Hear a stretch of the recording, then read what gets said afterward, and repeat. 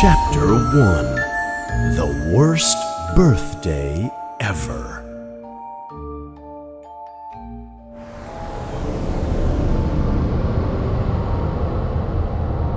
Harry Potter will be 12 years old today, but his birthdays are always terrible at his home at 4 Privet Drive. They are terrible because he lives with the Dursleys.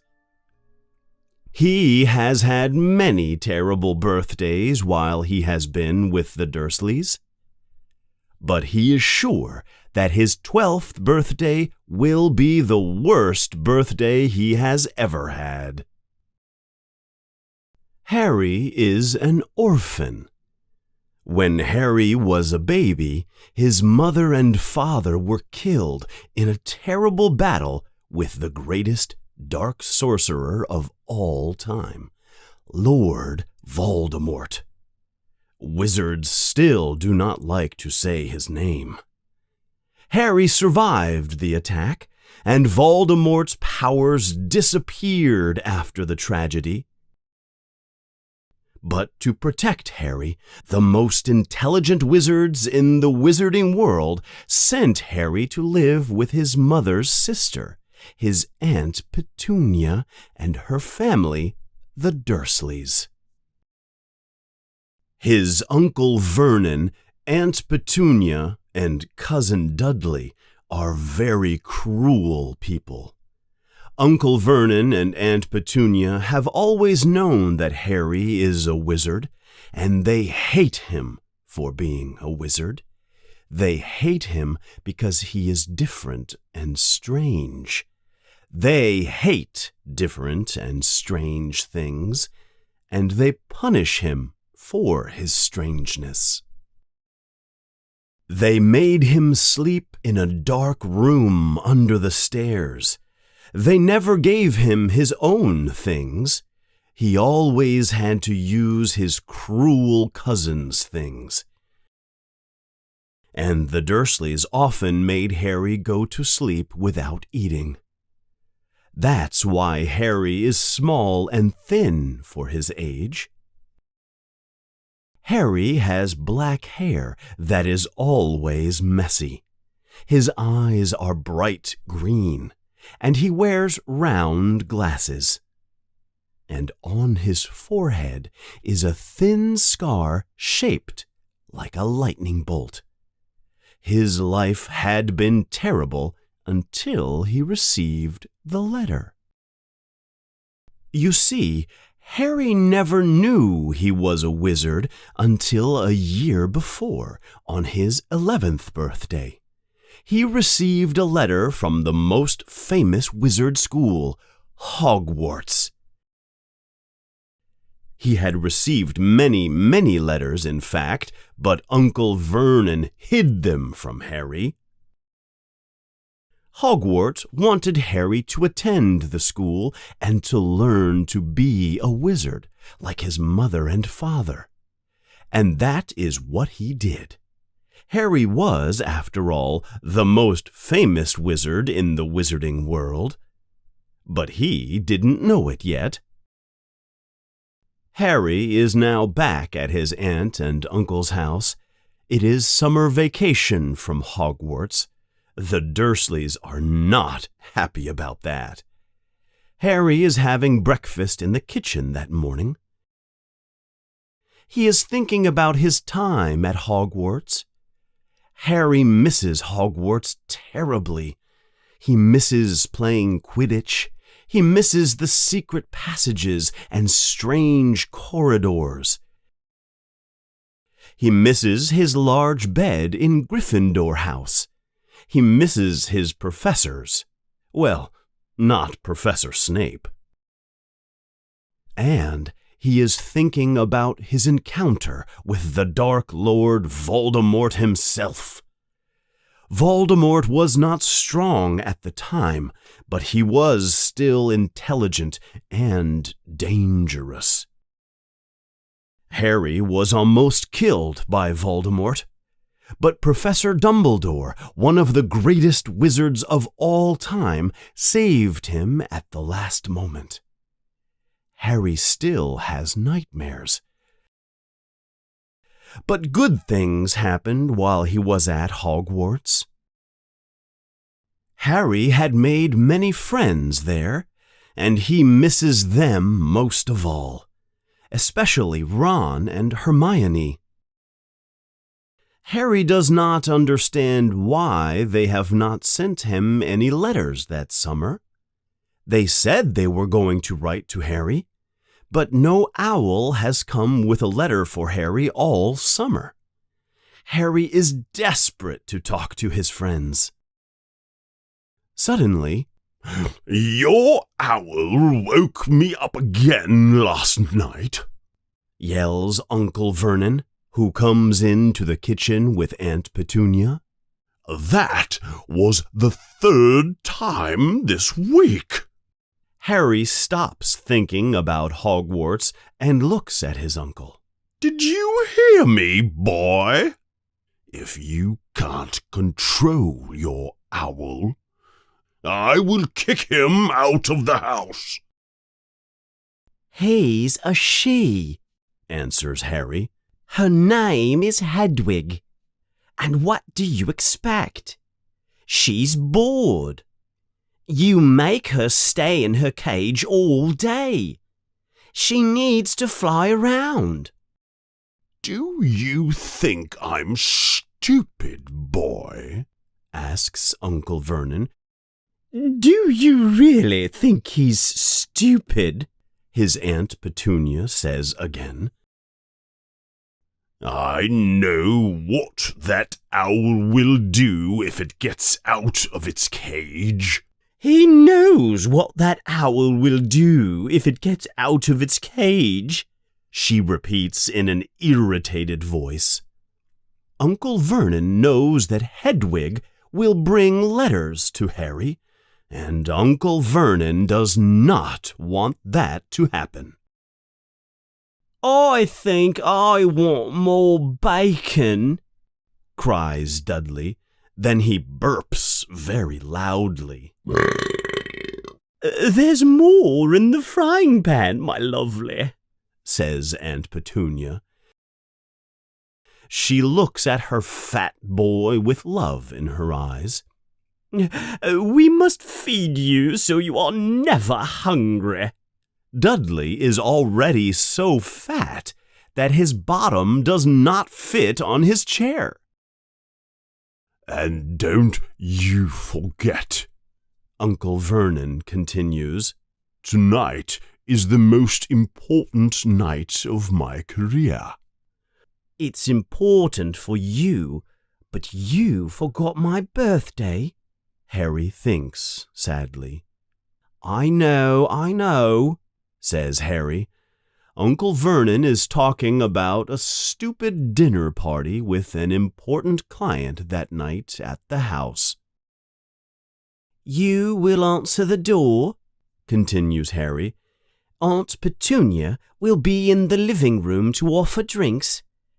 Dudley will take them into the dining room at 7:15. "And where will you be?" Uncle Vernon asks suspiciously. "I'll be in my bedroom. I will make no noise, and I will pretend that I am not there," says Harry. He is feeling even sadder now. "Good. Don't you forget it," cries Uncle Vernon. "No one knows about you and how strange you are, and I do not want my guests to know either. Now, go finish your chores. I believe the grass in the garden needs to be cut, yes? Well, what are you waiting for?" "Yes," thinks Harry as he leaves the kitchen and goes outside to the garden. "This is definitely the worst birthday ever." Harry cleans the windows, washes the car, cuts the grass, waters the flowers, and repaints the garden bench, all while Dudley does nothing. Harry is tired, hot, and his back is hurting very much. He is relaxing for a moment when Dudley suddenly appears. I know what today is, you know. What, you've just learned the days of the week? Says Harry. Dudley ignores him. I know it's your birthday. No one sent you any cards. No one sent you any presents. They forgot about you, Harry. He laughs with a mean laugh. Why aren't you working? He asks with a cruel voice. Because I'm trying to decide what spell to use to turn you into a frog, answers Harry with a mean look in his eyes. You know you're not allowed to use you-know-what at the house, Dudley says with some fear in his voice. Harry begins to say nonsense words that sound like magic spells.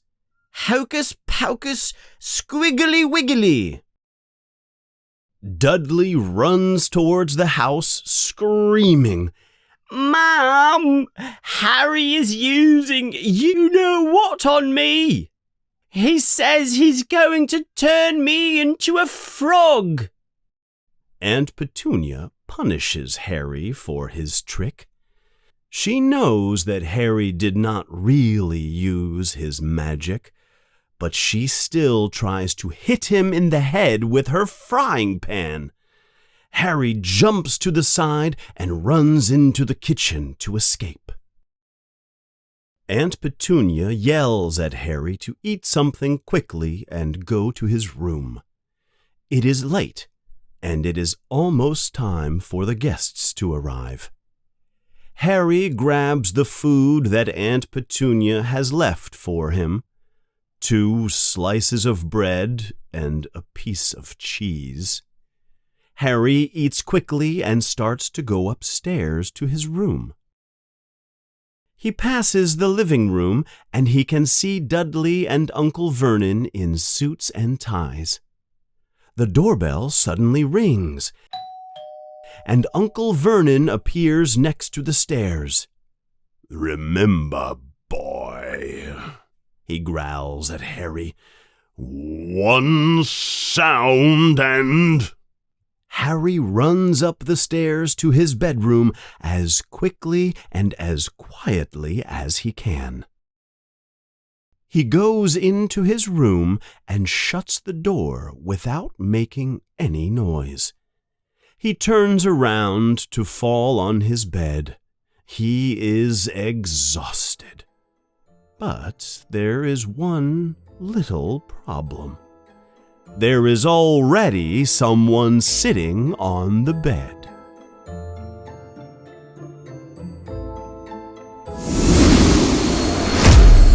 Chapter 2.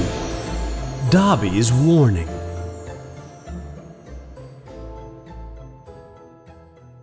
Harry tries not to scream in surprise. He covers his mouth just in time. The someone sitting on his bed is a strange little creature.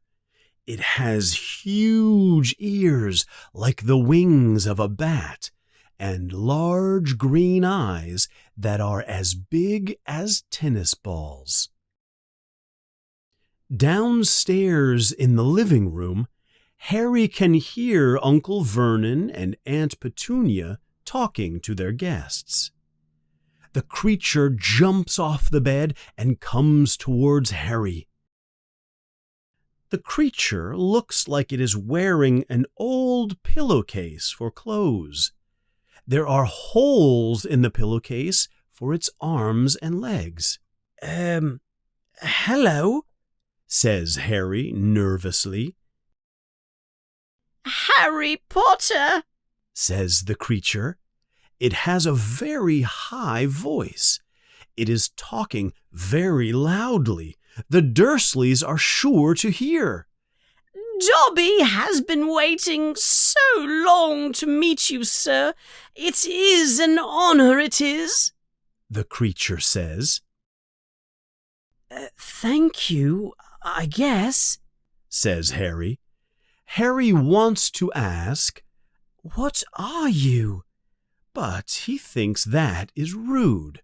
So he asks, "Who are you?" I'm Dobby, sir. Just Dobby. I'm a house elf, says the creature. I don't want to be rude, says Harry, but this is not the best time for you to be here. I'm very happy to meet you, but could you tell me why you're here? The creature looks around as if it is scared. Dobby is in terrible danger being here. He should not have come to see you. Dobby will punish himself for disobeying his master. Dobby will put his head in the oven and close the door on his head. Suddenly, the creature jumps up and begins hitting its head against the wall over and over again. He is making a terrible noise. Harry listens. The conversation downstairs is silent. Please, what are you doing? Stop that noise, Harry yells at the creature. Finally, the creature manages to control itself. It climbs back onto the bed and continues. The wizard family Dobby serves cannot know that I am here. They sound like pretty terrible people, says Harry. If they are so terrible, why don't you leave? A house elf cannot escape, says the creature. They must be set free by their masters. Dobby will serve the family until he dies, sir. Harry cannot believe what he is hearing. He thinks, and I thought life for me at the Dursleys was difficult. Then he asks, Is there anything I can do for you, Dobby? Can I help you in some way? Harry wishes he hadn't said anything. The creature begins to cry loudly and say, Dobby has heard of your greatness, but he did not know you were so kind. Dobby knows about your battle with he who must not be named. You mean Voldemort? Asks Harry. The creature suddenly begins screeching in a high voice. Do not say that name! You must not say his name! I'm sorry, Harry says quietly. Please stop screaming. Dobby continues to cry, but he is quieter now. Dobby has come to protect Harry Potter, to warn him. Even if Dobby must punish himself, he must tell Harry Potter, you must not go back to Hogwarts. What? Harry almost cannot speak. But I have to go back. I can't stay here any more. Hogwarts is the only thing that makes me happy. You don't know how I suffer here. I don't belong here. I belong in the wizarding world. I belong at Hogwarts. No, no, no, replies Dobby. Harry Potter must stay where he is safe. He is too important. He is too good to lose. If Harry Potter goes back to Hogwarts, he will be in mortal danger. But why? Asks Harry. There is a plot, a conspiracy to make terrible things happen to Harry Potter at Hogwarts this year. Dobby has known for a long time. Harry Potter must not put himself in danger. He is too important, sir. What terrible things? Asks Harry. Who wants to hurt me? Dobby begins making a strange sound in his throat, and then jumps up and begins hitting his head against the wall again. Okay, says Harry desperately. I understand you can't tell me, but why are you warning me? Does this have something to do with you know who? You don't have to answer. Just shake your head no or nod your head yes. Slowly, Dobby shakes his head from side to side, no. I can't think of anyone who wants to hurt me at Hogwarts, especially because Professor Dumbledore is there, says Harry. Yes, Dobby knows how powerful Albus Dumbledore is. But there are powers that are greater than Dumbledore's, cries Dobby. Dobby runs to the wall again and begins screaming and banging his head against the wall. Suddenly, Harry can hear the silence downstairs. They have heard the noise in Harry's room. Then Harry can hear the footsteps of Uncle Vernon. He is coming up the stairs. Harry quickly pushes Dobby into the closet to hide him. Suddenly, the door opens quickly and Uncle Vernon comes into the room. His face is red with anger. What the devil is going on in here? He asks. If you make one more noise, you will wish you had never been born. Uncle Vernon turns quickly and leaves the room. Dobby comes out of the closet. Do you see what it's like for me to live here, Dobby? Asks Harry. I must go to Hogwarts. It's the only place I've got. It's where my friends are. Friends who do not write letters to you for the summer? Asks Dobby. Wait a minute. How do you know they haven't been writing to me? Says Harry. Dobby looks embarrassed. Have you been stopping my letters? Harry asks angrily. Dobby has them here, sir, says the elf. He pulls many envelopes out of his pillowcase clothes. Harry can see Hermione's writing on one of the letters, and also Ron's childish handwriting. He can even see a letter written by Hagrid, the gamekeeper at Hogwarts. Why did you keep my letters, Dobby? Asks Harry. Dobby thought that if he kept the letters, Harry Potter would think his friends did not like him. Then he would not go back to Hogwarts, says Dobby. Please, sir, do not go back. It is too dangerous for you. No, cries Harry. Give me my letters.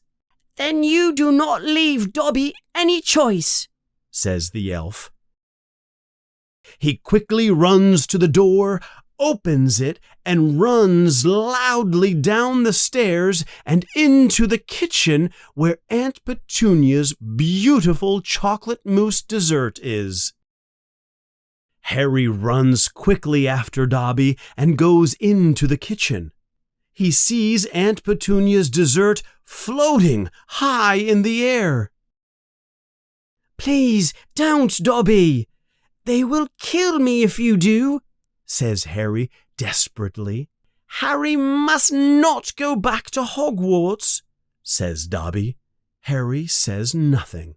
"Say you will not go back, sir," cries Dobby again. "I can't," says Harry. "Then I must do it, sir, to protect Harry Potter." The chocolate mousse falls to the floor. The glass bowl it is in shatters into many sugary pieces all over the kitchen. Uncle Vernon comes angrily into the kitchen. He sees Harry covered in Aunt Petunia's chocolate mousse. Standing behind Uncle Vernon are his dinner guests, with a shocked look on their faces. I think it's time for us to go now, Vernon," says Uncle Vernon's guest. Perhaps we will talk next week about your project." He turns around and walks out of the house with his wife. "That was your last chance, Potter," yells Uncle Vernon. "You've ruined my chances at a promotion." Uncle Vernon grabs Harry by the back of the neck and pushes him up the stairs and into his room. The next day, he puts a strong lock on the door, and he puts bars on Harry's windows so he cannot escape. Harry is only allowed to leave to go to the bathroom in the morning and in the evening.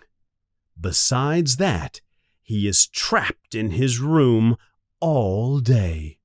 Many days pass. Aunt Petunia comes in from time to time to give him some cold soup and bread, but he is often hungry. The Dursleys are never going to let him go. Harry is sad and depressed. One night, Harry has a dream that he is in a cage in a zoo. Many people come to look at him. He sees Dobby in the crowd, and he calls out for help. But Dobby answers, "Harry Potter is safe in there, sir." And then he disappears.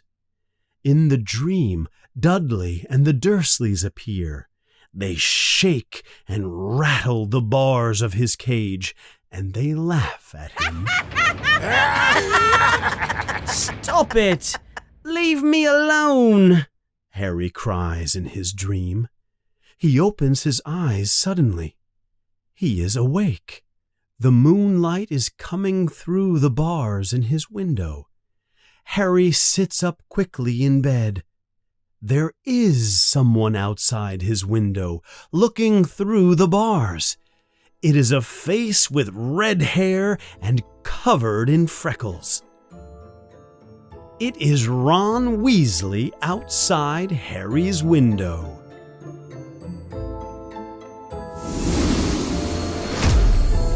Chapter 3: The Burrow.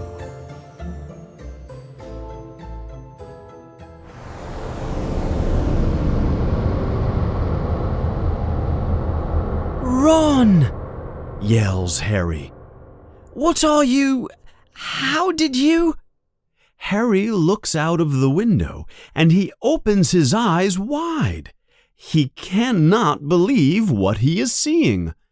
Ron is in the back seat of an old blue car, but the car is flying.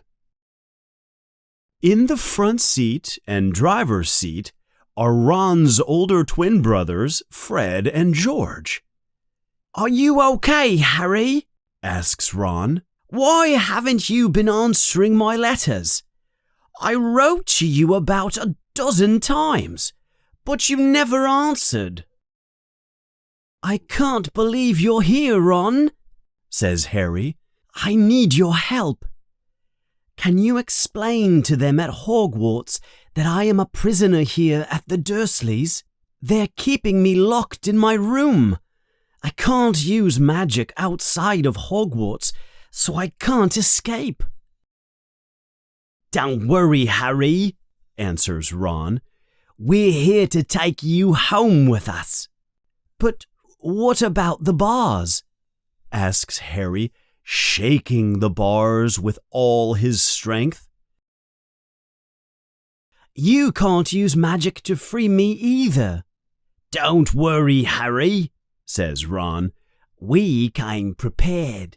Here, take this rope and tie it to the bars. Ron throws a rope to Harry. If the Dursleys wake up, they'll kill me for sure, says Harry as he ties the rope to the bars. Okay, don't worry, Harry, says Ron. We've got you. Now, stand back. Harry moves away from the window. The car begins to make a loud, revving noise. Then, suddenly, with a violent crunching sound, the bars on the window are pulled away. The car flies straight up into the air. Ron quickly unties the rope and the bars fall to the ground. Harry looks through the window in amazement. The car reverses and moves towards the window. Get in, Ron says. I have to get all of my Hogwarts things first, yells Harry. My wand, my books, my broomstick. Where is all of it? Asks Ron. It's downstairs, in the room under the stairs. But I can't get out of this room. Don't worry, Harry. I'll help you, says Fred. Fred climbs out of the passenger seat and in through the window. He moves quickly to the door. He takes out something that looks like paper clips and toothpicks.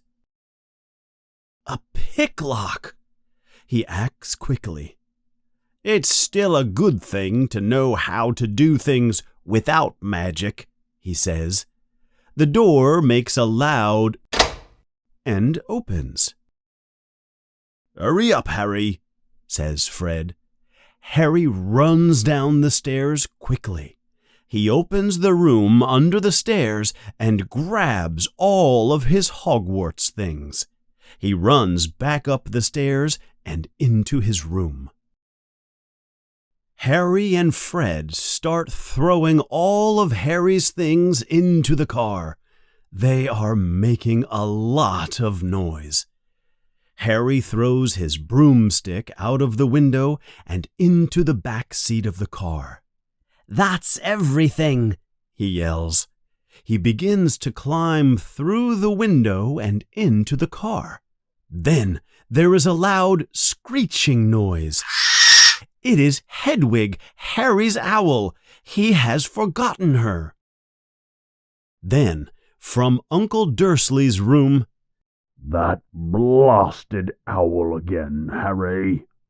That's the last time, I swear it. Harry quickly runs to the back of his room. He grabs the owl's cage and throws it into the back seat of the car. I don't think I have to tell you that Hedwig the owl is not at all happy about this. Harry begins to climb through the window again. Then suddenly the door swings open with a loud bang. Uncle Vernon is standing in the doorway. He gives a loud cry like an angry bull and runs towards the window. He grabs Harry by the ankle. Ron, Fred, and George hold Harry's arms and pull as hard as they can. "Petunia!"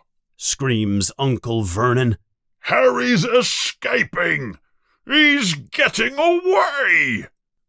The Weasley brothers pull with all their force, and Harry's leg is free. They pull him into the car and slam the door. "Go, go, go!" yells Ron.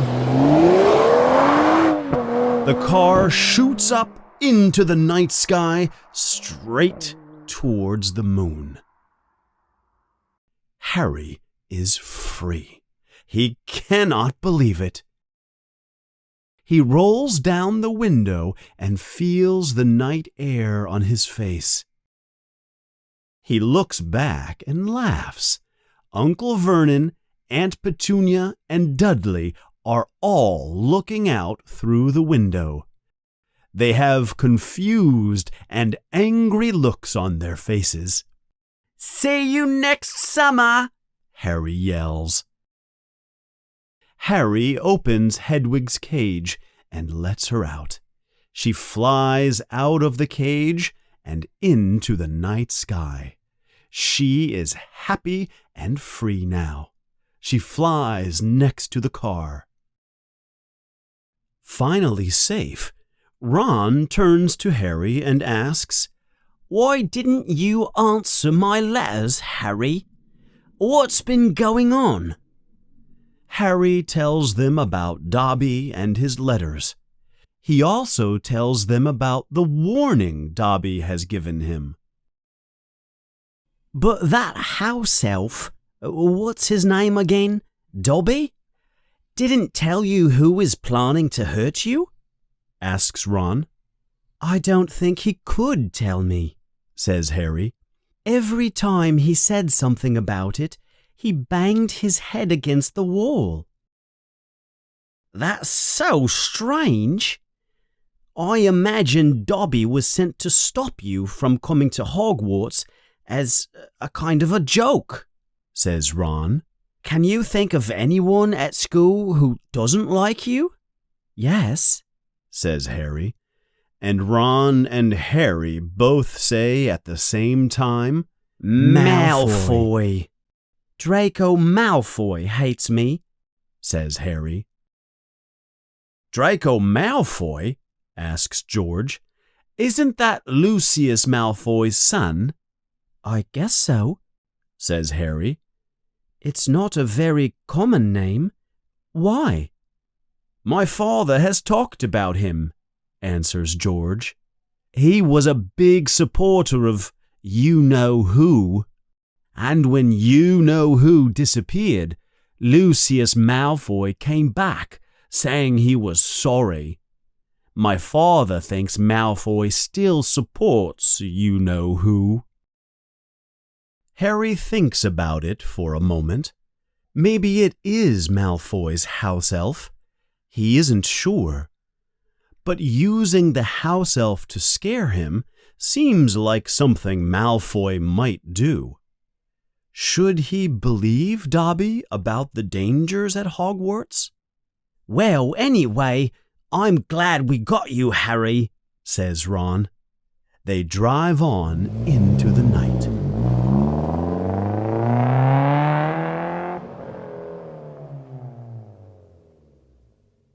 "Look!" cries George. "There's the main road. We're almost home. I hope we get home before Dad finds out we took the car. He'll kill us if he finds out." The dark night sky begins to turn a lighter color. Morning is close. Fred, who is driving, begins to bring the car down towards the road. Harry can see fields and trees all around him. They are far into the countryside. "Our house is just outside that little village over there in the distance," says George. The car goes lower and lower until... "Touchdown," says Fred. The car lands softly, with only a little bump. Harry looks out of the window. They are in a small yard near an old garage. Harry is looking at Ron's house for the first time. The house looks more like a pigsty than a normal house. It is very tall and crooked, with many extra rooms added here and there in a disorganized way. There is an old, dirty sign in the grass. The words, "The Burrow," are written on it. There are many fat, brown chickens in the yard. They are clucking as they look for food. "It's not much," says Ron, "but we call it home." "It's amazing," says Harry happily. He is comparing Ron's house to Privet Drive. They all get out of the car. "Come on, everyone," says Fred. "Let's try not to wake up Mother. Upstairs, all of you. We'll think of a story that explains what Harry is doing here." Just as Ron is taking Harry towards the house, Ron's face becomes an ugly green color. Mrs. Weasley is coming out of the house. She is a short, round woman with a kind face, but she looks angry right now. "So, how do you explain yourselves?" she says. "Good morning, Mum," says George, pretending like nothing has happened. "Do you know how worried I have been?" says Mrs. Weasley angrily. "Sorry, Mum," says George, "but we had to—" "Your beds were empty," she continues. "There was no note. The car was gone. You could have been in a terrible accident. Or worse, you could have been seen by the Muggles. You wait until your father gets home," she screams. Mrs. Weasley continues to yell at them. Even though they are all taller than she is, her 3 children are terrified of her anger. Suddenly, she stops yelling and says, "Hello, Harry. I'm very pleased to see you, dear. Would you like to come in for some breakfast?" She walks back into the house and Harry follows her. The kitchen is small and there is a wooden table and chairs in the middle. Harry sits down. He looks around the house, amazed. He has never been in a wizard house before. Mrs. Weasley begins cooking their breakfast. As she is cooking, she looks angrily at her children, and she says things to herself like, "I don't know what you were thinking of," and "I can't believe you did that." Mrs. Weasley quickly finishes cooking and puts eggs and sausages on Harry's plate. "We've been worried about you this summer," she says. "You never answered Ron's letters. We were going to get you anyway, but the boys decided to steal our flying car and fly all over the country. Someone could have seen you." She points her wand at the dishes in the sink, and they begin to clean themselves. "No one saw us, Mum," says Ron. "It was a cloudy night. You keep your mouth closed while you're eating, boy," says Mrs. Weasley angrily. Suddenly, someone appears at the door to the kitchen. It is a small person with red hair, wearing a long nightdress. There is a small squeal of surprise, and the figure runs quickly out of the kitchen. "That's Jenny," says Ron to Harry. "My sister has been talking about you all summer. She probably wants your autograph." Harry smiles. Ron yawns and says, "My gosh, I'm tired. I think it's time we go to bed, Harry." "You will do no such thing," yells Mrs. Weasley. "Before you go anywhere, you are going to remove all the gnomes from the garden. They are getting out of control again." "Oh, Mum," complains Ron. "And you two are going to help," she says, looking at Fred and George. "Harry, dear, you go upstairs and go to bed." But Harry is feeling very awake. "That's okay, Mrs. Weasley," he says. "I'll help Ron. I've never seen gnomes before." "That's very sweet of you, Harry," says Mrs. Weasley. "Now, let's see what Lockhart says about removing gnomes from a garden." She takes a very heavy book from the bookshelf, and George makes a frustrated sound in his throat. Ugh. "Mom, we know how to remove the gnomes from a garden," George says.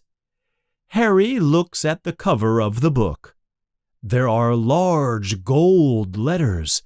They say, "Gilderoy Lockhart's Guide to Removing Unwanted and Annoying Creatures from Your House." There is a large photograph on the front, too. It is a picture of a very handsome wizard with blonde hair and blue eyes. The image is moving, and it winks at Mrs. Weasley. Oh, he is so handsome," she says. "He certainly knows how to remove all unwanted creatures from a house." She says this while she looks at her children. "Mum is in love with him," Fred says. He says this so his mother can hear him. "Do not be ridiculous, Fred," says Mrs. Weasley. Her face begins to turn red. "Okay, if you all know how to get rid of gnomes, go on, off with you. I don't want to see a single gnome in that garden when I come out to inspect it." The children go outside to begin their task of removing the gnomes from the garden. Harry is enchanted by the garden. It is full of old trees and plants Harry has never seen. There is also a big pond full of frogs. "I know muggles have garden gnomes," says Ron, "but they don't have anything like this." He reaches behind a large bush. There is a loud yell, and Ron holds up his hand. "This is a gnome," he says with a disgusted look on his face. "Get off me! Get off me! Let me go!" yells the gnome. The creature is small. It looks like it is made out of leather. Its head is large and bald. It looks very much like a potato. Ron takes the creature by its feet and holds it upside down. "This is how you de-gnome a garden, Harry," he says. He raises the gnome over his head. He begins to swing it in large circles like a lasso. "Don't worry," Ron says. It doesn't hurt them. It just makes them dizzy. That way, they can't find their way back to the gnome holes in the garden. Ron lets go of the gnome and it flies high into the air. It lands in a field on the other side of the bushes. Harry learns quickly how to find the gnomes and spin them in the air. The boys compete to see who can throw them the farthest. Soon there is a large group of gnomes in the field. They are all angry and complaining, but they move away in a long line into the forest. They'll be back, says Ron. They love the garden here, and Dad seems to like them. He thinks they're cute. At that moment, George comes out of the house. "Dad's back," he says. They leave the garden and run into the house. Mr. Weasley is sitting in a chair in the kitchen. He looks tired. He is a thin man, and he is going bald. His hair is as red as fire. He is wearing long green robes that are dirty from traveling. "What a difficult night," he says tiredly. What happened? Asks Ron. "Oh, just the usual. Wizards trying to trick muggles with magic. There were 9 incidents tonight." Mr. Weasley works at the Ministry of Magic in the Misuse of Magic department. Before he can continue, Mrs. Weasley comes into the kitchen. Do you know what your children did last night? She asks. Before he can even speak, she continues. They took your silly, rusty old car for a joyride. They flew to Harry's house and rescued him. They could have been killed. "Harry?" he says. "Harry who?" Mr. Weasley looks around and sees Harry. He jumps up in surprise. "Good Lord, is it Harry Potter? I'm so very pleased to meet you. Ron has told us so much about—" Your children stole your silly flying car and flew it to Harry's house last night, shouts Mrs. Weasley. What are you going to say to your children? "Did you really fly the car?" Mr. Weasley asks excitedly. "How was it? Did she fly well?" Mrs. Weasley looks at him with an angry look on her face. I mean, that was a terrible thing you boys did. Just terrible," says Mr. Weasley. "Now, go to your rooms."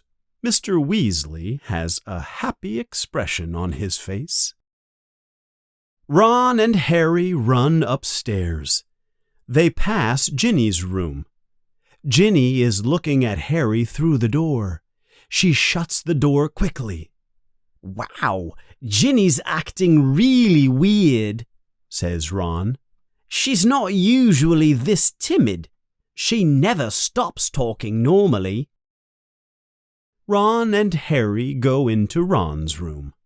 Everything in his room is a bright orange color. The bed sheets, the walls, the decorations. There are posters of famous wizards on the walls. There are pictures of Ron's favorite Quidditch team. Ron's school books are in a disorganized pile on the floor. His wand is inside an aquarium full of frogs, and his fat rat, Scabbers, is sleeping on a pile of Ron's dirty clothes. Harry looks out of the window into the garden. To his surprise, he can see a group of garden gnomes coming back into the garden from the field. Ron says, I know my room is a little small. It's not nearly as big as your muggle room. And my room is underneath the attic. A ghoul lives in the attic and makes all kinds of noise at all hours of the day and night. Ron, Harry says, your room is amazing. And this is the best house I have ever been in my life. Thanks for rescuing me. Ron's pink face becomes even pinker.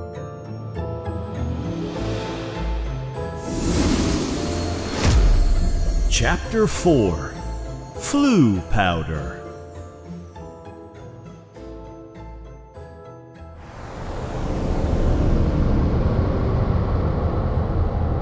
Life for Harry at Ron's house is very different from his life with the Dursleys. The Dursleys like everything organized and neat.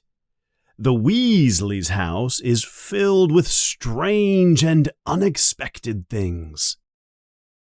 There is one thing that Harry thinks is unusual about life with Ron's family. It is the fact that everyone there seems to like Harry. Mrs. Weasley makes Harry eat as much food as possible, 4 servings at each meal. Mr. Weasley wants Harry to sit next to him during dinner. He likes to ask Harry questions about life with the Muggles. Mr. Weasley thinks the most amazing thing is how Muggles use telephones. One day, about a week after Harry arrives at Ron's house, Harry and the whole Weasley family are having breakfast in the kitchen. Here you go, children, says Mrs. Weasley happily. Your Hogwarts letters have arrived. The children open the letters. They give instructions on how to get to Hogwarts. They must take the train, platform 9 3/4, of course. Also in the letter is this year's book list. Wow, says Ron.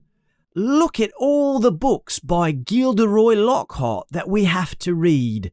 How many are there? 1, 2, 5 Gilderoy Lockhart books. Mrs. Weasley makes a small cry "Ooh" when she hears Gilderoy Lockhart's name. Then she tries to pretend that her cheeks are not turning bright red. Lockhart's books are pretty expensive, says Fred. Well, don't you worry. We'll find a way to buy all the books for you, says Mrs. Weasley. But she looks worried. The Weasleys are not a rich family. Oh, and Ron, says Mrs. Weasley, your owl Errol also delivered this letter. Ron takes the letter. It is from Hermione. Ron reads Hermione's letter out loud. Dear Ron, I hope everything is okay with you. I hope you were able to rescue Harry, without doing anything illegal, of course, because that would be bad for Harry too. I've been really worried about him. Please let him know that I hope he is okay, and do not send your owl to tell him. I do not think he will survive another delivery. I'm very busy with schoolwork, of course. How can she be busy with schoolwork? Cries Ron. We're on summer vacation. He continues reading. And my family and I are going to London next week to buy my new books. Would you like to meet in Diagon Alley?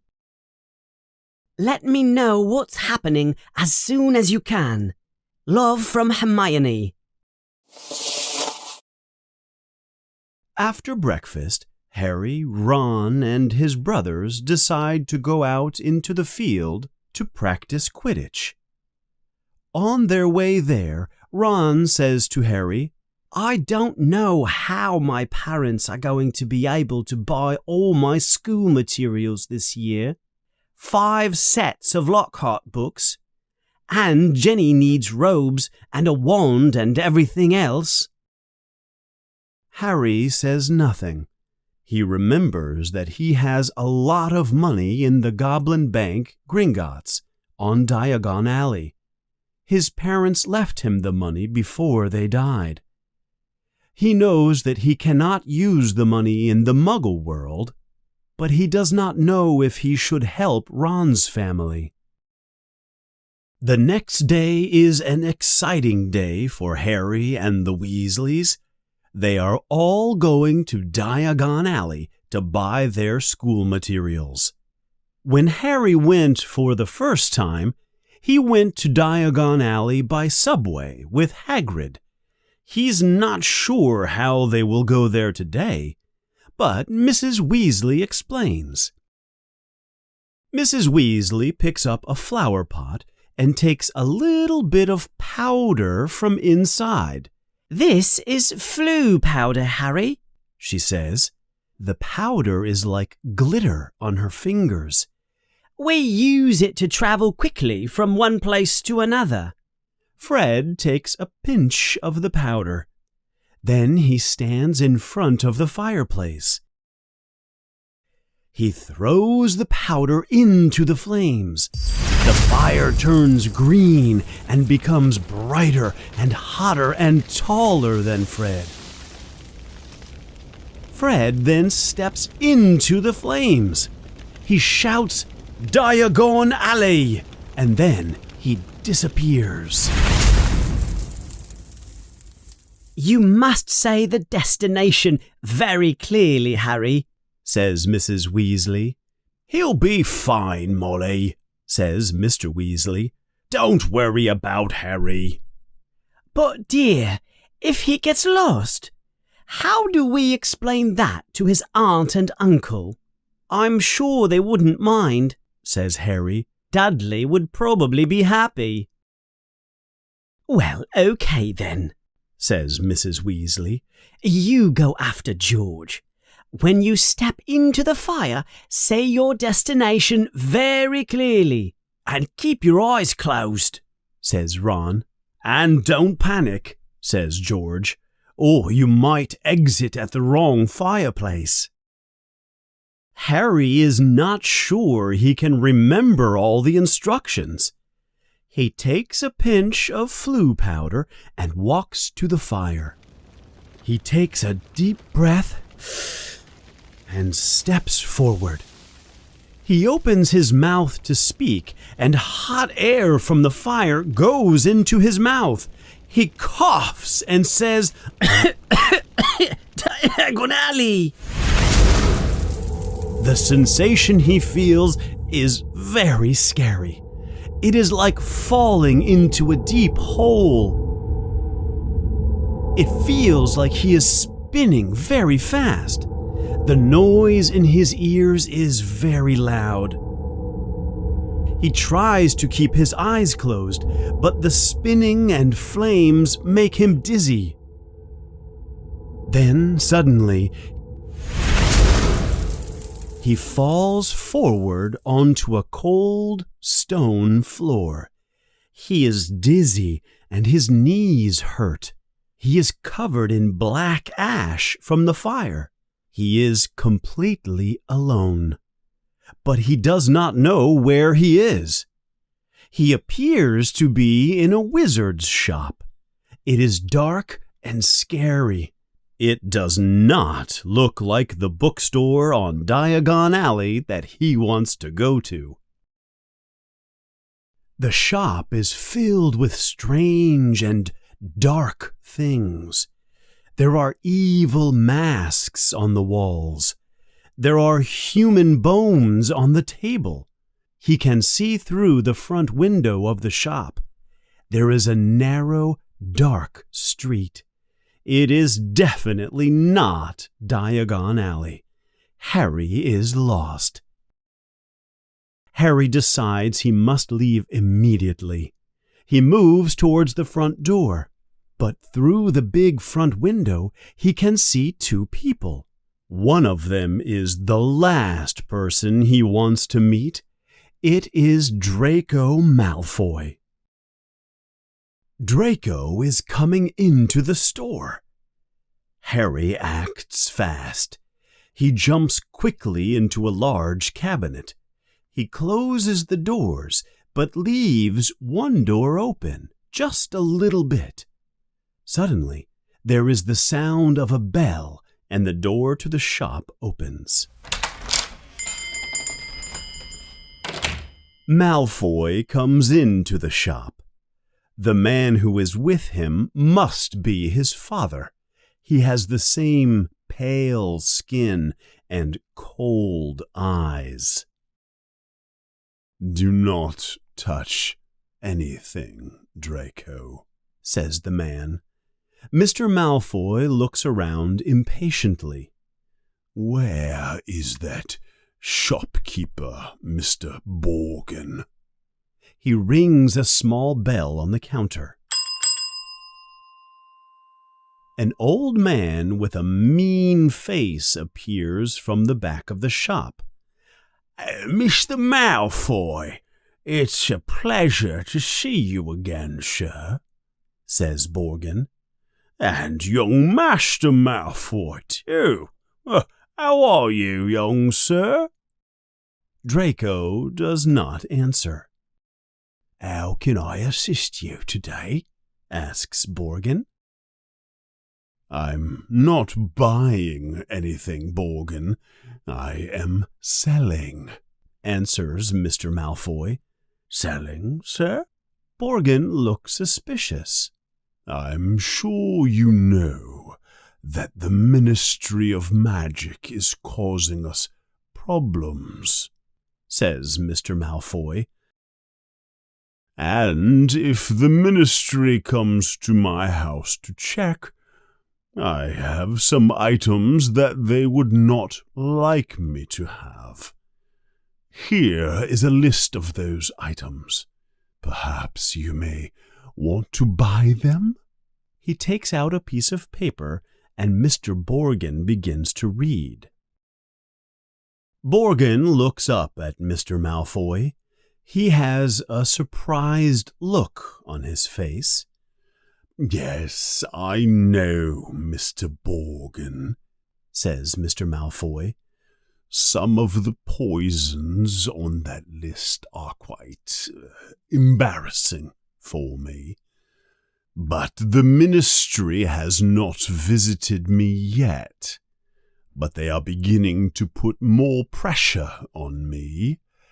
There is a rumor that they will implement a new Muggle Protection Act. I'm sure it is a law created by that fool, Arthur Weasley."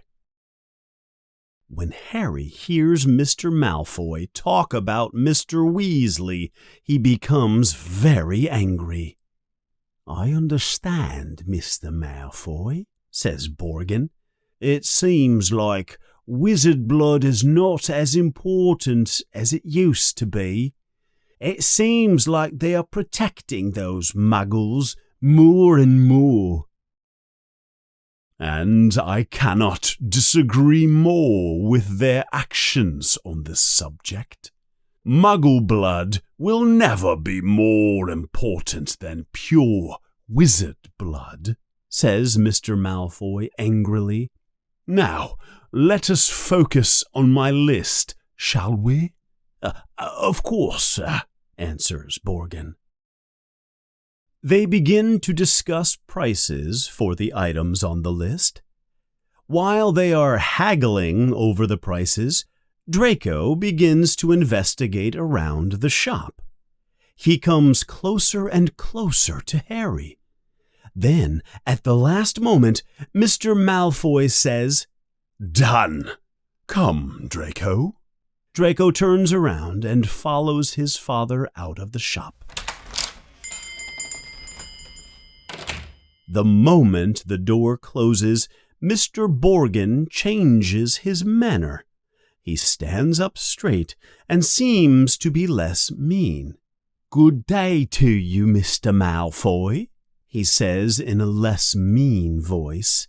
"If the rumors are true, you have much more hidden in your mansion than you have on that list." Mr. Borgin goes into a back room of the shop. Harry waits for a minute, then he quickly runs out of the store.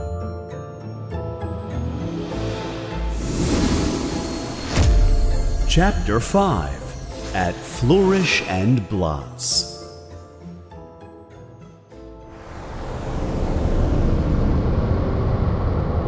Harry has escaped the shop, but he is still lost. All the shops on this dark street seem to be only for the dark arts. There are some shops with shrunken heads in the front window and big black spiders. There are shops selling poisons and potions. And there are strange wizards and witches walking the street. Harry begins to feel scared and desperate. Suddenly, from behind him, Harry hears, "Harry, what are you doing down here?" Harry is surprised and very happy. It is Hagrid. The gamekeeper of Hogwarts walks towards Harry. His eyes are bright and his beard is massive and bushy. "Hagrid," Harry yells, "I was lost. The flu powder." "You can tell me your story later. Let's get out of here first." Hagrid picks Harry up and carries him along the dark street until they come out into the bright sunlight. Harry sees a familiar building in the distance, Gringotts Bank. It is very white in the sunlight. Hagrid has brought him to Diagon Alley.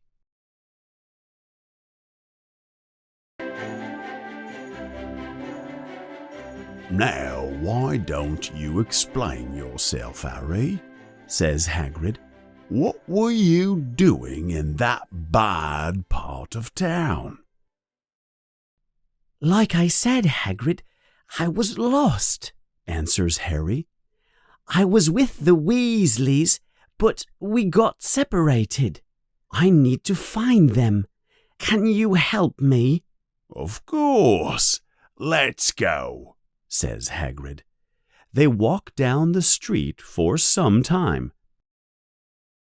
Then Hagrid says, "Harry, I sent you many letters this summer. Why didn't you ever write back to me?"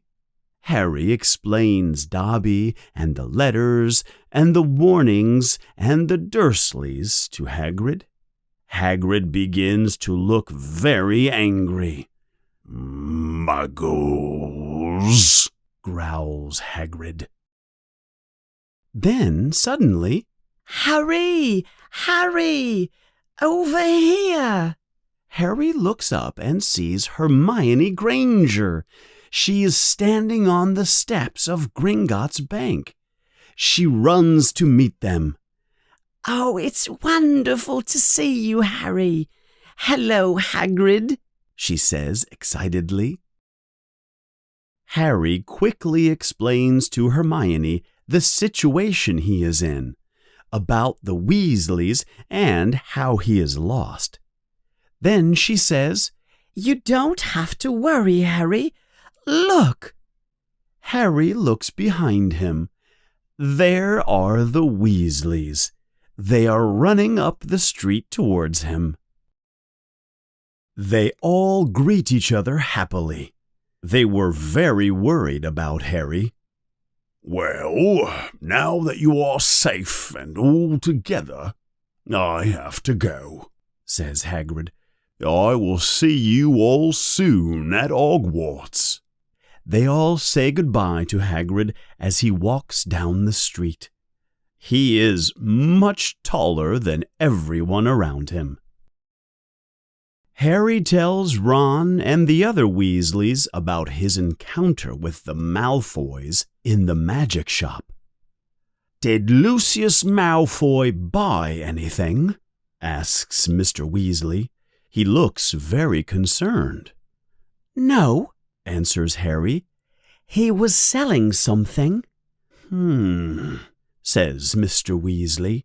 "He's worried about something. I would like to know what was on that list." "Oh, please be careful, Arthur," says Mrs. Weasley. "The Malfoy family is very powerful and dangerous. They can cause trouble for you." "Do you not think I can deal with Lucius Malfoy?" Mr. Weasley asks. He seems upset that his wife does not believe in him. Then suddenly he is distracted when he sees Hermione's parents.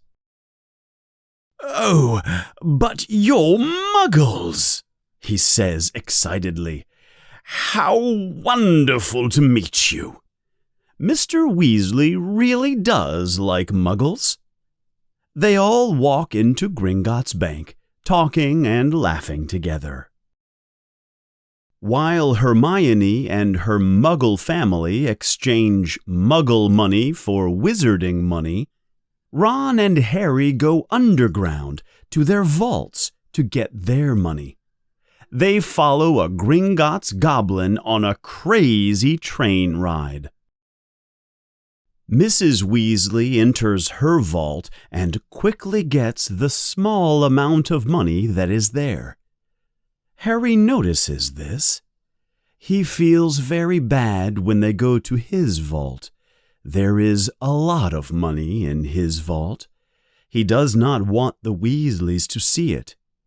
He fills a bag and leaves quickly. Later, back on the surface, they all go to Flourish and Blott's bookstore to buy their school materials. On the way there, Harry buys lots of candy for everyone. Their fingers become very sticky with sugar. When they arrive at Flourish and Blott's bookstore, they are surprised to see many people outside. The shop is full, and there is a large group of people trying to get inside. They see a large sign outside the bookstore.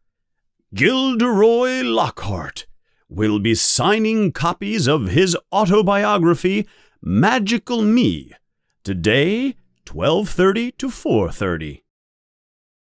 "Oh, we will finally be able to meet him in person," yells Hermione.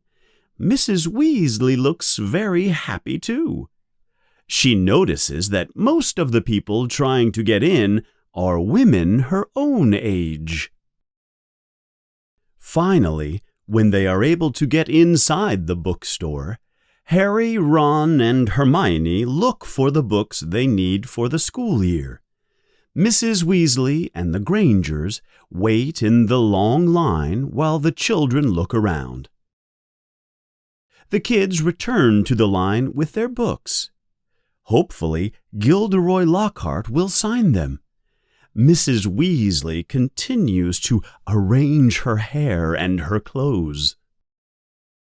At exactly 12:30, Gilderoy Lockhart appears and sits down at a large table.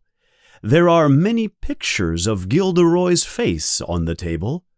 All the pictures are moving, and each picture shows Gilderoy winking at all the people around the table. The real Lockhart is wearing dark blue robes. He has bright blue eyes. His wizard hat is pointed at a confident angle on his head. His hair is blonde and wavy. There is a photographer taking pictures of him. As he looks at the crowd and smiles, he notices Harry. His eyes open wide. He jumps up and yells, "It can't be! Harry Potter!" Lockhart moves forward and takes Harry by the arm. He pulls Harry to the front of the crowd. Everyone claps their hands and cheers. Harry is very embarrassed. Lockhart shakes Harry's hand for the photographer. "Ladies and gentlemen," says Lockhart, "please, everyone, quiet.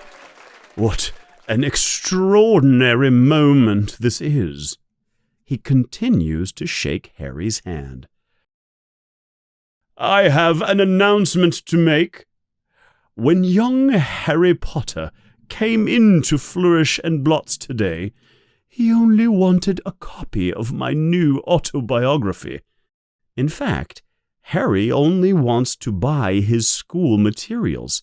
He is not interested in Gilderoy Lockhart." Lockhart continues, "And of course, I will give him my autobiography for free." The crowd applauds his statement. But he and his school colleagues will be getting more than my autobiography, Magical Me. Yes, ladies and gentlemen, I am very proud to tell you all that this September I will be teaching Defense Against the Dark Arts at Hogwarts School of Witchcraft and Wizardry. The crowd goes wild with joy.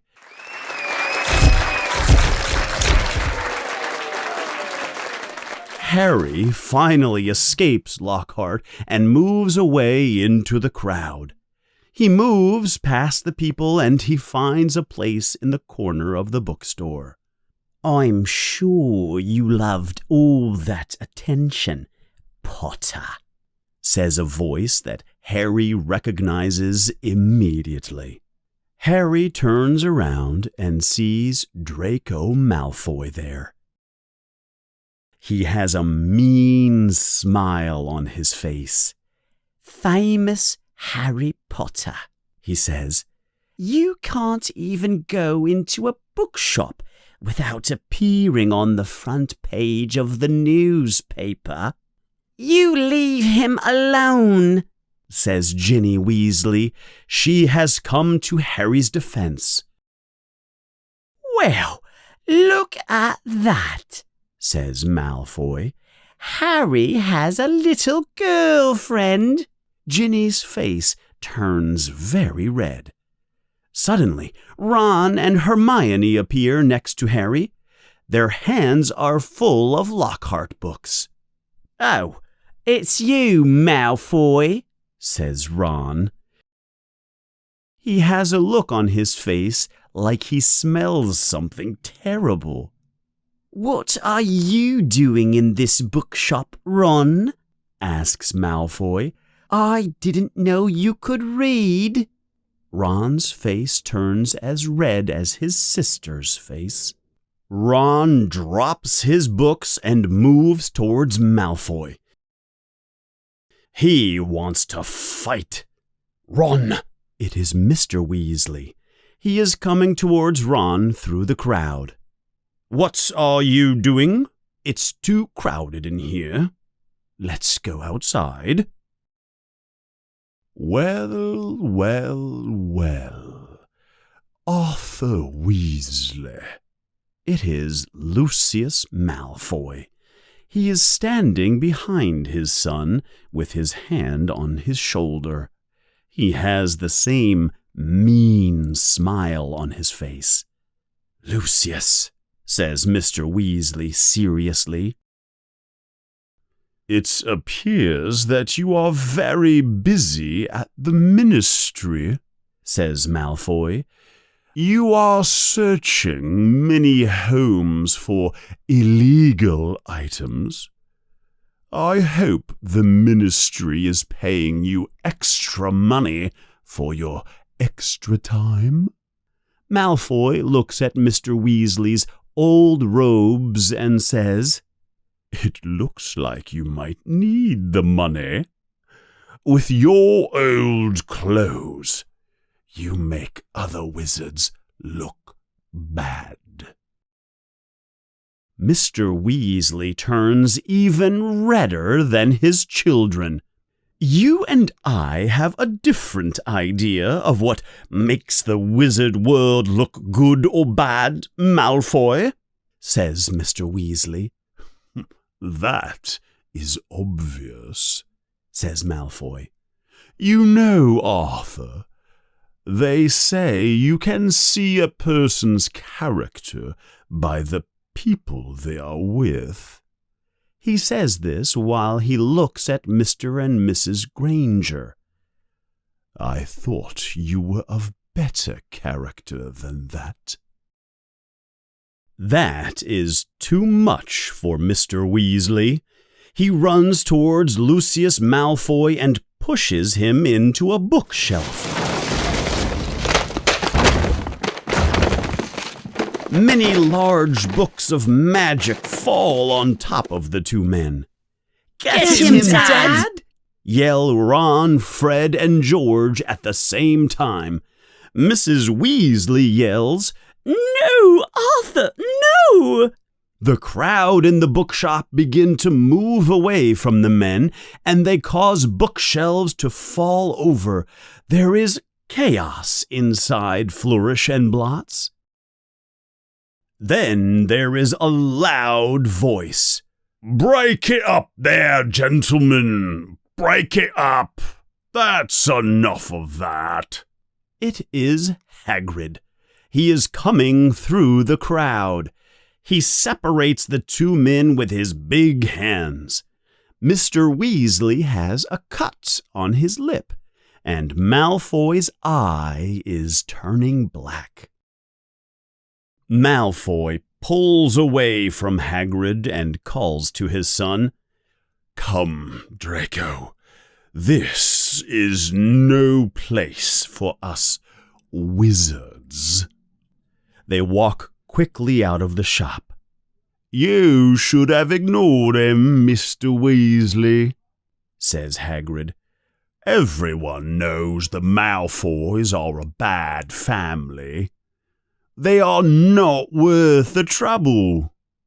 Come on, all of you. Let's get out of here."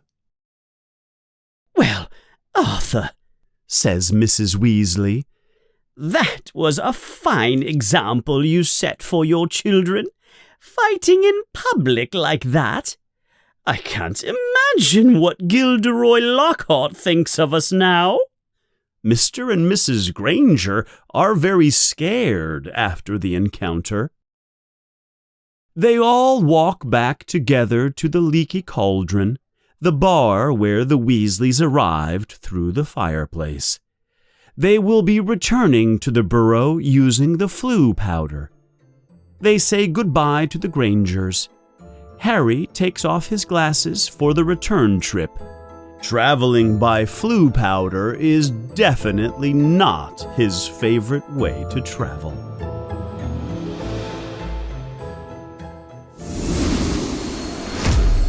Chapter 6: The Willow Tree.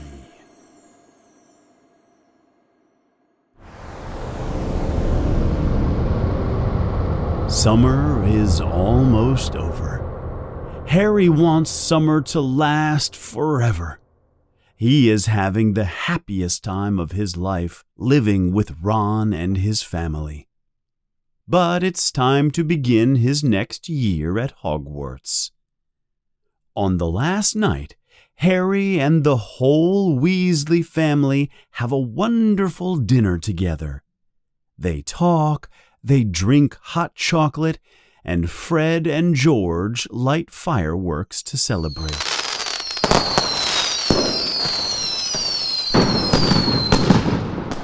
The next morning is an adventure. Everyone wakes up very early. It is difficult for Mr. and Mrs. Weasley to organize all the children.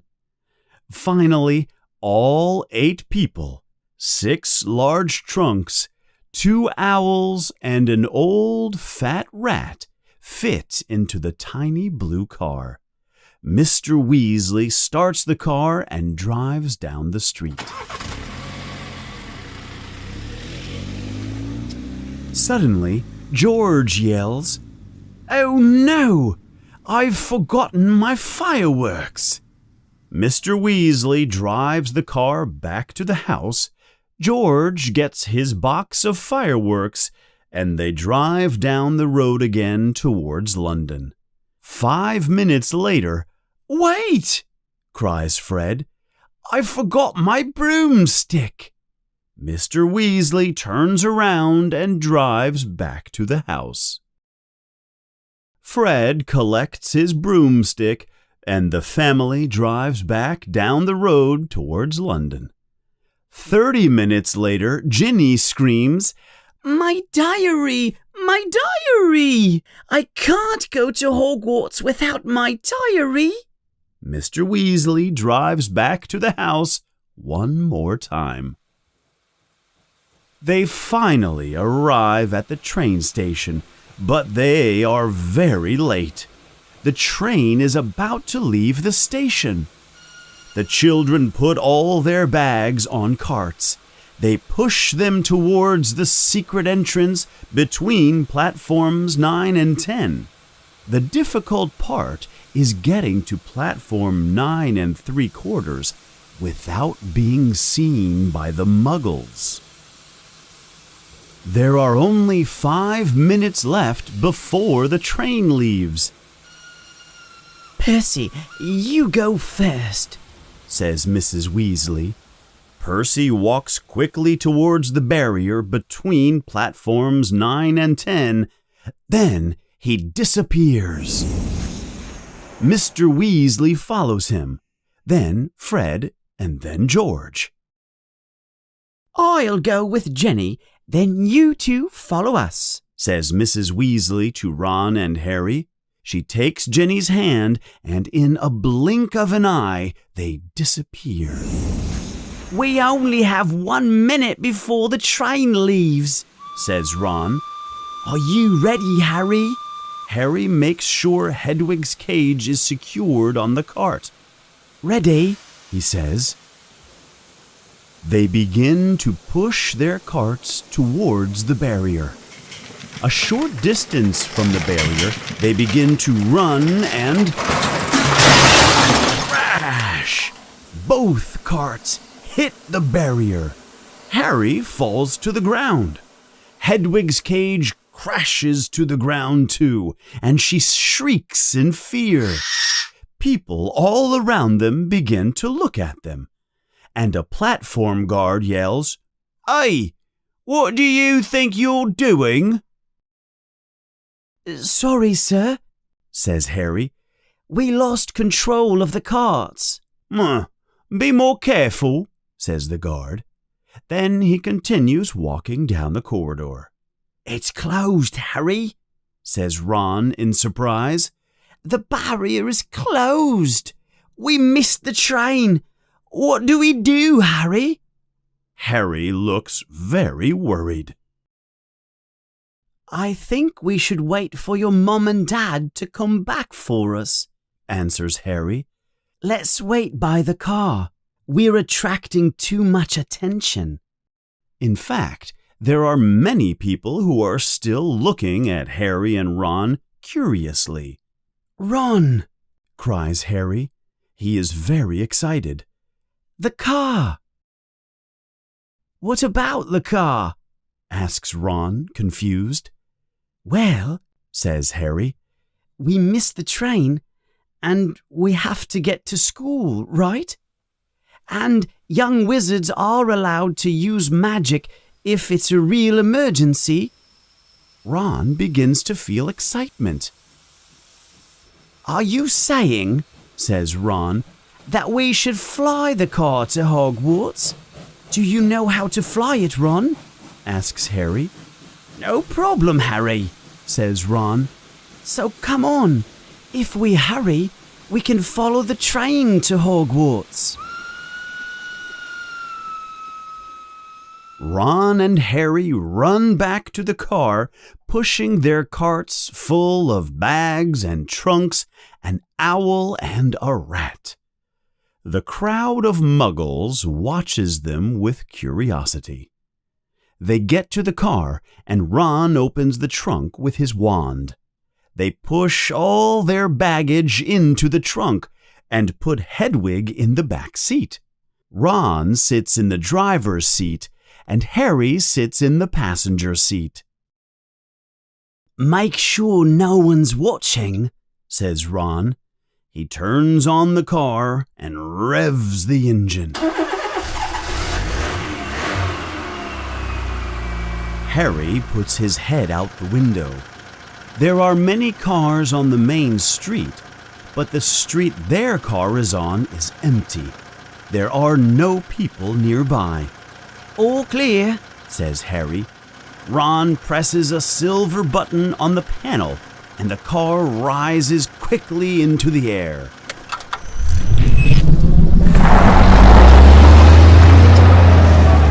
Now what? says Harry as they pass through the clouds in the sky. We need to find the train and follow it, says Ron. See if you can see it. Harry sticks his head out of the window again. The wind is strong in his face. He looks down, and there, in the distance, he can see the train. It is like a long red snake moving along the ground. There it is, cries Harry. I can see it. It's heading north. If we continue in this direction, we should be okay. The car appears and disappears through the clouds. All we have to worry about now are airplanes, says Ron. They look at each other and begin to laugh and laugh and laugh. The car flies through the bright sky, in and out of the clouds. As they fly, Harry checks from time to make sure he can see the train. They talk and eat some candy they have in their backpacks. They fly over villages and towns and over green fields and blue lakes. They fly for many, many hours. Harry has to admit he is not having as much fun as he would have on the train. He is thirsty, and they do not have anything to drink. It is hot, and he is sweating a lot. There is nothing to do except sit in the front seat and watch the train far below. The sky begins to get dark. The sun is setting. It will be night soon. Harry can see lights in the houses far below. Some hours later, the night sky is full of bright stars. Hogwarts can't be much farther, can it? Harry asks, a little worried. Suddenly, the car begins to make a sputtering noise. It begins to cough and whine. It's probably just tired, says Ron. It has never flown so far before. They both try to ignore the loud noises coming from the car. Some time later, Harry looks out the window and he can see a familiar sight. High on a hill over a dark lake, Harry can see the many towers of Hogwarts Castle. There it is, Ron! We've made it! The car suddenly begins to shake. It begins to lose speed. Come on, says Ron to the car. We're almost there. Just a little further. The engine makes a groaning noise, and white steam comes from the engine. The car begins to wobble from side to side. Come on, says Ron quietly. You can do this. They fly over the lake. The castle is right in front of them. Ron presses his foot on the accelerator and there is a loud clunk and splutter, and the engine dies completely. Uh-oh, says Ron. The car begins to fall from the sky. They are falling straight towards the stone wall of the castle.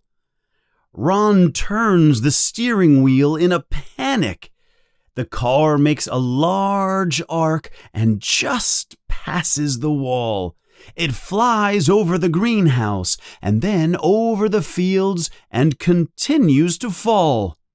Ron desperately takes out his wand and yells, "Stop! Stop! Stop!" He hits the steering wheel and the dashboard and the window with his wand. But they continue to fall. "Look out for that tree!" yells Harry, but it is too late.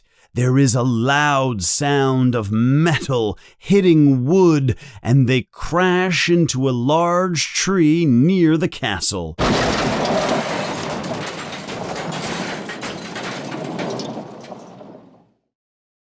The car stops. There is steam coming from under the hood of the car. Hedwig is screaming in fear. There is a large lump on Harry's head where he bumped it against the window. "Are you okay, Ron?" asks Harry urgently. "My wand," says Ron. "Look at my wand." His wand is almost broken in 2 pieces. Harry is about to say something when there is a powerful crash against the car. Something very big has hit it. Harry is pushed hard into Ron. Then, suddenly, there is another loud crash on the top of the car. Harry looks through the front window. He can see a large branch of the tree crash into the car. The tree that Ron and Harry have hit with the car is attacking them. All of the tree's branches are bending and hitting the car. "Ah!" screams Ron as another branch smashes into the window. "Run! Run! Run!" shouts Ron. He tries to open his door to get out of the car, but another branch comes from below the car. Harry and Ron fly up and hit the ceiling of the car. "We're going to die!" screams Ron. Suddenly, the car's engine comes on again. Harry reacts quickly. "Ron, put it in reverse," he says. Ron changes gears and presses hard on the accelerator. The car quickly moves backwards and away from the tree. Harry and Ron are safe. "Good job, car," says Ron in a tired voice. Suddenly, the car doors fly open by themselves. The car has had enough. It has decided to eject its passengers. The seats turn sideways and push Harry and Ron out of the car and onto the ground. The trunk flies open and all their luggage is thrown high into the air. Hedwig's cage flies through the air and opens. She escapes with a scream and flies into the night sky. The car, scratched, dented, and steaming, drives away into the night. Its lights shine brightly, then disappear. "Come back!" yells Ron. "Oh no! My father is going to kill me! Can you believe it, Harry?" Ron picks up his rat, Scabbers. "Can you believe that the one tree we hit, it hits us back?" Ron looks at the tree angrily. The tree shivers its leaves back at Ron. "We should probably get to school," says Harry. They pick up their things and walk towards the large front doors of the castle. As they get near, they look through a window that is bright with light. It is the great hall. "Look!" cries Harry. "The feast has already begun. The new kids are being sorted into their houses." Harry and Ron can see many young children standing next to the staff table. Ginny is with them. They all look very scared. Harry looks past the frightened children. He looks at the teachers sitting at the staff table. He can see Professor McGonagall. She is wearing her glasses, and her hair is in a bun on top of her head. Harry can also see the headmaster of Hogwarts, Professor Dumbledore. He has a long silver beard and a pointy nose. He can also see Gilderoy Lockhart, dressed very handsomely. And at the end of the table is Hagrid. Hagrid is drinking from a very large cup. Then Harry sees an empty chair at the table. "Wait a minute," he says. "Where's Snape?" Professor Severus Snape is the professor that Harry does not like at all. Harry is also Snape's least favorite student. "Maybe he's sick?" says Ron hopefully. "Maybe he has left Hogwarts," says Harry. "Or maybe Dumbledore has fired him," says Ron enthusiastically. "Or maybe," says a very cold voice behind them, "he's trying to discover why you two did not arrive on the school train." Harry turns around quickly. There in dark black robes is Severus Snape. He is a thin man with very pale skin. His nose is hooked, and his long black hair is greasy. "Follow me," says Snape. The children are terrified. But they follow Snape into the castle. He takes them past the great hall, down a dark staircase, and into the dungeons under the castle. "In," he says. He opens a door at the end of a dark corridor. They are in Snape's office. They are very scared. "So," he says softly, "you are too famous to take the train with all the other students, Harry? And you, Weasley, his loyal sidekick. You wanted to make an impressive entrance, eh, boys?" "No, sir. We missed the train. Silence, Mr. Weasley. Where is the car? Ron and Harry do not understand. Then Snape shows them the cover of the wizard newspaper, the Evening Prophet. "You were seen by Muggles," Snape hisses like a snake. Muggles in London saw you. Muggles in the country saw you. 6 or 7 Muggles in total saw you in that car.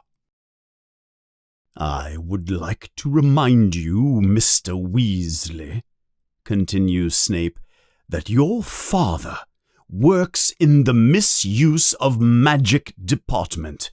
Snape begins to smile with an evil smile. What will the wizarding world think? Arthur Weasley's own son misusing magic. Tisk, tisk, tisk. Harry feels terrible. He did not think about that when he suggested that they take the car to Hogwarts. Ron is about to say something when Snape yells, "Silence, Weasley!" Unfortunately, neither of you is in my house. I cannot make the decision to expel you, but I will go get the people who do have that power. You two, stay here. Do not move a muscle. Snape leaves his office quickly and slams the door closed. Harry and Ron look at each other.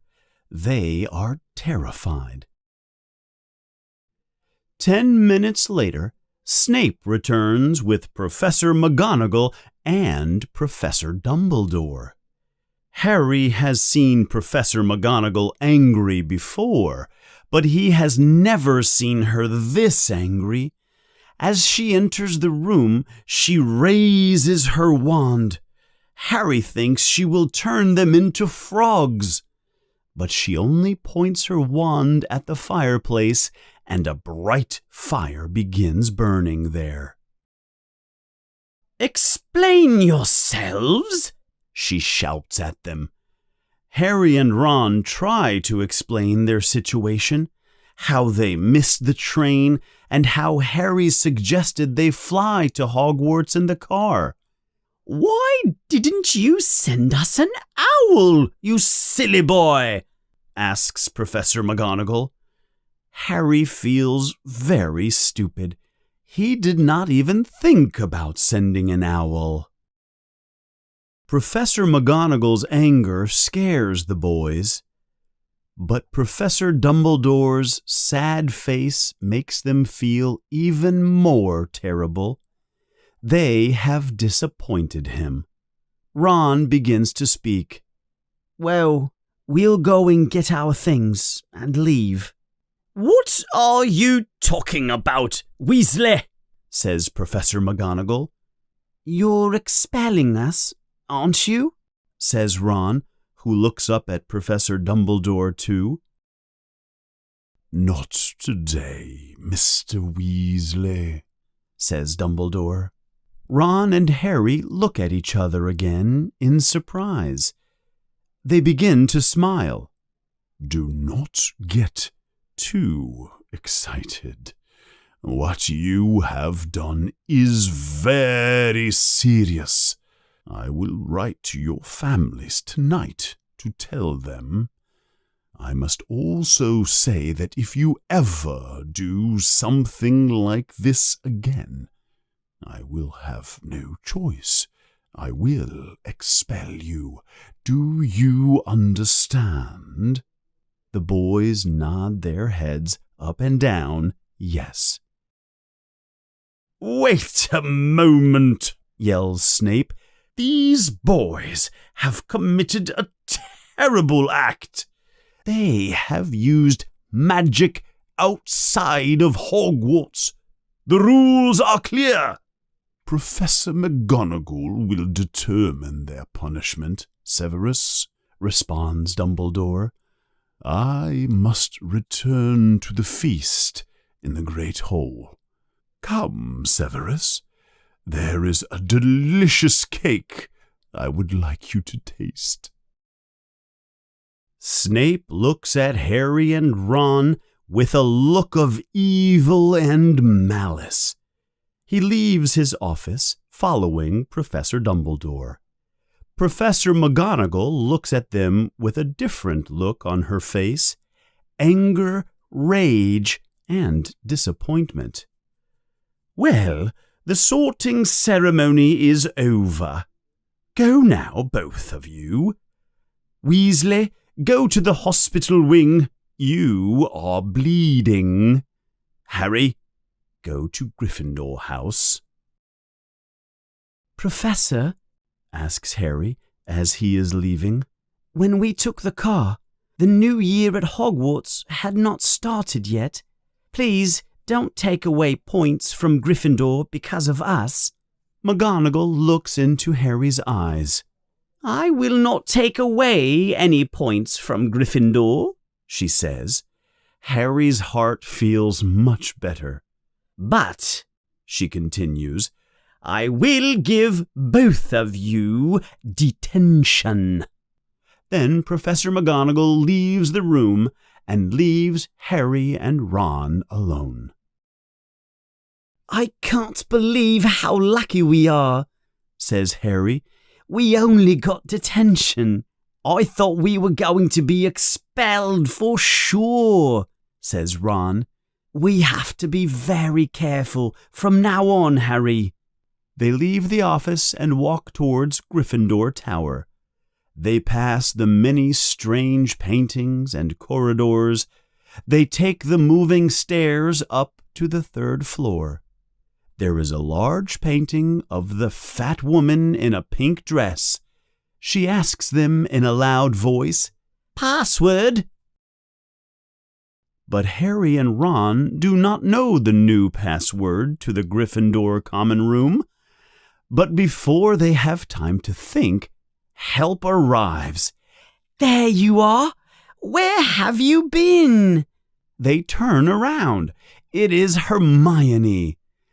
"I heard the strangest rumor. They said you were expelled because you flew a flying car and crashed into a tree." Harry and Ron look at each other. They smile.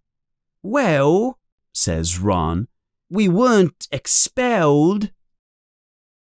"So you did fly here? I can't believe it. You two are lucky you were not killed." Yes, we know," says Ron impatiently. "Tell us what the password is." "It's Wattlebird," says Hermione. Suddenly, the painting of the fat lady swings open, and there is the loud sound of clapping.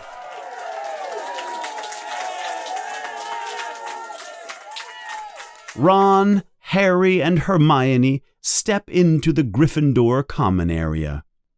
All the children are there to greet Harry and Ron. They are all cheering and clapping. Harry and Ron push through the crowd. They move towards the stairs that go up to their room. The children pat them on the back as they move through them. "I'm beginning to like this," says Ron with a big smile on his face. Finally, at the top of the stairs, Harry reads a sign on the door. "Second year Gryffindor students." Harry opens the door to the room. There, inside, is his bed. It is large with red curtains. His trunk is already there next to his bed. Harry is happy to be back at Hogwarts. Harry is happy to be home.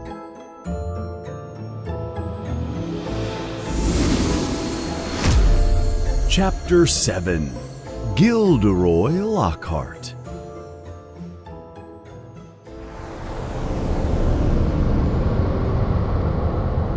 Harry is very happy to be back at Hogwarts.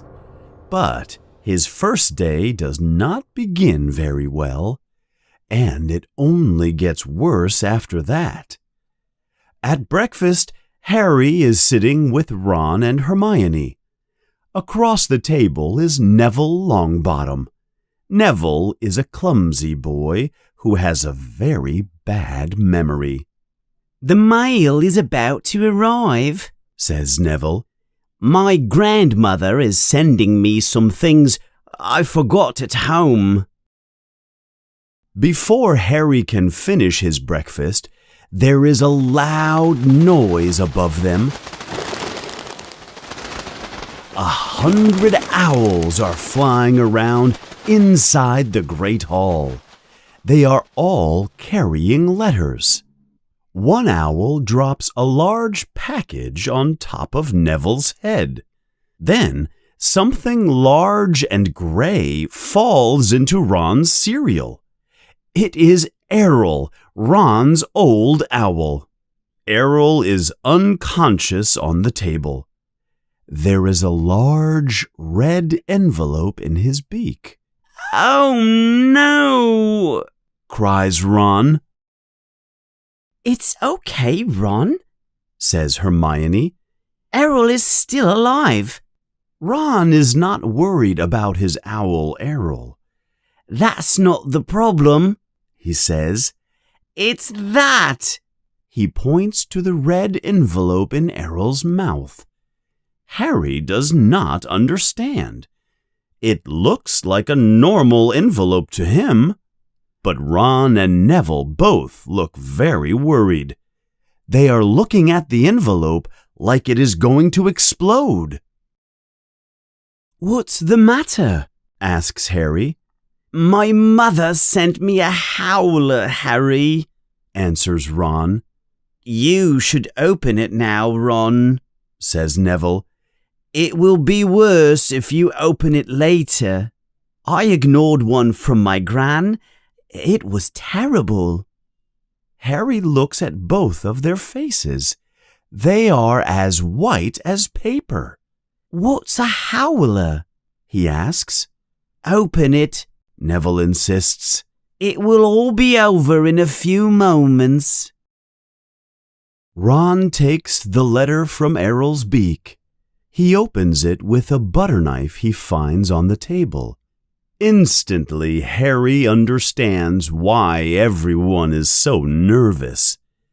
For a moment, Harry thinks there is an explosion. A terrible roar comes from the envelope. The sound fills the great hall and shakes the walls. The children cover their ears. "I can't believe you stole the car! I will not be surprised if you are expelled from Hogwarts. My own son, a car thief! Did you think for one moment how your actions might affect your father and me?"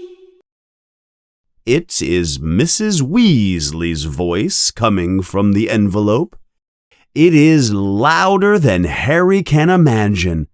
Mrs. Weasley's voice is howling at Ron. People in the Great Hall turn around to see what is happening. Ron tries to hide under the table. He is very embarrassed. "We received a letter from Dumbledore last night. I thought your father was going to die from shame. You and Harry both could have died." Harry is waiting for Mrs. Weasley to talk about him, too. He pretends to ignore the loud voice, but he feels terrible. "We are absolutely disgusted. Your father's office is going to talk to him tomorrow. If you step 1 foot out of line and break the rules again, we will come get you and bring you home." Then there is silence. The red envelope falls to the ground and bursts into flames. Ron and Harry are very embarrassed. A few people in the great hall laugh at them. Hermione closes the book she is reading, Voyages with Vampires by Gilderoy Lockhart, and she looks at the boys. "Well, what did you expect, Ron?" she asks. "You don't have to tell me, Hermione. I know I made a mistake," Ron answers. Harry feels very guilty. He is responsible for Mr. Weasley getting into trouble at work, and the Weasleys were so nice to Harry during the summer. But Harry and the other children do not have time to worry. A loud bell rings. Classes are about to begin. Their first class of the new year is herbology with Professor Sprout. Professor Sprout is a short, round witch who is always covered in dirt. The children walk to the greenhouse together. The magical plants are kept in the greenhouse. Professor Sprout arrives at the greenhouse with Gilderoy Lockhart. There is not a single piece of dirt or dust on Lockhart's clothes. He is perfectly clean. His blonde hair shines in the sunlight. "Oh, hello there, children," he says to all the students waiting outside the greenhouse. "Today's class is Greenhouse 3, children," yells Professor Sprout. "Things will get very interesting and dangerous now. Let's go inside, all of you." She begins to push the children into the greenhouse. The children look excited. Harry is about to enter, but Lockhart grabs his arm. "Harry, I would like to talk to you for a moment. Professor Sprout, you don't mind if he is a few minutes late, do you?" Professor Sprout does mind, but she nods yes, and takes the other children into the greenhouse. "Harry," begins Lockhart. Harry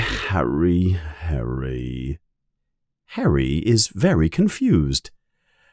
"I did not believe it when I heard you arrived here in a flying car," he continues. "I see you like to attract a lot of attention to yourself. Harry. Harry is about to ask Lockhart what on earth he is talking about when "I knew immediately why you came to school in such a spectacular way. I gave you the desire for attention. You were on the cover of the newspaper with me at the bookshop, and now you want all the attention. You want to be on the front pages again, don't you?" "Oh, no, Professor," says Harry. "You see—" Harry, says Lockhart, interrupting him. "I understand. It's only natural to want attention, especially after I gave you your first taste of it. It's all my fault, really. I should have known that you were going to look for more fame." "I know what you're thinking, Harry," continues Lockhart. "It's okay for him to look for fame. He's an internationally famous wizard already. But when I was 12, I was a nobody, like you are now. In fact, I was probably even more of a nobody. Some people know who you are, don't they? All that silliness with he who must not be named." He says this as he looks at Harry's scar. I know what you're thinking, Harry. Your scar is not as good as winning the award for Most Charming Smile in Which Weekly Magazine 5 times in a row. But you must start somewhere, don't you agree? Before Harry can answer, Lockhart winks at him and walks away quickly. Harry stands there for a moment, confused. Then he goes into the greenhouse. Harry enters the greenhouse and sees Professor Sprout talking to the children about mandrakes. There are many different colored earmuffs in a box next to her. We will be replanting mandrakes today, says Sprout. Now, who can tell me about mandrakes? No one is surprised when Hermione raises her hand first. Mandrake, or mandragora, is a plant that has powerful healing properties. They make sick people well, says Hermione confidently. Mandrakes are used to turn people back into their original state if they are cursed or transfigured, she continues. Excellent, says Sprout. 10 points to Gryffindor. However, continues Sprout, the mandrake can also be very dangerous. The cry of a mandrake can be fatal if anyone hears it. But the mandrakes we will be replanting are still very young. You will be safe from death. Harry looks down at the plants in front of him. There are about 100 tiny little plants. Their leaves are a purple-green color. They look like normal plants. He does not understand what the cry of a mandrake means. Everyone, take a pair of earmuffs, says Professor Sprout. Make sure they cover your ears completely. Earmuffs on. Harry puts his earmuffs over his ears. They block the sound completely. Professor Sprout picks up one of the pots and pulls hard on the leaves. Harry gasps in surprise, a gasp that no one can hear. Instead of roots under the leaves of the plant, there is a small, dirty, extremely ugly baby. The leaves are growing out of its head. Its skin is a green-brown color. He cannot hear it, but the creature is crying very loudly.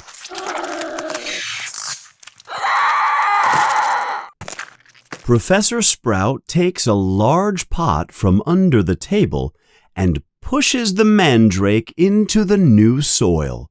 Only the leaves from the top of its head are visible. She gives a thumbs-up sign with her fingers and removes her earmuffs. The children take off their earmuffs. Because our mandrakes are still very young, their cries will not kill you yet, she says calmly, but they will make you unconscious for many hours. The work is much harder than they expected. The mandrakes do not like to come out of their pots, and they do not want to go into their new pots. By the end of the class, all the children are tired and dirty. After class, they all go back to their houses and get clean. Their next class is Transfiguration with Professor McGonagall. McGonagall's classes are always difficult. But today's class is especially hard for Ron. He is having a great deal of difficulty. His wand is still broken. He has used some special magic tape to repair it, but it is not responding like it should. Every time he tries to transmogrify a beetle into a button, his wand begins to smoke like a cigar. The lunch bell finally rings, and the children go to eat. After lunch, Harry, Ron, and Hermione go into the courtyard to wait for the next class. Defense Against the Dark Arts with Professor Lockhart. While they wait, Hermione continues to read her Lockhart book, Voyages with Vampires, and Ron and Harry talk about Quidditch. Suddenly, Harry sees a small, skinny, first-year boy staring at him. The boy is holding a Muggle camera. The boy turns red with embarrassment when Harry looks at him. "Hello, Harry," the boy says when he comes towards Harry. "I'm Colin Creevy." He is very nervous. "I'm in Gryffindor too. Can I take a picture of you?" He shows Harry his camera. "Why do you want to take a picture of me, Colin?" Harry asks. "I know all about you. About how you survived when you-know-who tried to kill you, and how he disappeared, and how you still have the scar on your forehead." Colin is talking very excitedly. "I come from a Muggle family, and I am taking a lot of pictures to show my mom and dad back home. It would be amazing if I could take a picture of you. Maybe I could stand next to you, and your friend could take the picture. And maybe you could sign it too." "So, now you're giving signed photos, eh, Potter?" It is Draco Malfoy. He is speaking loud enough for everyone in the courtyard to hear him. On his right side and left side, as always, are his mean friends, Crabbe and Goyle. "Everyone get in line," Malfoy yells. "Harry Potter is giving everyone signed photos." "No, I'm not," says Harry angrily. "You shut up, Malfoy." "You're just jealous," says Colin in a high, scared voice. He looks very small next to Crabbe and Goyle. "Jealous?" says Malfoy. "Jealous of what? I don't want an ugly scar on my face. That doesn't make you special." Crabbe and Goyle laugh stupidly. "Eat slugs, Malfoy," says Ron angrily. Crabbe and Goyle stop laughing. They both look at Ron with mean looks on their faces. "Be careful, Weasley," says Malfoy.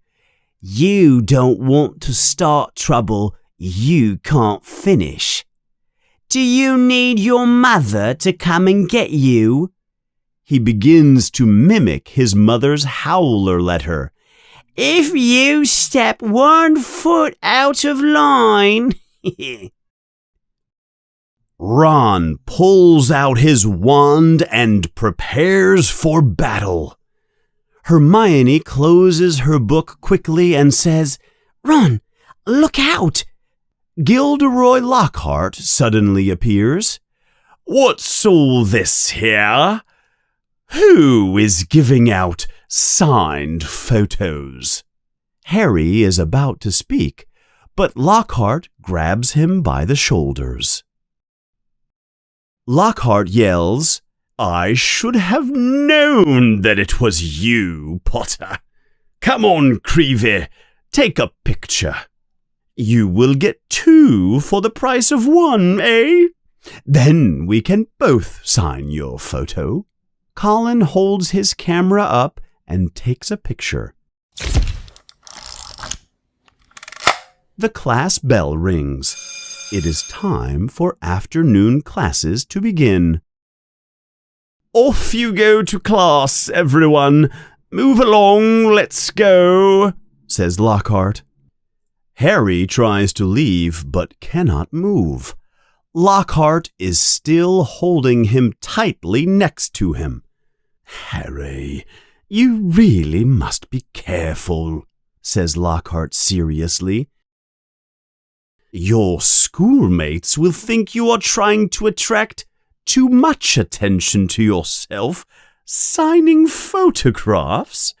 Don't you think it is a little too soon in your career to begin signing photos?" Lockhart begins leading Harry towards his class. "One day, like me, you may need a pile of signed photos with you to give to admirers. But right now, honestly, it seems a little arrogant to give out signed photos of yourself.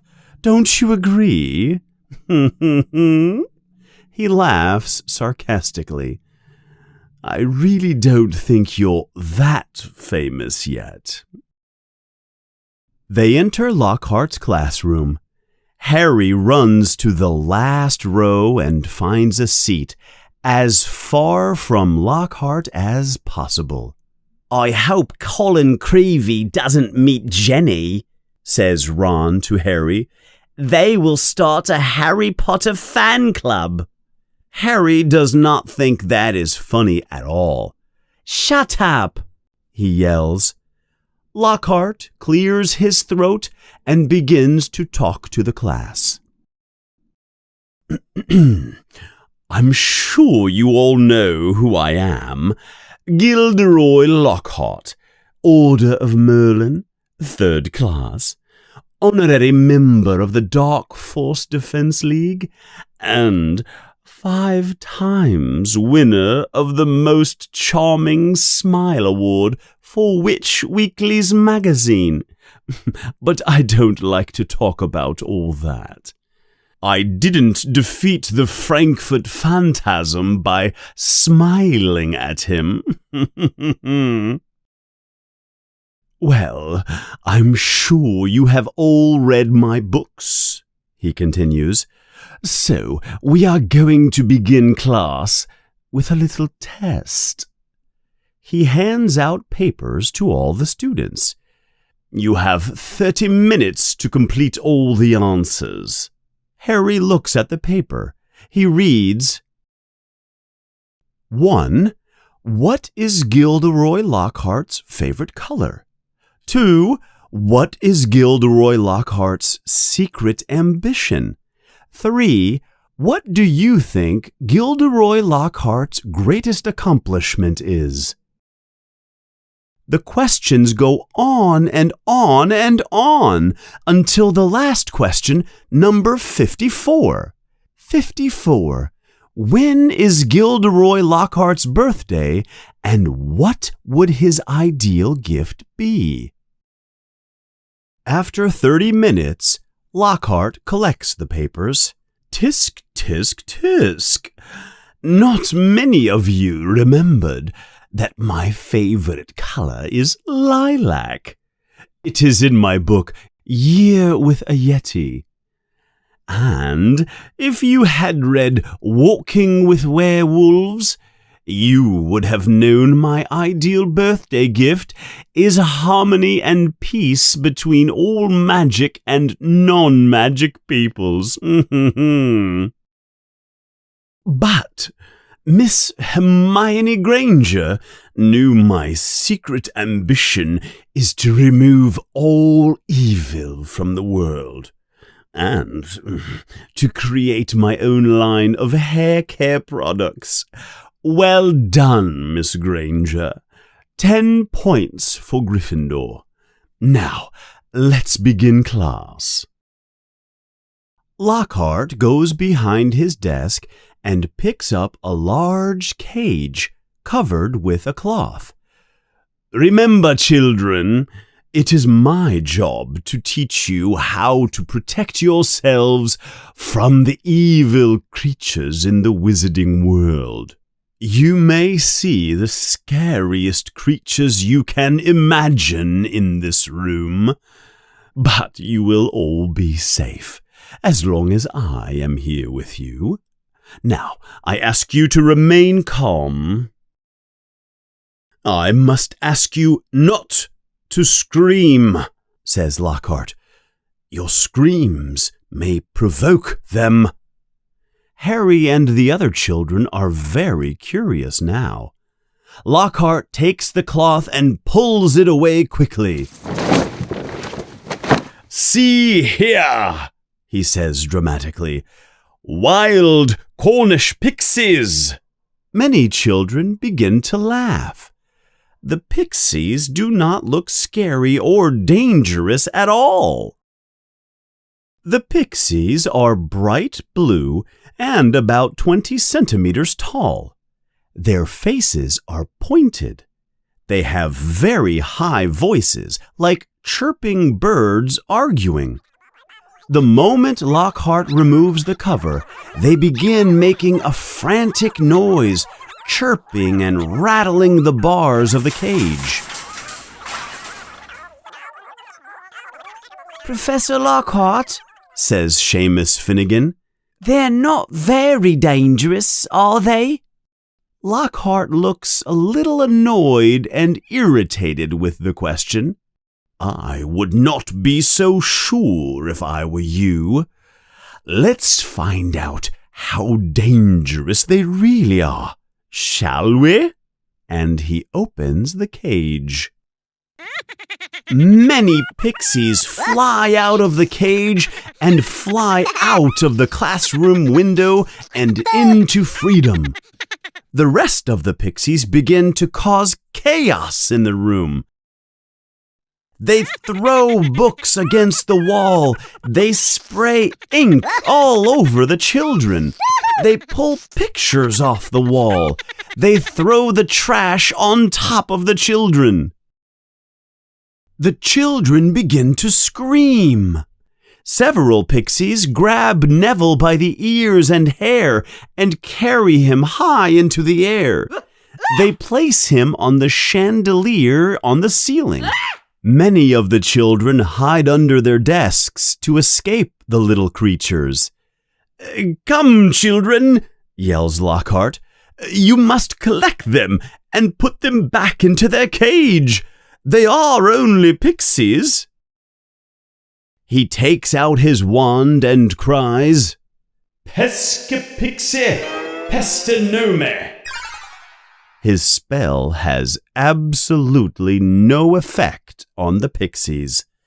Lockhart has a terrified look on his face now. Suddenly, he jumps under his desk. 1 second later, Neville falls from the ceiling and lands on Lockhart's desk. Then the class bell rings. All the students run from the room except Harry, Hermione, and Ron. Lockhart stands up from under his desk and looks around cautiously. It is safe for a moment. He says, Well, if you three don't mind, you can put the pixies back in their cage. 10 points to Gryffindor if you do. Then he runs out of the room and closes the door. Harry, Ron, and Hermione look at each other in confusion and frustration.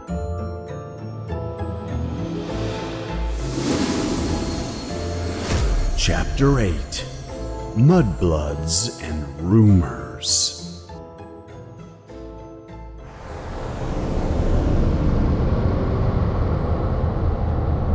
During the next few days, Harry tries to avoid Gilderoy Lockhart as much as possible. But he cannot avoid little Colin Creevey. Colin seems to know exactly where Harry will be all the time. And Ron's wand is still broken and causing all kinds of chaos. So, Harry is happy that the week is almost over. He and his friends are going to visit Hagrid on Saturday. But, in the middle of the night, someone wakes Harry up. It is Oliver Wood, captain of the Gryffindor Quidditch team. "Wake up, sleepyhead," whispers Oliver. "It's time for Quidditch practice. Up you go." Harry looks out the window. It is still dark outside. "But, Oliver, it's not even dawn yet," says Harry sleepily. "That's right," Oliver says excitedly. "The earlier you wake up for practice, the faster you catch the snitch. Come on, get your broom. Let's go. None of the other teams are training yet. We're going to be the first this year." Harry yawns and gets out of bed. He looks for his Quidditch robes in the dark room.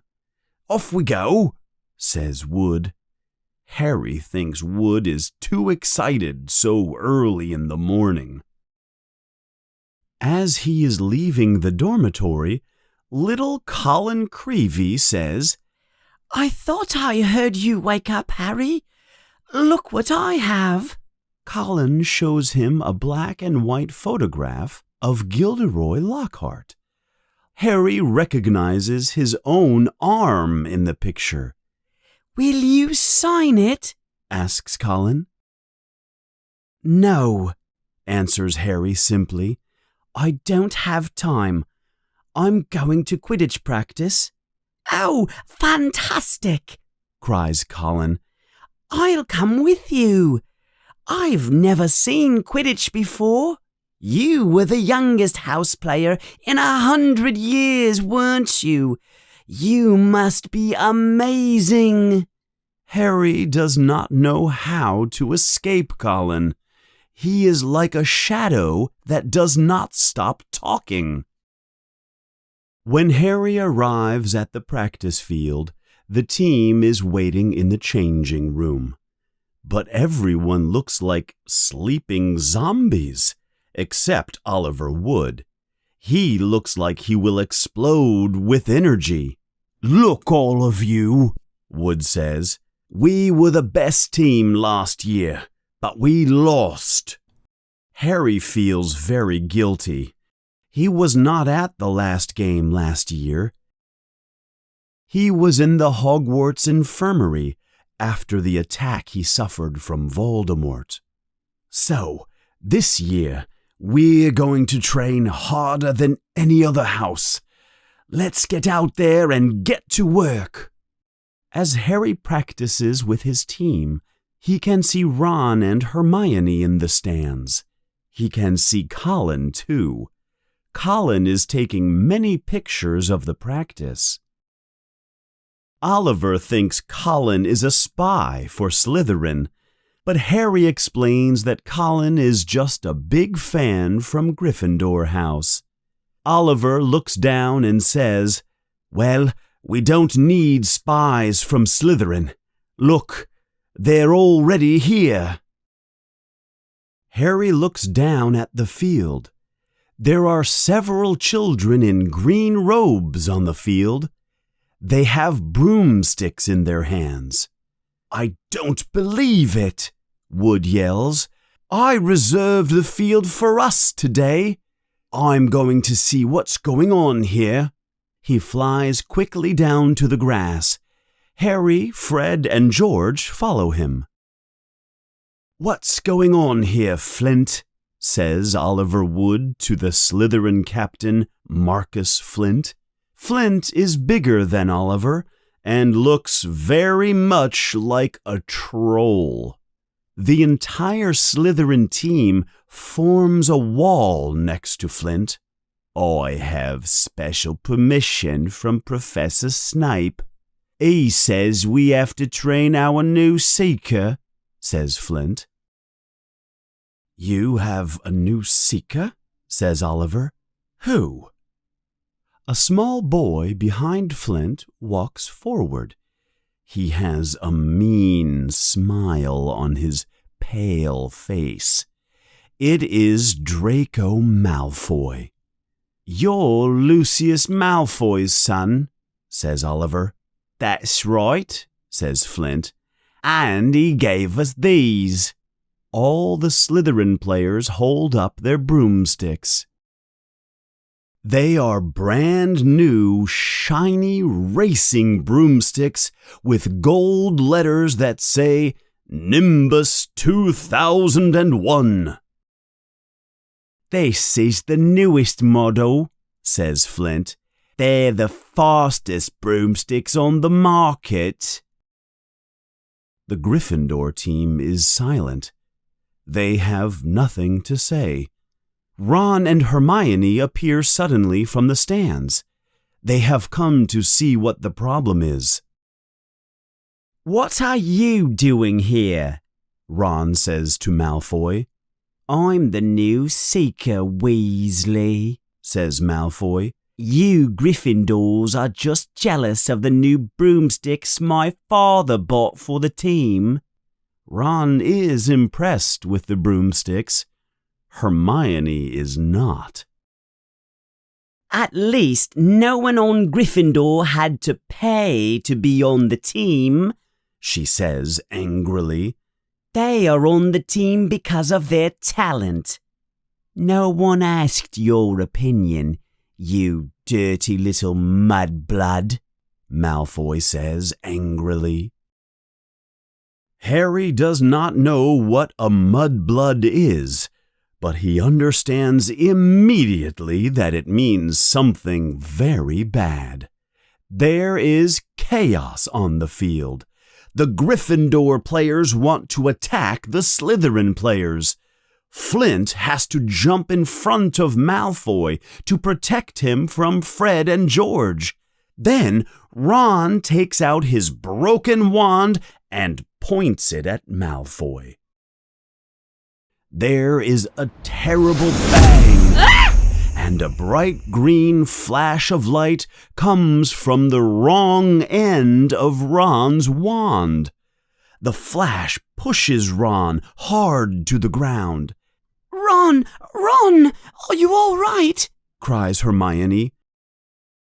Ron opens his mouth to speak, but instead of words, Ron lets out a giant and many disgusting slugs fall out of his mouth. The Slytherin team laughs and laughs. The Gryffindors protect Ron. Ron keeps burping out large, sticky slugs. Nobody wants to touch him.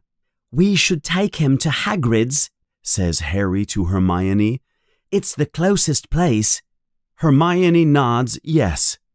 They lift him up and carry him towards Hagrid's hut. As they carry him across the field, little Colin Creevey arrives. He is jumping up and down in excitement. "What happened? Is he sick? Will he be like this forever? Can you cure him?" Ron burps again, and more green slugs spill out of his mouth. Ew, that's disgusting. Wait, hold him still, Harry. I want to take a picture of him. Harry is not happy. "Get out of the way, Colin," he yells. They are close to Hagrid's house when the front door opens. It is not Hagrid. It is Gilderoy Lockhart. "Quick, hide behind these bushes," whispers Harry. They move behind the bushes and wait for Lockhart to go away. Then they come out and Hagrid sees them. He is very happy to see them. "Hello, you all. I was hoping to see you." Inside Hagrid's house, Hermione and Harry explain what has happened to Ron. I don't think we can do much to help him, says Hermione. I think we just need to wait. You never know what will happen with a broken wand. Harry is curious. Hagrid, he says, why was Lockhart here? He was trying to give me advice. I know how to do my job.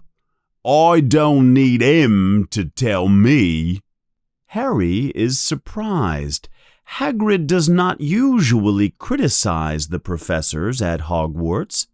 Hermione is offended.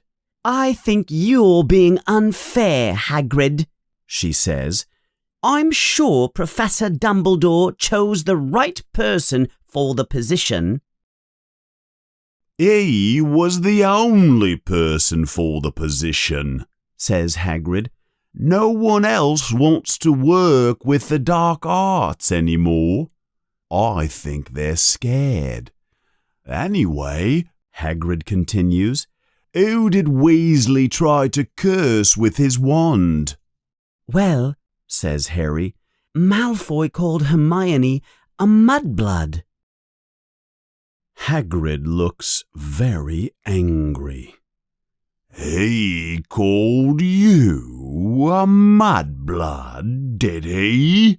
Hagrid growls. Yes, he did, says Hermione. But I don't know what it means. It's about the worst thing you can call someone, says Ron. A mudblood is a terrible name for someone who was born to a Muggle family, someone whose parents are non-magic. There are some families, like the Malfoys, Ron continues, who think that they are better than everyone else because they are pure blood. But who cares? Look at Neville Longbottom. He's a pure blood, but he can barely put on his own shoes. Or look at Hermione. She has Muggle parents, but she knows every spell in the book. Mudblood is a terrible thing to call someone, and most wizards are half-blood anyway. There would be no wizards without Muggles. He burps loudly, and several slugs slime out of his mouth. The children leave soon after. The moment they enter Hogwarts, they hear a voice. There you are, Potter, Weasley. It is Professor McGonagall. You will both have your detentions tonight. Weasley will polish the trophies in the trophy room. And no magic, only hard work. Mr. Filch will make sure you do a good job. Potter, you will help Professor Lockhart with his fan mail. Oh no, says Harry. Can I help Ron in the trophy room instead? Certainly not. Professor Lockhart asked for you specifically. 8 o'clock tonight, both of you. At 8 o'clock that night, Harry knocks on Lockhart's door only once, and the door flies open. There you are, Potter. Just the chap I wanted to see. Come in, come in. There are pictures of Lockhart all over the office. Some are signed already. You can put the addresses on the envelopes, Potter. Make it legible, make it legible. Harry sits down and begins to write the addresses on the fan mail envelopes. As Harry writes, Lockhart talks and talks about himself. Harry tries to ignore him. A long time passes. Harry is miserable. It must be time to leave soon, he thinks. Then, suddenly, While Lockhart talks about his favorite fans, Harry hears something. It is a voice, not Lockhart's. It is a cold voice, a terrifying voice, full of venom. Come to me. Let me rip you. Let me tear you. Let me kill you. Harry jumps in surprise. "What?" he says loudly. "I know," says Lockhart. "Can you believe it? 6 months on the bestseller list. I broke all the records." No, says Harry in fear. that voice. Did you hear that voice? "What voice?" That voice that said, you didn't hear it? Lockhart is looking at Harry as if he were a little crazy. "What on earth are you talking about, Potter? You must be getting tired. Oh, good gracious, look at the time. We've been here for almost 4 hours. Time really does fly when you are having fun, doesn't it, Potter?" Harry does not answer. He is trying to hear the voice again, but there is no sound except for Lockhart talking. Harry finally leaves Lockhart's office. When he gets back to Gryffindor, it is very late. Ron is not back yet. Harry gets into his pajamas and climbs into bed. Ron finally walks into the room. He is groaning. Oh, my arm. I can't lift it anymore. He burps suddenly, but only one slug comes out of his mouth. Talking very softly, Harry tells Ron all about the voice. You say Lockhart couldn't hear the voice, says Ron. Maybe someone was in the room with you and you didn't see him. It doesn't make much sense to me. Harry looks confused. "I know," he says. He puts his head on his pillow. "I don't understand anything about this either." Harry closes his eyes and tries to fall asleep.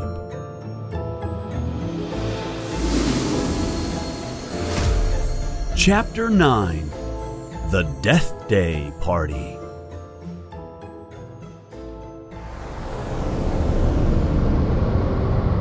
The seasons are changing.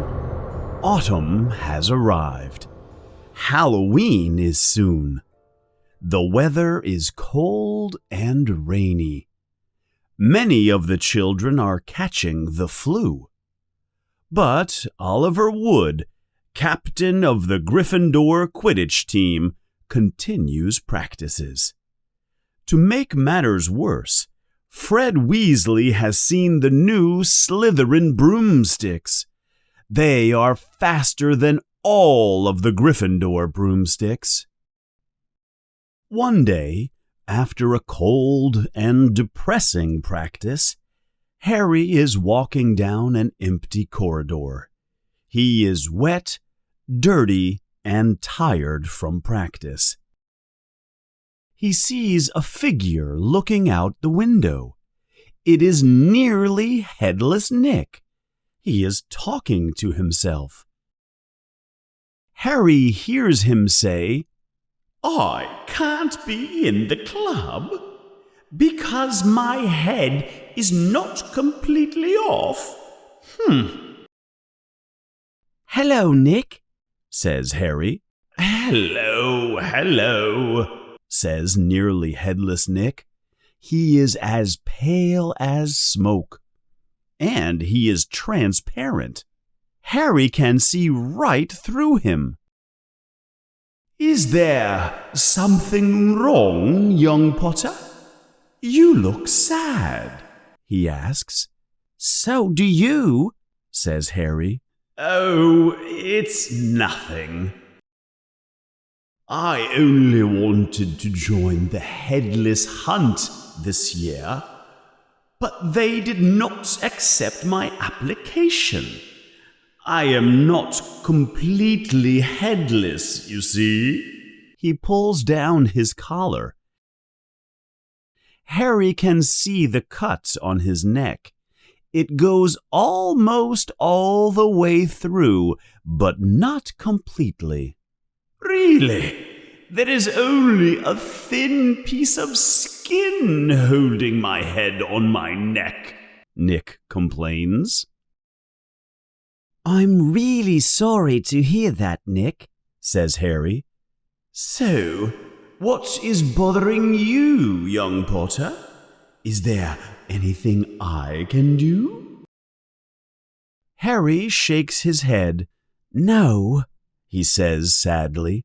not if you can't find 7 broomsticks that are faster than Slytherin's broomsticks. We have a match. Suddenly, there is the loud sound of a cat meowing. It is Mrs. Norris. She is standing right between Harry's feet. She is very skinny and has yellow eyes. Mrs. Norris is Argus Filch's cat. Filch is the caretaker of Hogwarts. Filch hates the children at the school. The children do not like him either. He is always trying to catch the children behaving badly. When he catches them misbehaving, he punishes them. His cat acts as a kind of corridor monitor for Filch. You should leave now, Harry, says Nick. If Mrs. Norris is here, Filch is close by, and he is in a terrible mood. He has the flu, and he is extra mean today. He has been cleaning the castle all day because of the rain. And look at you. You are wet and covered in mud.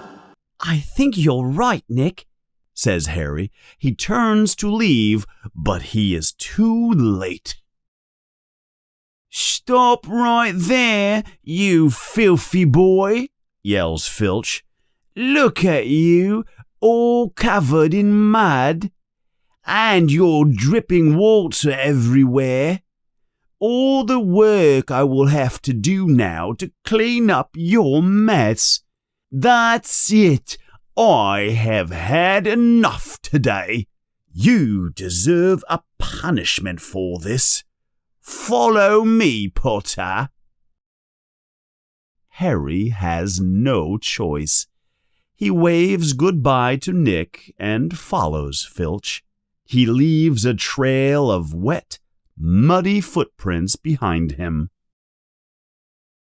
Filch's office is a dark room with no windows. It is as ugly as Filch's. There is a rumor that he tortures the children down here in his office, but Harry does not believe it. Filch takes a feather pen from his desk drawer. He begins to write on a piece of paper. He talks to himself as he writes. Dirty children just make a mess of things. Hours to clean. Name, Harry Potter. Crime. Harry cries out, But it was just some mud and water. Filch looks at him angrily. Mud and water to you, boy. I have to clean it up, don't I? I clean up all your messes. He continues to write and talk to himself. Crime, destruction of castle property, punishment. Filch is about to write Harry's punishment when, suddenly, there is a loud bang from the floor above. The ceiling in Filch's office trembles from the impact. "Peeves!" screams Filch. He drops the pen. "That's it, Peeves, you foolish phantasm. That's it. I'm coming to get you." Filch leaves the room quickly to find and punish Peeves. He does not even look at Harry. Peeves is the school poltergeist. He is a ghost that causes chaos at the school. Harry does not like Peeves, but he appreciates the distraction. Harry must wait for Filch to return. He begins to look around the office. He notices something on the desk. It is a large purple envelope. Harry reads what is on the envelope. "Quick spell. A long-distance course in magic for beginners." Harry is very curious. He opens the envelope and begins reading the paper inside. "Do you feel like your magic is not very strong? Is it difficult for you to cast simple spells? We have the answer for you. Quick Spell is a new and safe course to help you learn magic. Hundreds of wizards and witches have used the Quick Spell method." Harry puts down the letter. He is fascinated. Why is Filch using the Quick Spell course? Does this mean Filch is not a real wizard? Suddenly, Harry hears footsteps outside. Filch is returning. Harry drops the envelope with the letter onto the desk. Then the door opens. Filch enters. He looks happy. Filch walks over towards Harry and is about to say something. He sees that the envelope with the Quick Spell course is not where he left it. Filch's white face turns very red. He is embarrassed. He walks quickly towards the desk and quickly picks up the envelope. He throws it into a desk drawer. "Did you read my letter, Potter?" he asks suspiciously. Harry lies quickly. "No." Filch looks angrier and meaner than ever. His eyes are open very wide. Harry is scared. "If you read my letter, well, it's not mine. It's for a friend, you know." Filch turns even redder. "Very well. Go on. Off with you. And don't say a word about the letter that you didn't read." Harry cannot believe his luck. He runs out of the room quickly to escape Filch. In the corridor, he hears a voice. "Harry, did it work?" It is nearly Headless Nick. "I convinced Peeves to create a distraction for you." "That was you?" says Harry. He is very grateful. "Yes, it worked. No punishment at all. Thank you, Nick." "I really appreciate your help. I wish there was something I could do to help you, Nick. You know, about your application to the Headless Hunt." Nick stops suddenly. Harry continues walking and walks right through Nick.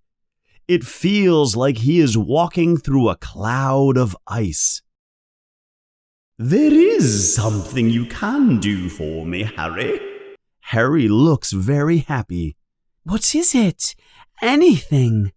Well, this Halloween, I'm celebrating my 500th death day, says nearly headless Nick. Oh, says Harry. He is not sure if he should be happy or sorry about this. Death Day, right. I am having a big party in one of the castle dungeons. My friends from all over the country will come. It would be an honor if you could come. Of course, you can invite Mr. Weasley and Miss Granger. But I'm sure you would prefer to go to the school Halloween party. Of course I'll come, Nick, says Harry. Oh, I'm so happy, my dear boy, says Nick. Harry Potter will be at my death day party. I must go immediately and prepare. Nearly headless Nick turns and flies straight through the wall of the castle and disappears. Harry walks back to Gryffindor House. He is not sure if he should tell Ron and Hermione about Filch and the Quickspell course.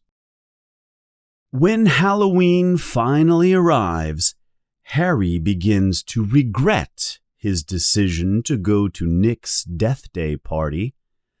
All the children are excited about the school Halloween party and feast. There will be music and dancing skeletons and Hagrid's giant jack-o'-lanterns. But Hermione helps Harry decide. You made a promise, Harry, and you have to keep it, says Hermione. But don't worry, we will come with you. This makes Harry much happier. So, at 7 o'clock on Halloween night, Harry, Ron, and Hermione walk past the Great Hall. The hall is filled with happy children. They continue and go down many stairs to the dungeon under the castle. There are tall blue candles lighting the corridor to the party. The children are a little scared. It is very cold down in the dungeons. The closer they get to the party, the colder it gets. They can see their breath when they breathe out. Then they hear something very strange. Is that music? asks Ron quietly. They turn the corner and they see nearly headless Nick. He is standing at the door to the dungeon room. Hello, my dear friends, Nick says in a very sad and somber voice. I am so pleased you could come to my Death Day celebration. The children cannot believe what they see. The dungeon is full of hundreds of transparent white ghosts floating all over the room.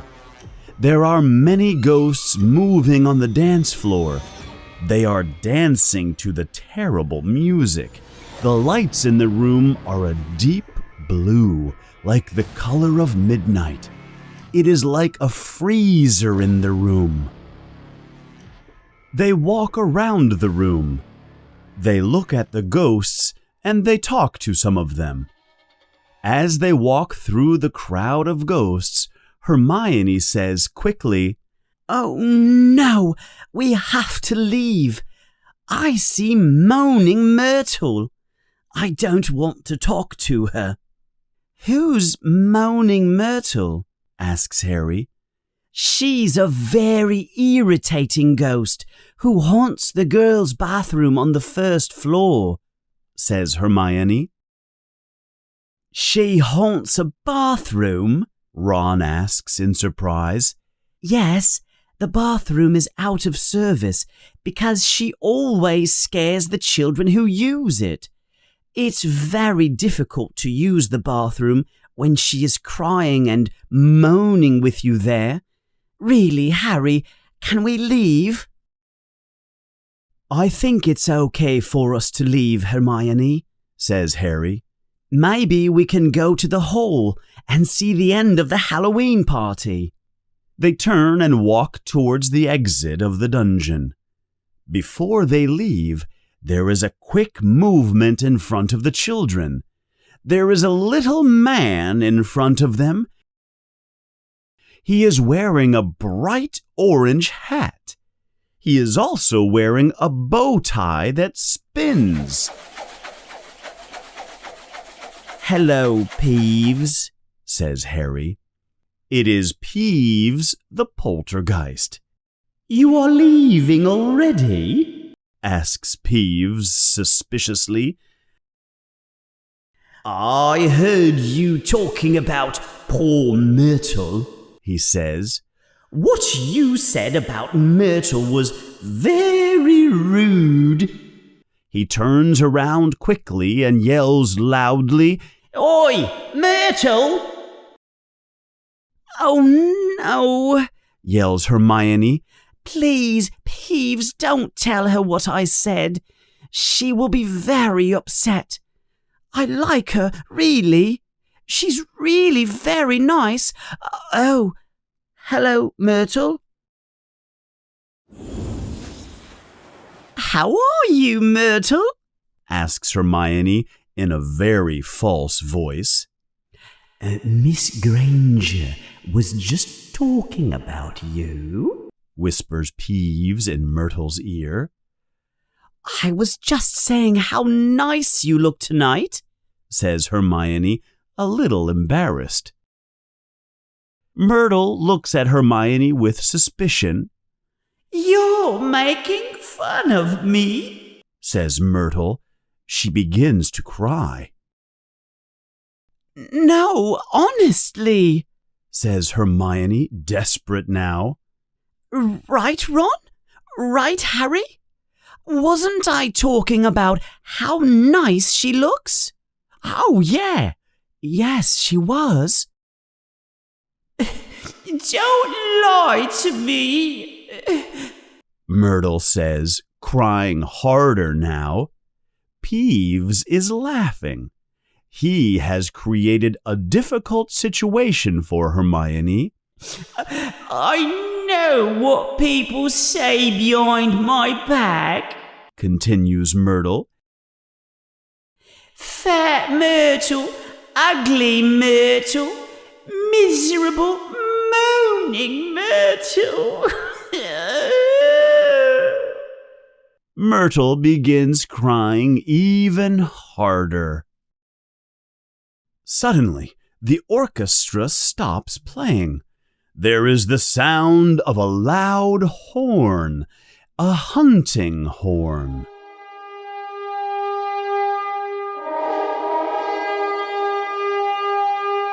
Then, dramatically, a group of 12 ghosts comes floating through the wall of the dungeon.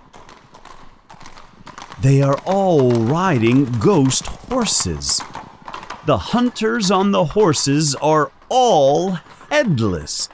It is the Headless Hunters. The leader of the Headless Hunters stops in front of nearly headless Nick. Nick is not happy.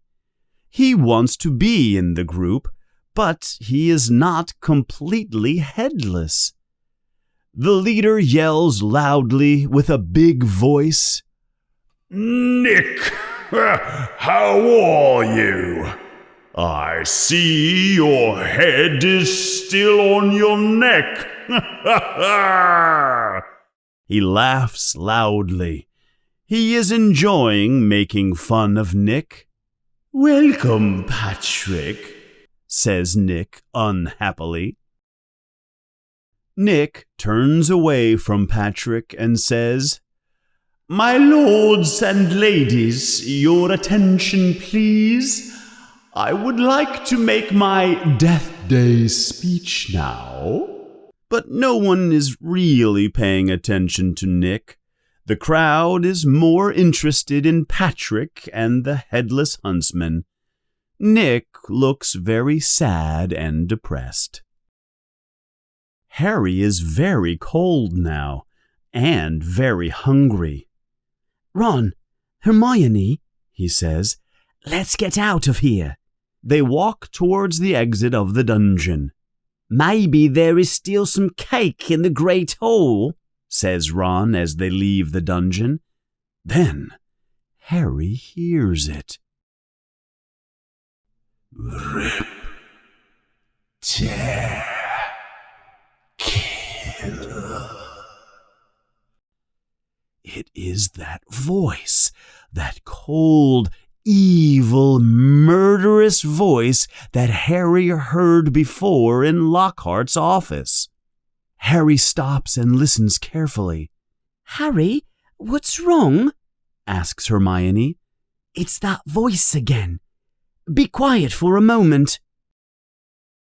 So hungry for so long. Kill. Time to kill. The voice becomes lower and lower. Can you hear it? asks Harry desperately. The voice is moving upwards, moving through the ceiling like a ghost. Follow me, shouts Harry. He begins to run up the stairs and into the large entrance hall. But there is too much noise here from the Great Hall. The party is still going on. Harry continues up the marble stairs to the first floor. Harry, please. Shh. Harry listens carefully. I smell blood.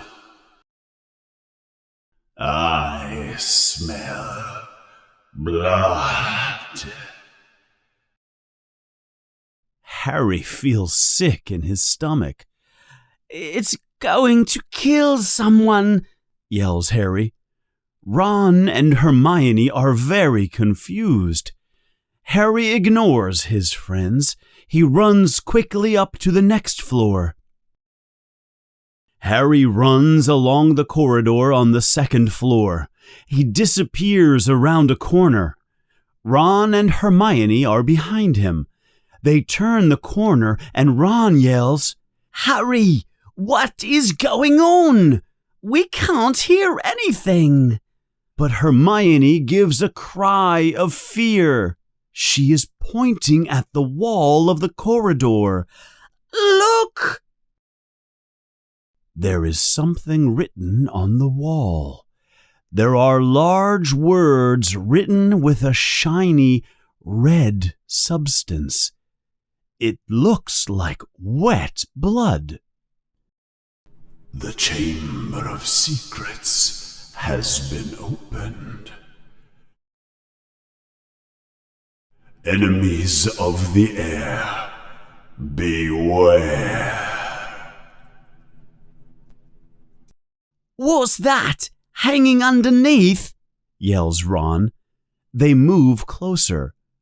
All three of them realize what it is at the same time. They jump backwards in fear and surprise. It is Mrs. Norris, Caretaker Filch's cat. She is hanging by her tail from a torch in the wall. She is rigid like a piece of wood. Her eyes are open, but they see nothing.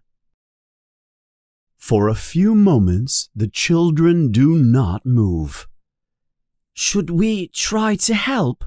asks Harry, unsure. Trust me, says Ron.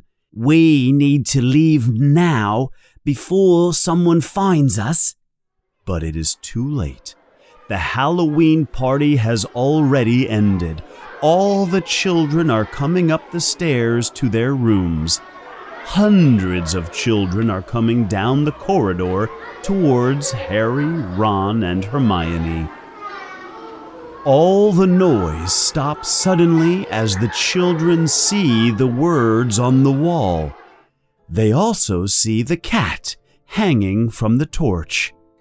Harry, Ron, and Hermione are standing there alone. Then someone shouts loudly, Enemies of the air, beware! Mudbloods, you are next!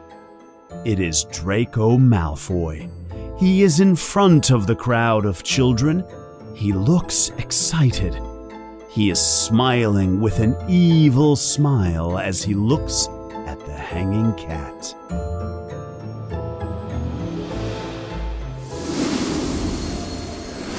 Chapter 10. The Writing on the Wall.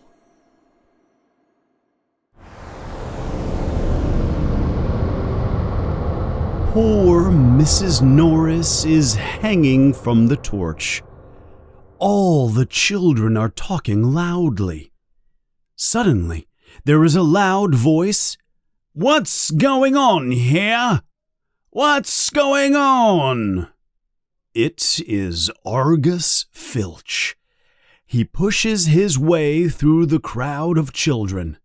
Then he sees Mrs. Norris hanging from the wall. "My cat! My cat!"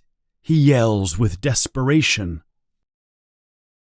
Then he sees Harry. "You!" he screeches. You murdered my cat! You killed her! I'll kill you! Argus!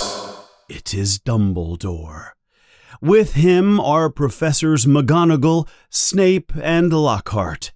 He moves quickly past Harry and takes Mrs. Norris from the torch. "Come with me, Argus," says Dumbledore. "You too, Mr. Potter, Mr. Weasley, Miss Granger." They all walk to Lockhart's office, which is very close. Dumbledore places Mrs. Norris on the table. He begins to examine her closely.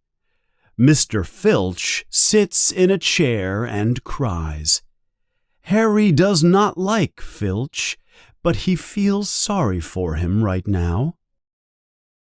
Finally, Dumbledore says softly, "She is not dead, Argus." Filch looks up. "Not dead?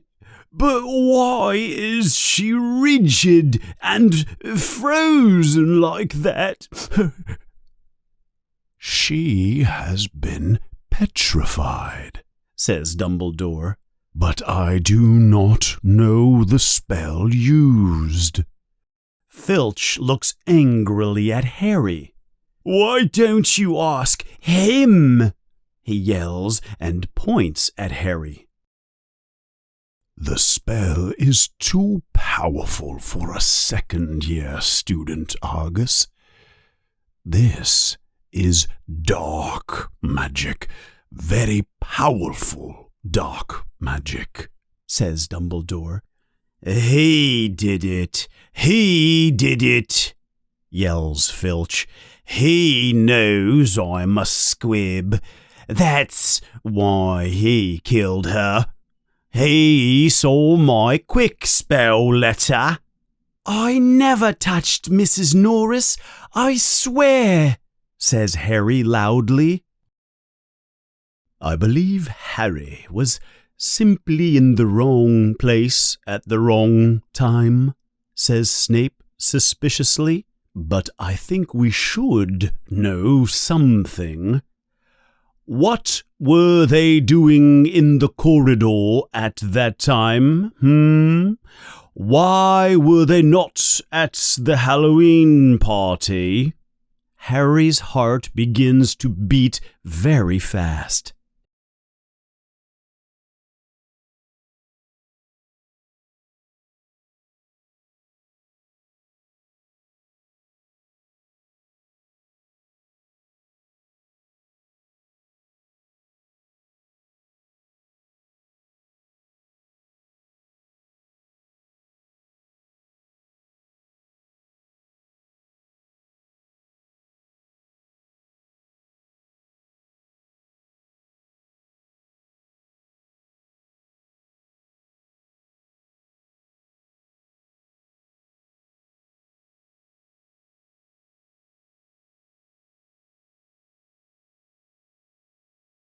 Really, Severus, says Professor McGonagall angrily, there is no reason to prevent Harry from playing Quidditch. This cat was not hit with a broomstick. There is no evidence that Harry has done anything wrong. Dumbledore looks closely at Harry. Harry feels very uncomfortable. Harry is innocent until proven guilty, Severus. They may leave, says Dumbledore. The children leave as fast as they can, without running. When they are far away from Lockhart's office, Harry asks, Do you think I should have said something about the voice? Ron answers quickly, No. When you hear voices that no one else hears, people begin to think strange things about you. Harry looks at Ron. But you believe me about the voices, don't you? He asks. Of course I do, says Ron quickly. But you have to agree, it's strange. I know it's strange, says Harry. This whole thing is strange. Whose voice is that? What does the writing on the wall mean? The chamber has been opened. What does that mean? Ron makes a strange face. He is thinking hard. You know, I think I have heard of the story before, about a secret room at Hogwarts, but I don't remember anything about it. Then Harry asks, And what is a squib? Filch said he was a squib. Ron laughs. Well, says Ron, it's not really funny. A squib is someone who was born into a wizarding family, but they don't have magic powers. But squibs are not very common. If Filch is trying to learn magic from the quick spell course, maybe he is a squib. That explains a lot about him, especially why he hates wizard students so much. He's very bitter about not being a wizard. A clock chimes somewhere. It's midnight, says Harry. We should go to bed before Snape finds us and punishes us. The attack on Mrs. Norris has many effects at the school. First, that is all the students talk about for many days. Second, because people think Harry is involved, the students begin to avoid him. They do not talk to him. And third, Hermione begins to spend a lot of time in the library. She is looking for information about the history of Hogwarts and the secret chamber, but she does not find any information about it. Some days later, Hermione and the children are in their History of Magic class. It is the most boring class they have. The teacher is Professor Binns. He is a small, round, boring ghost. He is boring and he does not answer questions from the students. But on this day, Hermione finds courage. She raises her hand. Yes, Miss Granger? Says her teacher, confused that a student asks him a question. Professor, says Hermione, could you tell us anything about the Chamber of Secrets? Says Professor Binns. Poppycock, hogwash, boulderdash, rubbish, silliness, blather and blether. The story is not true at all. It is all nonsense and silliness, Miss Granger. The Chamber of Secrets is only a legend. I am a professor of the history of magic. I only teach facts, not foolishness. Yes, sir, continues Hermione. but aren't all legends based in fact? The professor does not respond. Well, he finally says, yes, you could say that. Now all the students are interested in what the professor has to say. They are very curious. However, the legend you are talking about is very sensational. It is difficult to believe. The professor looks at all the children in the class. For the first time, he sees that they are really interested in what he has to say. Oh, very well, he says. The Chamber of Secrets. Where do I begin? The children are very excited now. They are finally paying attention to Professor Binns. Professor Binns begins his story. He tells the children that Hogwarts was founded over 1,000 years ago. It is ancient. There were 4 founders, all of them very powerful witches and wizards. There was Godric Gryffindor, Rowena Ravenclaw, Helga Hufflepuff, and Salazar Slytherin. They built Hogwarts far away from Muggles. They wanted to teach magic to wizarding people in safety. At that time, common people were afraid of magic. They persecuted wizards and witches. It was dangerous for them to practice magic. In the beginning, Professor Binns explains, the founders worked together. They cooperated with each other.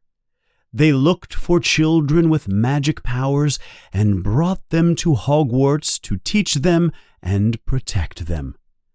But soon after, the founders began to disagree about important things. Slytherin wanted to prevent some students from coming to the school. He thought that only children of magical families should be taught magic.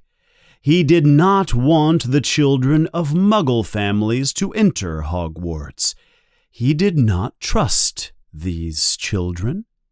Soon the founders began to dislike each other and argue. Slytherin and Gryffindor had a terrible disagreement, and Slytherin left Hogwarts. But, explains Professor Binns, according to the legend, before Slytherin left, he built the Chamber of Secrets. He built the chamber and filled it with terrible and horrible things. And only his heir, his direct descendant, could open the chamber. The legend says that when the heir opens the chamber, all the horrible, terrible things inside will come out. They will escape and clean the school of all the children who do not deserve to be at the school. The Muggle children. Of course, continues Binns, the school has been searched, and there is no sign of any chamber." The children are silent. Then Hermione raises her hand again. "Professor, what are the terrible and horrible things inside the chamber?" "They believe that there is some kind of monster in the chamber, and only the heir to Slytherin can control it. But I can tell you that the Chamber of Secrets does not exist. It is a myth. Now, let us continue with real history." Professor Binns continues his boring lessons. After class, the children are in the corridor talking about Hogwarts and the founders. "I always knew Salazar Slytherin was a crazy wizard," says Ron, "but I didn't know he started all that stuff about purebloods. I'm glad I'm in Gryffindor. Really, if the Sorting Hat had put me in Slytherin, I would have left on the first train back to London." Harry doesn't say anything. He remembers when he was wearing the Sorting Hat. Harry remembers thinking, "Not Slytherin, not Slytherin." But the hat had considered putting Harry in Slytherin. He remembers the hat's voice. "Not Slytherin? Are you sure? You could be great, and Slytherin can help you find greatness." As they are talking, other children pass by them in the corridor. Some of them look at Harry in a strange way. "Harry," asks Hermione, "why are those kids looking at you like that? They are looking at you like they don't trust you." Harry feels sick. "They think that I might be the heir to Slytherin. There is a rumour that is going around." "People here will believe anything," says Ron, disgusted. "But," he continues, "do you really think there's a Chamber of Secrets, Hermione?" "I don't know," she answers. "Dumbledore couldn't cure Mrs. Norris. That means the magic is very powerful. Almost like whoever attacked her might not be human." As they turn a corner in the corridor, they see the place where the writing was on the wall. The writing is still there. They look at each other. The corridor is deserted. "Maybe we should investigate," says Harry. They look for clues. "Look," Harry says after a few moments. "There are burn marks here, and here." "Come look at this," yells Hermione. "This is strange." Hermione is pointing to something next to a window. There is a long line of spiders. They are walking quickly through a small hole in the wall. It is like they are running away from something. "Have you ever seen spiders act like that?" says Hermione. "No, never," says Harry in wonder. "Have you, Ron?" asks Harry. There is no answer. Harry looks behind him. Ron is standing very far away. He looks terrified. "What's wrong, Ron?" asks Harry. "I don't like spiders very much," says Ron. He is trying not to look at the spiders. The other children laugh at him. "It's not funny," cries Ron. "Keep looking for clues and stop laughing at me." Harry and Hermione continue looking for clues. they notice a door across from the writing on the wall. Harry is about to open the door when Ron says, "You can't go in there. It's the girls' bathroom." "Don't worry, Ron," says Hermione. "No one goes into this bathroom. That's where Moaning Myrtle stays. Let's take a look inside." They carefully open the door and go inside the empty bathroom. It is a very dark and depressing bathroom. The mirrors are cracked, the sinks are cracked, there is no toilet paper or paper towels. The doors to the individual toilets are broken, or there are no doors. Hermione puts her finger to her lips to tell the boys to be quiet. Then she goes to the last toilet stall. "Hello, Myrtle," says Hermione. "How are you?"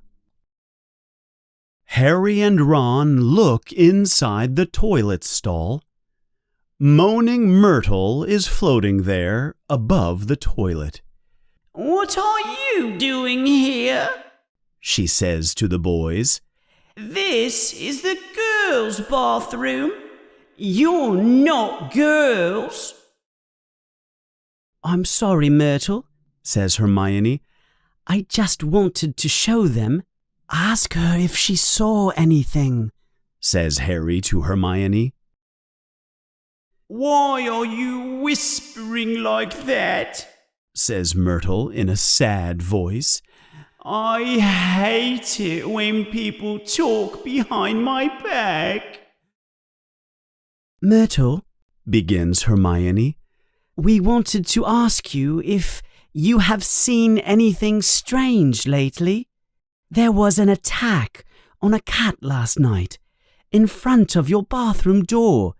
Did you notice anything?" "I didn't see anything," she says in a desperate voice. "I hope you don't think I was involved in the attack," she cries very loudly. Suddenly, she rises quickly into the air and splashes into the toilet and disappears. Water splashes everywhere. All the children are wet. "We should probably leave and change clothes," says Harry. There is water dripping from his hair. The children go back to Gryffindor, dry off, and change clothes. In the Commons room, Hermione asks, "Who can it possibly be? Who would want all the squibs and muggleborns to be expelled from Hogwarts?" "Really, Hermione?" asks Ron, a little frustrated. "Who do we know who hates muggleborns?" Hermione looks at him and says, "Are you talking about Malfoy?" "Of course I am," says Ron. "You heard what he said in the corridor. You'll be next, mudbloods. Who else could it be?" "I can't believe it," she says, shaking her head. "Malfoy, the heir of Slytherin?" "Just look at their family," says Harry. "They have been in Slytherin House for years and years. They could be the descendants of Slytherin. Malfoy's father is mean enough." "It sounds like it could be possible," says Harry. "But how can we prove it?" "Maybe there is a way," says Hermione. "but it would be illegal." Harry and Ron are very curious. "We would need to get into the common room of Slytherin," she continues. "We would need to ask Malfoy some questions. But we must be in disguise, so he does not know it is us asking questions." "But that's impossible," laughs Ron. "No, it's not," says Hermione. We just need some polyjuice potion. What's that? Ron and Harry say together. Snape talked about it last week, says Hermione. It's a potion that transforms you into somebody else. We could change into 3 Slytherins. No one would know it was us. Malfoy might tell us everything. I don't know about this polyjuice, says Ron.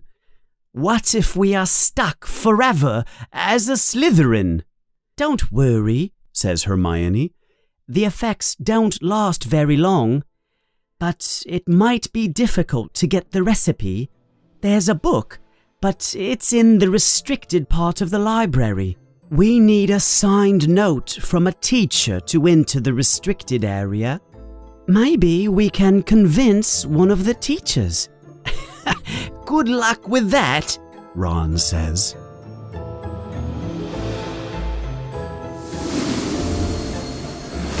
Chapter 11. The Mad Bludger.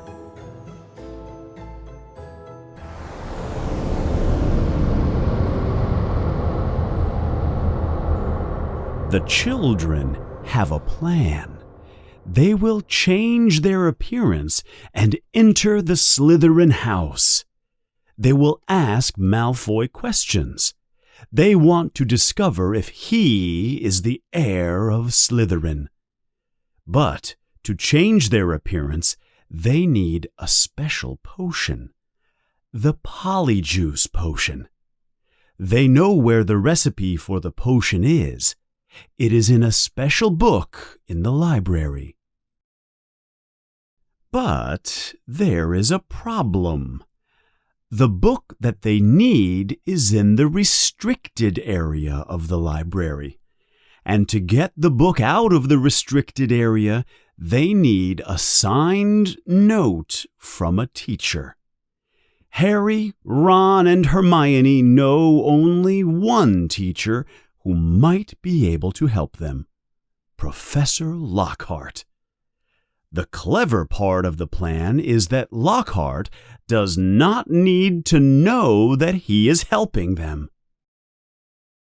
The next day, Lockhart's class is about to end. Before you all go, yells Lockhart, you have homework for tomorrow. Write a paper about how I defeated the Waggle Waggle werewolf. 10 points for the best paper. The bell rings and the children begin to leave. Harry, Ron, and Hermione wait until all the children leave. Hermione walks to Lockhart's desk. She is holding a piece of paper. She seems nervous. Professor Lockhart? She asks. I'm doing a book report on your book, Grooving with Goblins. Oh, really? Interrupts Lockhart. Please, Miss Granger, tell me more. Well, continues Hermione, I wanted to take a book out of the library for research. She shows Lockhart the piece of paper she is holding. But the book I want is in the restricted section of the library. I need a teacher's signature for permission. The book is about powerful potions, you see. Please, Miss Granger, say no more. Of course I will help my best student understand one of my books better. Where do I sign? Lockhart picks up a giant feather pen from his desk. Hermione puts the paper in front of him. He does not even look at the paper. He begins to make an enormous, loopy signature on the paper. So, Harry, says Lockhart as he is signing the paper, tomorrow is your first Quidditch game? Gryffindor versus Slytherin? I hear you're a very good player. I was a seeker too when I was a student here. They asked me to join the national team, but I wanted to dedicate my life to fighting the dark forces. Come see me if you want some private lessons. Lockhart gives Hermione the paper. She folds it and puts it in her backpack. Thank you, Professor Lockhart, she says. The children leave the room quickly. When they are far away, Ron says with excitement, I can't believe it! He didn't even look at the paper. Now we have what we need, says Harry happily. They run to the library. The librarian, Madame Pince, is an old, thin, impatient woman. She looks a little like a vulture. What book would you like to take out, young lady? She asks Hermione when they arrive at the library. Most Pente potions, answers Hermione. That is a restricted book, says Madame Pince in a suspicious voice. We have permission, says Hermione too loudly. She gives Madame Pince the signed paper. Madame Pince holds the paper to the light. She thinks it might be fake, but the signed note passes the test. She walks away towards the restricted section and returns after a few moments. She gives Hermione a large, ancient book. Hermione puts the book in her bag. They thank Madame Pince, and then they leave quickly and quietly. They run to the girls' bathroom where Moaning Myrtle lives. It's the best place to read the book, explains Hermione. No one goes in there because of Moaning Myrtle. As they open the book, they can hear Myrtle moaning in her toilet stall. She ignores them, and they try to ignore her.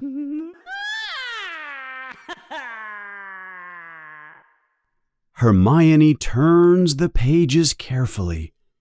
Here it is, she shouts, the Polyjuice potion. There are illustrations of people transforming into other people. The people in the illustrations look like they are in pain. Harry and Ron are very nervous about this idea. This is the most complicated potion I have ever seen, says Hermione. We need many ingredients that are difficult to find. Leeches, powdered horn of a bicorn, pieces of skin from a boomslang, and, of course, some little pieces of the people we want to change into. Excuse me? What did you say? Asks Ron. We have to drink pieces of the people we want to turn into.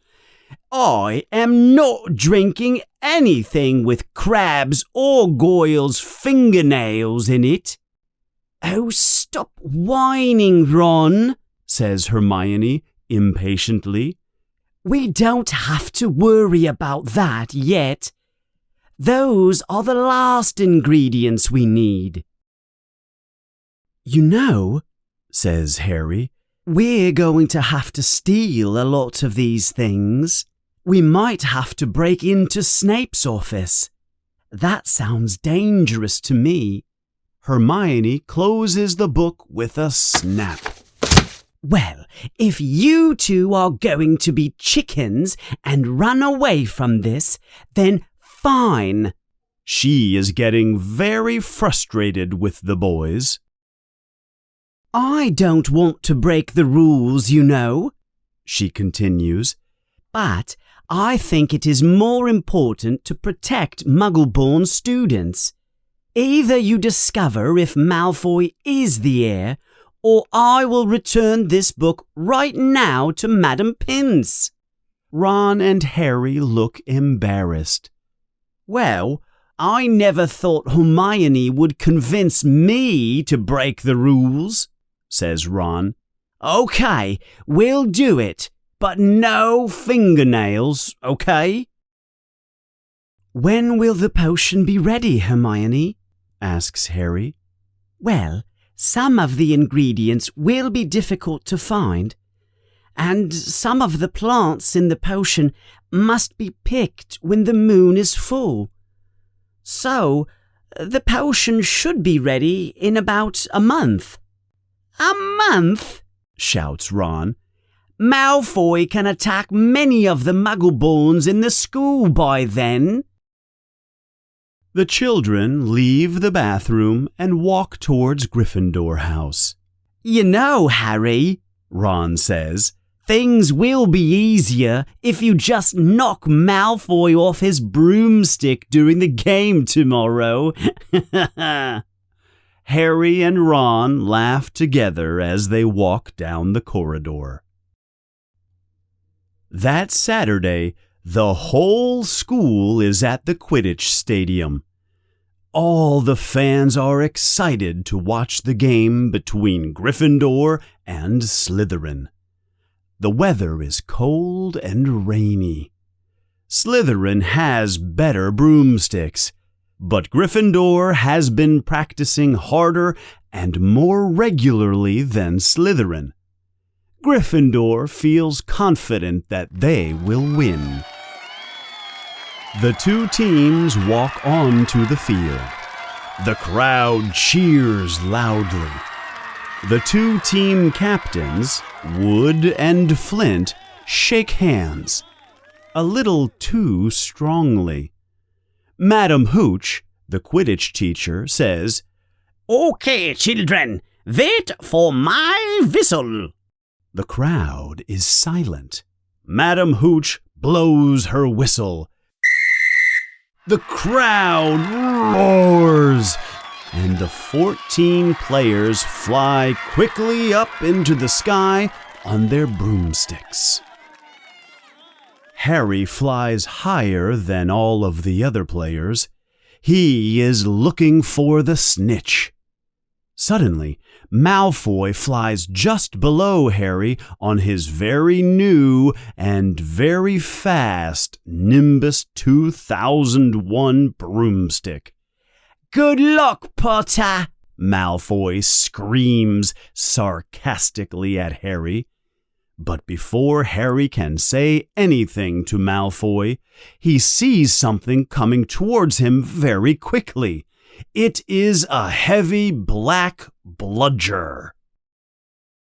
Harry must avoid the bludger. He dives quickly towards the ground. The bludger almost hits Harry. Harry's teammate, George, arrives to help. George manages to hit the bludger away from Harry, but the bludger changes directions quickly and begins chasing Harry again. Harry speeds towards the other side of the stadium. He can hear the whistle of the bludger close behind him. What is going on? Bludgers do not follow only one player like this. They are designed to try to attack as many players as possible. It begins raining. Harry can feel the heavy raindrops on his face. He has difficulty seeing because there is rain on his glasses. He has no idea what is going on with the other players. He is only trying to escape the mad bludger. He has no time to look for the snitch. Then he hears the commentator say, Slytherin scores! Slytherin has 60 points, Gryffindor 0. The Slytherin broomsticks are obviously superior. Fred and George try to help Harry escape the bludger. Fred manages to hit the bludger away, but it turns back and comes quickly straight at Harry. "Something is wrong with this bludger," yells Fred. "I think someone has put a magic spell on it," yells his brother George. "We need a timeout." Team Captain Wood understands the situation. He calls a timeout to organize his team. "What's going on?" Wood asks his teammates as they stand on the field. "Someone has put a spell on the bludger. It's trying to kill Harry," says Fred. "That's impossible," says Wood. "They were with Madam Hooch before the game started. No one touched them but her." "Look," says Harry, "time out is almost over. You all worry about the game, and I'll worry about the mad bludger. We're losing right now." Oliver Wood looks at Harry for a moment. "Okay, Fred, George," he says. "You heard what Harry said. Let him take care of the bludger alone. You two continue the game. Now let's go." Madam Hooch blows her whistle to end timeout. All the Gryffindor players fly into the air to continue the game. Almost immediately, the bludger starts chasing Harry. Harry flies high into the air, then drops quickly in a crazy spiral. He pulls up just before he hits the ground. He is dizzy and feels a little sick. Suddenly, Malfoy passes quickly by Harry. "Are you training for the circus, Potter?" he yells. Harry speeds down the field. The bludger is right behind him again. Harry looks back at Malfoy. He wants to say something mean to him, but he does not say anything. There, right above Malfoy, is the snitch. Harry stops flying. He must decide what to do. He does not want Malfoy to see the snitch. Harry stays still a second too long. The bludger hits him hard in the elbow. His arm is broken. The pain is terrible. Now he is holding his broomstick with only one hand. His broken arm is useless now. He looks up and sees the bludger coming back at him. He has only one idea: get close to Malfoy. Harry flies straight at Malfoy. Malfoy thinks Harry is going to crash into him. He makes a high scream of fear and closes his eyes. Malfoy rolls over to escape Harry. Harry flies quickly over Malfoy. He takes his good hand off the broomstick and reaches for the snitch. His fingers close around the snitch, but he is only holding his broomstick with his legs. Harry begins to fall. With a loud thud, Harry hits the wet ground. His broken arm is bent at an unnatural angle. He is in terrible pain, but he can hear the cheering and shouting from the crowd.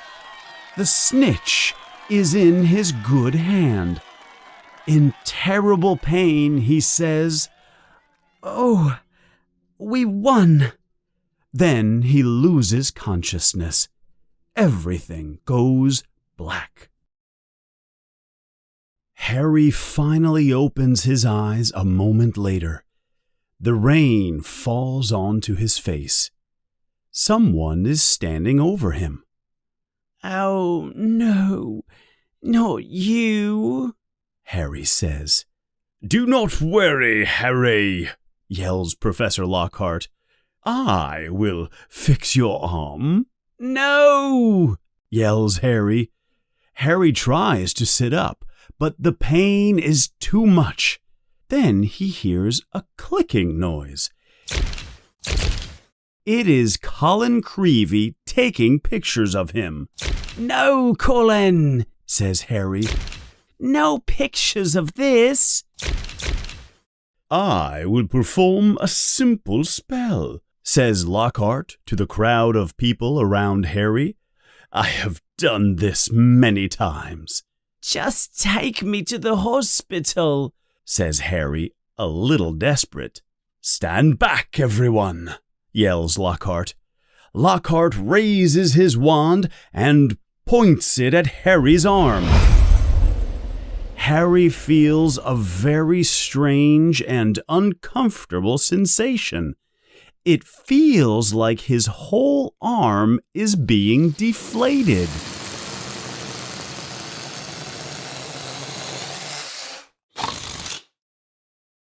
He does not want to look at his arm. He closes his eyes and turns his head away. But Harry's worst fear comes true. He hears the people around him gasp. Oh no! And Colin begins taking many pictures of Harry.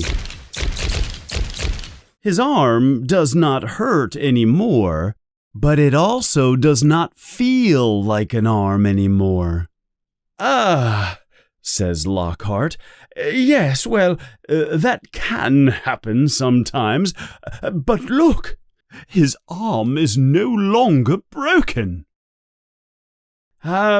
Maybe someone should take him to the hospital," says Lockhart. Harry takes a deep breath, then looks at his arm.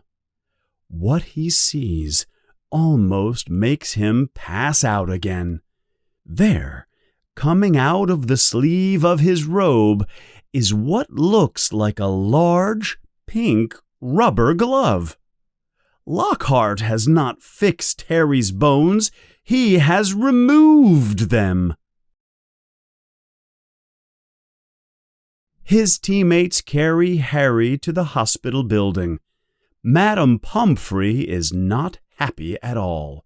"I can fix bones in a moment, but it is much more difficult to grow them back." "You will be able to grow back my bones, won't you?" asks Harry. "Yes, of course I will," says Madame Pomfrey. "But you will have to stay here tonight, and it will be very painful." Madame Pomfrey is holding a large bottle. The label of the bottle says Skele-Gro. "This will be very painful, Mr. Potter," says Madame Pomfrey. Harry has no choice. He drinks the Skele-Gro potion. It burns his throat. He coughs. Madame Pomfrey looks at him. She is a little angry and frustrated. Soon Ron and Hermione come into the room. "That was an amazing catch, Harry," says Ron. "Gryffindor won, thanks to you." Harry is happy, but he says, "I want to know who put a spell on that bludger." Hermione responds, "That's another question we can ask Malfoy when we take the Polyjuice potion." "I hope it tastes better than the stuff I just drank," says Harry. "I just hope it doesn't have pieces of Slytherin students in it," says Ron. Many hours later, Harry wakes up suddenly. It is very dark. He feels a terrible pain in his arm. It feels like Hundreds of ants are biting him. Then he realizes that someone is touching his face. "Get off me!" yells Harry. He is scared. There is a dark shape next to his bed. It is Dobby, the house elf. His large tennis ball eyes are very bright in the dark room. "Dobby, what are you doing here?" Dobby looks like he is crying. Harry Potter did not listen to me, He says very quietly. Harry Potter came back to school. Why didn't you listen to Dobby, sir? Why didn't Harry go back home after he missed the train to Hogwarts? Harry sits up quickly. He is surprised. "How do you know I missed the train?" asks Harry in surprise and suspicion. Dobby looks even sadder now. Then Harry realizes, "It was you," he says slowly. "You closed the barrier to the train." Yes, sir, Dobby did, sir, says Dobby. Dobby could not let Harry Potter go back to school. It is too dangerous for him there. Dobby begins to cry. Then suddenly he blows his nose loudly into his pillowcase clothes. "Why do you wear that dirty thing, Dobby?" asks Harry. Harry is curious about it. This dirty bag that I wear is the uniform of a house elf. Dobby is a slave, and slaves wear dirty rags like this. Dobby can only be free if his master gives him real clothes to wear. My cruel family does not even give me a sock to wear. If they did, Dobby would be free to leave their house. Dobby would be free forever. Dobby continues. Harry Potter must go home. Dobby thought the bludger would scare you, and then you would leave Hogwarts. Harry looks shocked. "You made that bludger attack me? It almost killed me." Dobby shakes his head. No, never kill Harry, He says. Dobby wanted the bludger to hurt Harry Potter very much, so Harry Potter would go home. "Why did you want to hurt me, Dobby?" Harry asks. He is very angry now. Oh, if Harry only knew how important Harry Potter is to us slaves. Dobby remembers how terrible life was when he, who must not be named, was powerful. We house elves were treated like insects, sir. We are still treated like rats, but life is better now for us because you defeated the Dark Lord. His power was broken. Harry Potter gave us hope for a better future. And now at Hogwarts, terrible things are happening. Dobby cannot let Harry Potter stay here. Harry Potter must leave. The Chamber of Secrets is open again. Dobby stops talking. He realizes he has said too much. He jumps off the bed suddenly. He picks up a glass of water on the table next to the bed. He crashes the glass over his head. He climbs slowly back onto the bed. His eyes are crossed now from the concussion. So the Chamber of Secrets is real, yells Harry. But you said it was open again. Tell me, Dobby. Harry stops suddenly. But wait, I'm not Muggle-born. I am not in danger from what is in the chamber, am I? Oh, sir, please do not ask Dobby anything more, cries the elf. There are many terrible things, dark things that are planned for Hogwarts. But Harry Potter must not be here when they happen.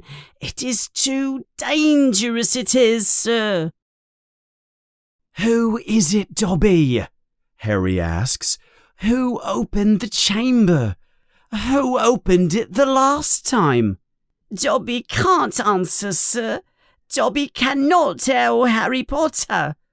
Go home, Harry Potter. Go home. I'm not going anywhere, says Harry with conviction. One of my best friends is Muggle-born. She will be the first to suffer if the chamber really is open. Harry Potter is a noble boy, he is, says Dobby. But he must leave Hogwarts before it is too late. Suddenly, Dobby stops talking. He lifts his head. He listens carefully. There is the sound of footsteps coming to the hospital dormitory. Dobby must go, says the elf, terrified. There is a loud sound, and Dobby disappears suddenly. The next moment, Dumbledore and Professor McGonagall come into the dormitory. It looks like they are carrying a statue. Dumbledore at the head and McGonagall at the feet. They place the statue onto a bed. "Get Madame Pomfrey," whispers Dumbledore. Professor McGonagall leaves the dormitory and returns quickly with Madame Pomfrey. What happened? asks Madame Pomfrey quietly. She is looking at the statue on the bed. "There was another attack," answers Dumbledore. "Professor McGonagall found the boy on the stairs." We think he was coming here to visit Potter, says Professor McGonagall. We think he was carrying his camera to take a picture of him. Very carefully, Harry turns over and looks at the boy on the bed. The light from the moon enters through a window, and Harry can see who the boy is. It is little Colin Creevey. His eyes are wide open. His hands are out in front of him. They are holding his camera. Is he petrified? asks Madame Pomfrey. "Yes," answers Dumbledore. The three of them look sadly at Colin. Then Dumbledore takes the camera and pulls it out of Colin's rigid hands. Do you think he took a picture of the attacker? asks Professor McGonagall, hopefully. Dumbledore does not answer. He pulls the back of the camera open. Suddenly, there is a puff of dirty black smoke. The smell is terrible. Oh, no, cries Professor McGonagall. Melted! The film has all melted! Oh, Albus, what does this mean? She says urgently. "It means," says Dumbledore, "that the Chamber of Secrets is open again." Madame Pomfrey and Professor McGonagall both cover their mouths with their hands in surprise. But who did this, Albus? asks McGonagall. The question is not who, answers Dumbledore. the question is how.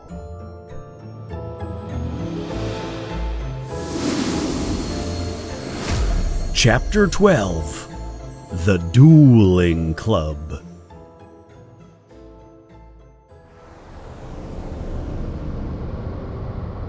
Harry wakes up the next morning. His arm does not hurt anymore. His bones have regrown. He looks over at Colin's bed, but there is a curtain blocking him. Harry gets out of bed. He wants to find Ron and Hermione and tell them about Colin and Dobby. Harry decides to go to Myrtle's bathroom. That's where they will be. He enters the bathroom and finds Ron and Hermione. They are already working on the Polyjuice potion. There is a small cauldron on the floor. The liquid inside is steaming and bubbling. Harry tells Ron and Hermione about the night before, about Colin and Dobby. They cannot believe what Harry tells them. The Chamber of Secrets has been opened before? Asks Hermione. Well, that's it, Says Ron angrily. It must have been Malfoy's father who opened it the first time, and now he has told Draco how to do it.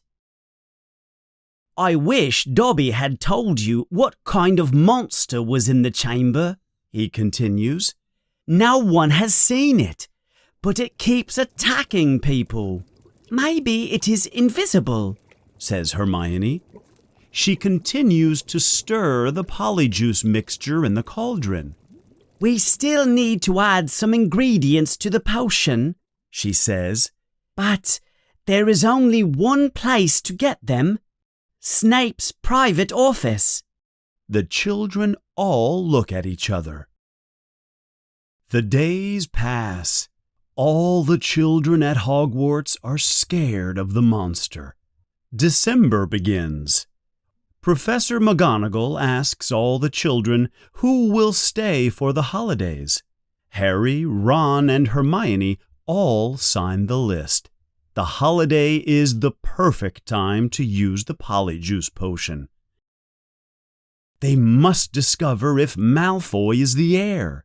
They still need the bicorn horn and the boomslang skin. They make a plan to take the ingredients from Snape's office. We need to create a diversion during his potions class, says Hermione. Then one of us can go into his office and take the ingredients. Harry and Ron look at her nervously. She understands. I think I should steal the ingredients, she says. If you two are caught again, you will be expelled. So you will create the diversion in class, and I will find the ingredients in his office. I will only need a few minutes. The time for the diversion has come. They are in potions class. All the children are cooking swelling potions in cauldrons on their desks. Harry looks at Ron and Hermione. They are ready. Harry takes one of Fred's firecrackers and touches his wand to it. The firecracker begins to fizz. He throws the firecracker into the air. It goes right where he wants it to go, into Goyle's cauldron. Goyle's potion explodes. The whole class is covered in swelling potion. The swelling potion falls on Malfoy's face. His face begins to swell like a balloon. Goyle's eyes are popping out of his face. They are like basketballs. Snape runs around trying to calm all the children. With all the chaos in the class, Hermione quietly leaves the room. A few moments later, Snape begins to give the children the antidote to the potion. Harry laughs at Malfoy. His face is the size of a pumpkin. Harry sees Hermione enter the room a few moments later. She has something under her robes.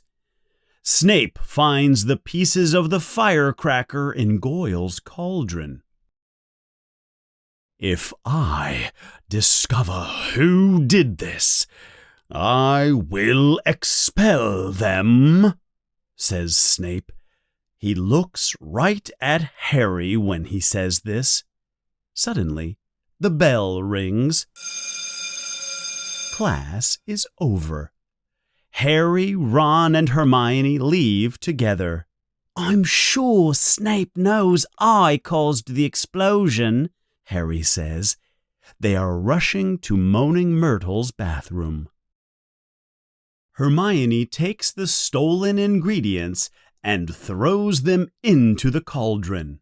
"Okay," she says happily. "The potion will be ready in 2 weeks." "Snape can't prove it was you, Harry," Ron says.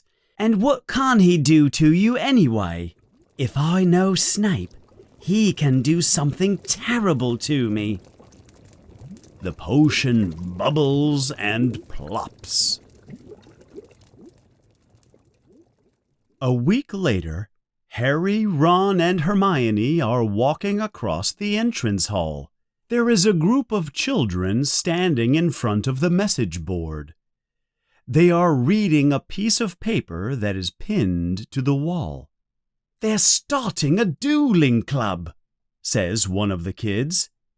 The first meeting is tonight, says another excitedly. "Wizard dueling might be useful," says a third kid. Harry, Ron, and Hermione love the idea of the dueling club. That night they run to the Great Hall, where the dueling classes will take place.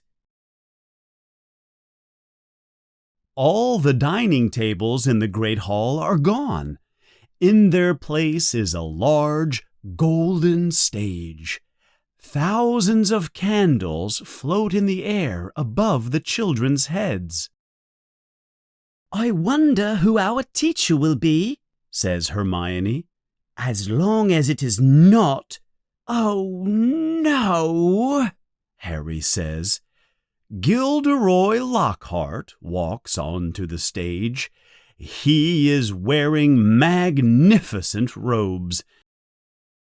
And with him, as his dueling opponent, is Professor Snape. Snape is wearing black robes as usual. Lockhart waves his arms for silence. "Come, children, come closer. Can you all see me well? Can you all hear me clearly? Excellent. Professor Dumbledore has given me permission to start this dueling club. I will teach you how to defend yourselves against charms and spells. You will find more information about my skills in my books. They are in the library, of course. I would like to introduce my assistant, Professor Snape. He has agreed to help me with a demonstration before we begin. Do not worry, children. You will still have your potions master after this demonstration." Snape is not happy with what Lockhart has said. "Wouldn't it be great if they turned each other into frogs?" says Ron quietly to Harry. "Let us begin the demonstration," says Lockhart. Lockhart and Snape take positions on opposite sides of the long stage. As you can see, we are holding our wands in the correct combat position, continues Lockhart. On the count of 3, we will cast our first spells. Neither of us will try to kill the other, of course. I hope Snape knows that, says Harry quietly to Ron. They both laugh. 1, 2, 3. Both professors swing their wands up and over their heads. Snape cries, Expelliarmus! There is a bright flash of red light, and Lockhart is knocked off his feet. He flies backwards off the stage and onto the stone floor. Malfoy and the other Slytherins laugh. Hermione is angry. She still likes Lockhart very much. Lockhart stands up. He looks a little dizzy. Well, children, he says, that was a disarming spell. As you can see, I have lost my wand. Thank you, Miss Brown. Yes, Professor Snape, that was a good choice to show the students. Of course, it was very obvious what you were going to do. If I wanted to stop you, it would be very easy. Snape has a face of pure evil. Well, enough demonstrating, says Lockhart with a worried look on his face. Professor Snape and I will now put you into pairs, so you can practice what I teach you, Lockhart continues. Snape approaches Harry. Mr. Malfoy, he says with an evil look on his face, come here. I want you to practice with the famous Potter. And you, Miss Granger. Your partner is Miss Bulstrode. The Slytherin girl is very large, very tall, and very strong. Hermione looks worried. The children pair up and find space in the great hall. Moments later, Lockhart cries, Place your wands in the correct combat position. The children raise their wands over their heads. They are prepared to duel. Then, suddenly, Professor Snape speaks. Professor Lockhart, why don't we let Malfoy and Potter demonstrate their skills for all the children to see? Snape has an evil smile on his face. What an excellent idea, says Lockhart. Harry and Malfoy climb onto the stage in front of all the children. Now, Harry, says Lockhart, when Malfoy points his wand at you, you do this. Lockhart raises his wand, moves it in a complicated zigzag action, then drops it. Oops, he cries. I think my wand is a little overexcited. Snape moves closer to Malfoy. He whispers something into his ear. Malfoy smiles an evil smile. Harry looks nervous.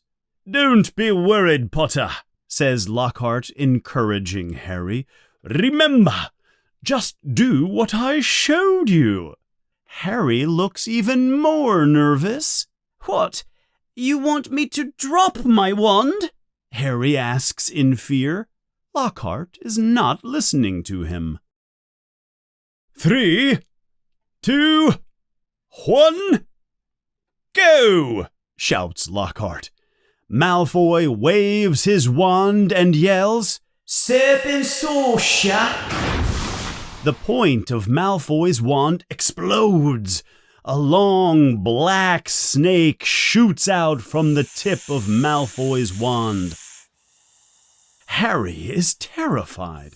The snake falls onto the floor of the stage. It raises its head. It looks like it will attack. The children scream and run away from the stage. "Don't move, Potter," says Snape. He does not seem worried. In fact, Snape seems happy that the snake is moving closer and closer to Harry.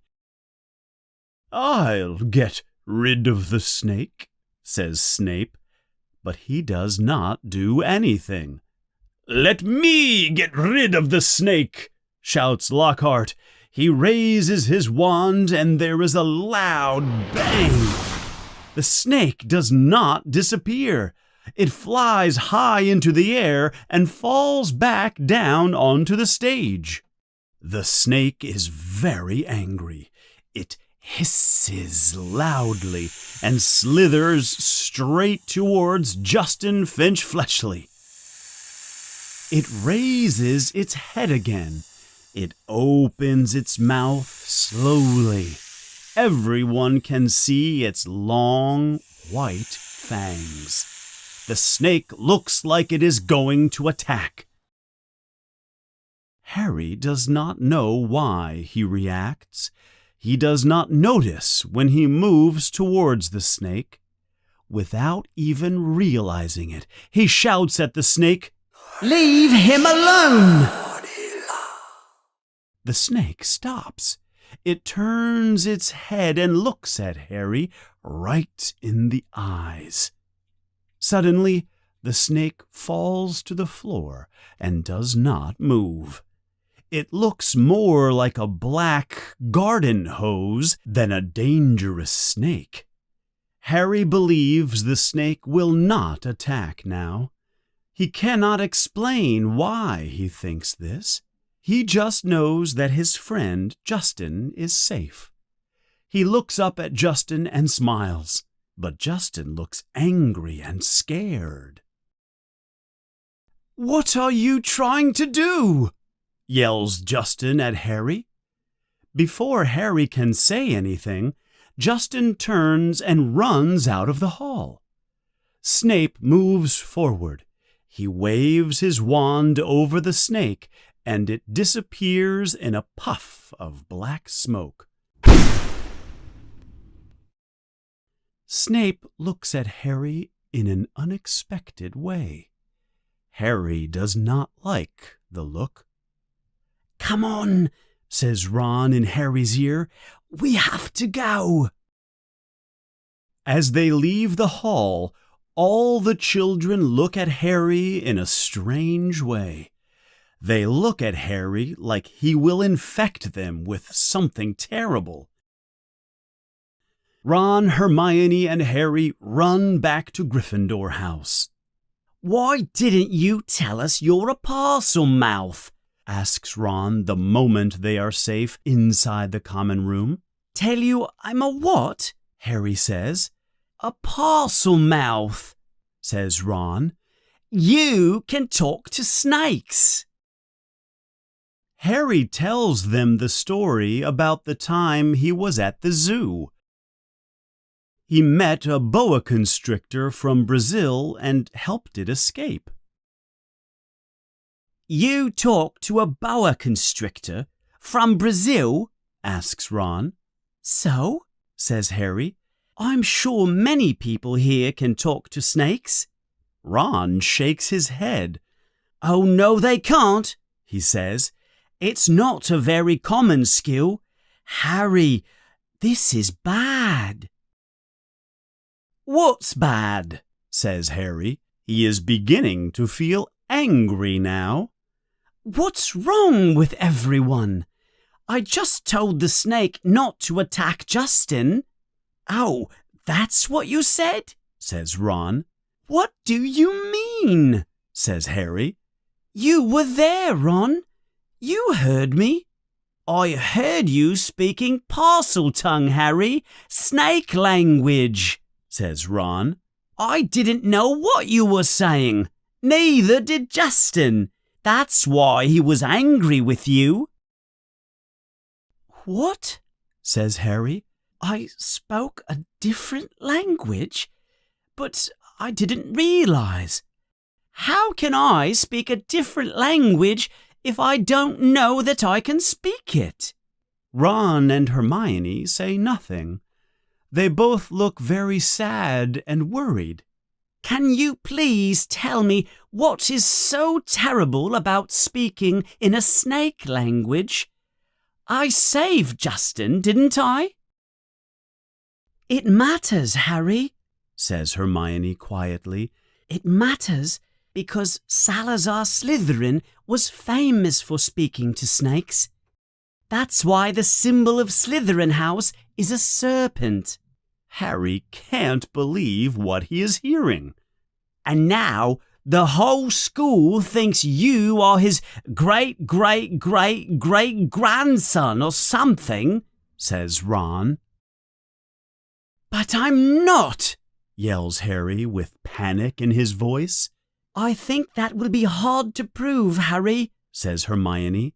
"Salazar Slytherin was alive 1,000 years ago. We have no way to know for sure. You could be his heir, Harry." Harry cannot sleep that night. Can he really be a descendant of Salazar Slytherin? He does not know anything about his parents. He never knew them. They were killed when he was only a baby, and the Dursleys never let him ask about his relatives. Quietly, Harry tries to say something in Parseltongue, but no words come out of his mouth. Harry is confused and frustrated. But before he falls asleep, he decides he will talk to Justin the next day in herbology class. He wants to explain what happened at dueling camp. He'll explain to Justin how he was only trying to stop the snake, not make it attack Justin. But of course, thinks Harry, no one thinks I tried to hurt Justin. Then he finally falls asleep. The next morning, herbology class is cancelled. Because of all the attacks, Professor Sprout focuses on taking care of the mandrakes. They must grow quickly so they can save the petrified children. Harry decides to go look for Justin. Maybe he is in the library studying. Harry walks to the library.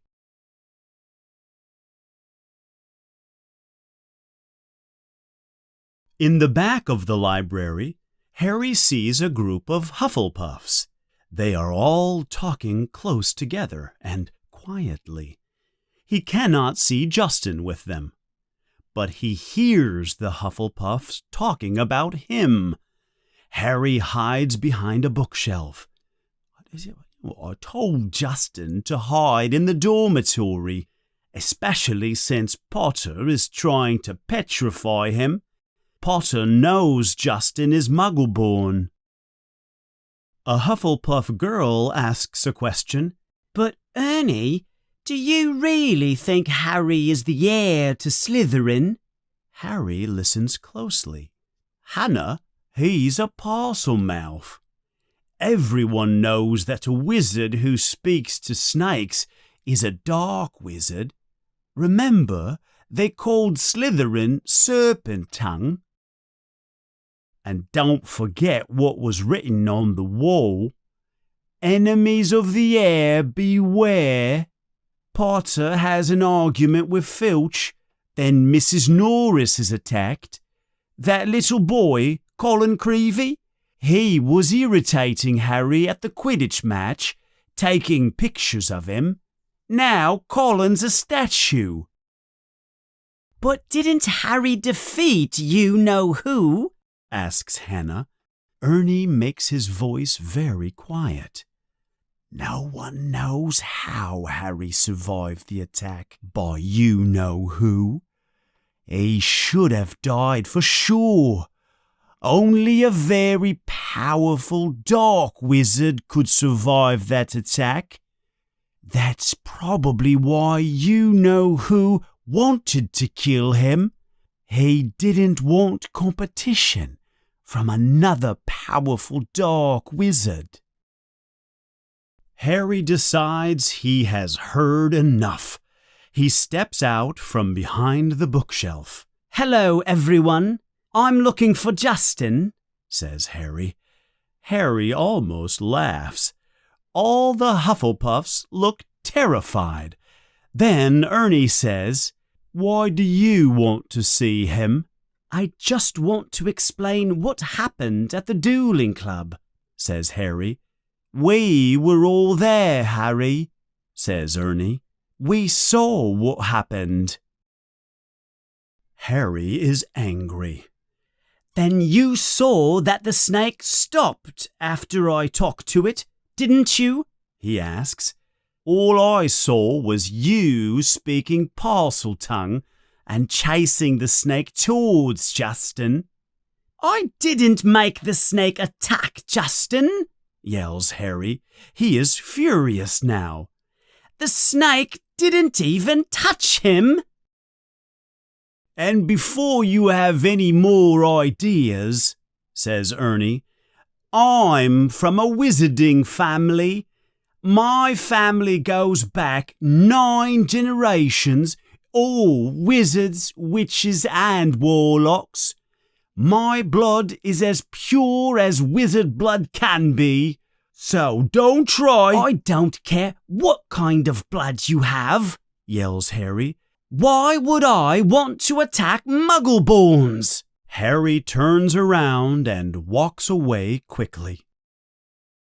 He runs down the corridor. He wants to go to the Hufflepuff dormitory to talk to Justin. In the corridor, he meets Hagrid. "Hello, Harry," he says, happy to see Harry. He is carrying a dead rooster in his hand. Hello, Hagrid, says Harry. What do you have there? "It's the second rooster killed this semester," Hagrid explains. "I need permission from Dumbledore to put a spell on the chicken house." Harry is too angry to talk to Hagrid. I'm sorry, Hagrid. I can't talk right now. I have to get to class, he lies. Harry walks off towards Hufflepuff. Hagrid looks at him, a little worried. Then he continues to Dumbledore's office. Harry is very angry because the children from Hufflepuff think he will hurt Justin because he is a Muggle-born. He is so angry that he is not paying attention to where he is walking. Suddenly, he trips over something that is on the floor. The corridor is dark, and he cannot see immediately what it is. He stands up and walks closer to the object. His stomach feels sick. It is Justin Finch Fletchley. He is lying on the floor. He is rigid and cold. He has a look of shock and fear on his face. His eyes are wide open, but they don't see anything. Next to him is another figure. It is the strangest thing Harry has ever seen. It is nearly Headless Nick. He is not white and transparent. He is like black smoke. He has the same expression on his face as Justin. Harry wants to run, but he cannot leave them here. He must do something. But before he can decide, Peeves the poltergeist appears suddenly. Well, it's Potty Potter! Ho, ho, ho! He laughs at his own joke. What are you doing here, Potty Pot? Then Peeves notices Justin and Nick. Harry tries to stop him, but Peeve yells, "Attack! Another attack! No mortal or ghost is safe! Run for your lives!" There is the sound of many doors opening in the corridor. Classroom doors open and the children come out to see what is going on. Many children come running into the corridor. They see Justin and they see Nick. And they see Harry there too. Professor McGonagall arrives. She flashes her wand to get the children's attention. Ernie is there too. "Caught in the act, Potter!" Ernie yells. Professor McGonagall organizes a group to carry Justin to the hospital building. Other children use a fan to push Nick down the corridor. "Come with me, Potter," says Professor McGonagall. "But, Professor," begins Harry. "I swear I didn't." "This is out of my control now, Potter," she interrupts. They walk down the corridor. They turn a corner and stop in front of a statue. It is an ugly stone gargoyle. "Sherbet lemon," she says the password loudly. The gargoyle suddenly begins to move, and the wall behind moves apart. Harry is terrified and amazed at the same time. Behind the wall is a staircase, a spiral staircase. It moves upwards like an escalator. Professor McGonagall and Harry step on to the staircase. Harry knows where they are going. This is where Dumbledore lives.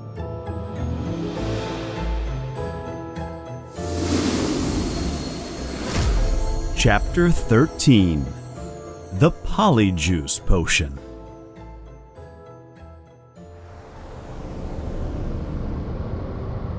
Professor McGonagall and Harry step off the spiral staircase. There is a door there. McGonagall knocks on the door softly. The door opens silently. They enter the room. Professor McGonagall tells Harry to wait.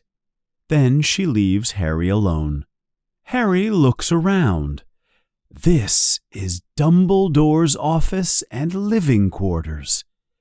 Harry thinks it is the most interesting office he has seen.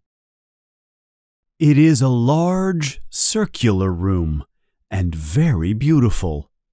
It is full of many interesting things. The walls are covered with portraits of former headmasters and headmistresses of Hogwarts. They all look like they are sleeping. There is also a very large wooden desk. On a shelf behind the desk is an old pointed hat, the Sorting Hat. Harry wants to put the hat on. He wants to make sure he is in the correct house. He walks over to the hat and picks it up. He puts it on his head. It is much too big for him. It falls over his eyes, just like the first time he put it on. Harry waits. Then he hears a quiet voice in his ear. "Welcome back, Harry Potter," says the hat. I know why you are here. You want to know if I placed you in the correct house, don't you? "I'm so sorry to bother you," says Harry. "But yes, am I in the right house?" continues the hat. You were difficult to place, but what I said was true. Harry feels very happy and satisfied. The hat placed him in Gryffindor. The hat continues, You would have been very successful at Slytherin. Harry feels very sad now and depressed. He takes the hat off quickly. You're wrong, says Harry. He throws the hat back onto the shelf. The hat is silent now. Then suddenly, Harry hears a strange coughing and gagging noise behind him. He turns around quickly. There, standing on a pole made of gold, is an ugly old bird that looks like a turkey without feathers. Harry thinks the bird looks very sick. The bird makes the strange noise again. A couple of feathers fall off the bird as Harry looks at it. Suddenly, the bird bursts into flames. Harry yells in shock and surprise. He looks around for some water to throw on the poor creature. The bird is now a bright ball of fire. It gives a loud screech, and then it explodes in a bright light of fire and smoke. The bird is gone. There is only a pile of ash on the floor. Then Dumbledore enters the room. Professor, yells Harry. your bird, I couldn't do anything. He just burst into flames. Dumbledore smiles at Harry. It's about time, He says. I was expecting him to do that. Harry cannot believe what he is hearing. You see, Harry, Fox is a phoenix. Phoenixes burst into flames when it is time for them to die. Then they are reborn from the ashes. Just look. Harry looks at the small pile of ashes on the floor. There, in the middle, is a small, pink, newborn bird. It is as ugly as the old one, thinks Harry. It's too bad you only saw him on his burning day, continues Dumbledore.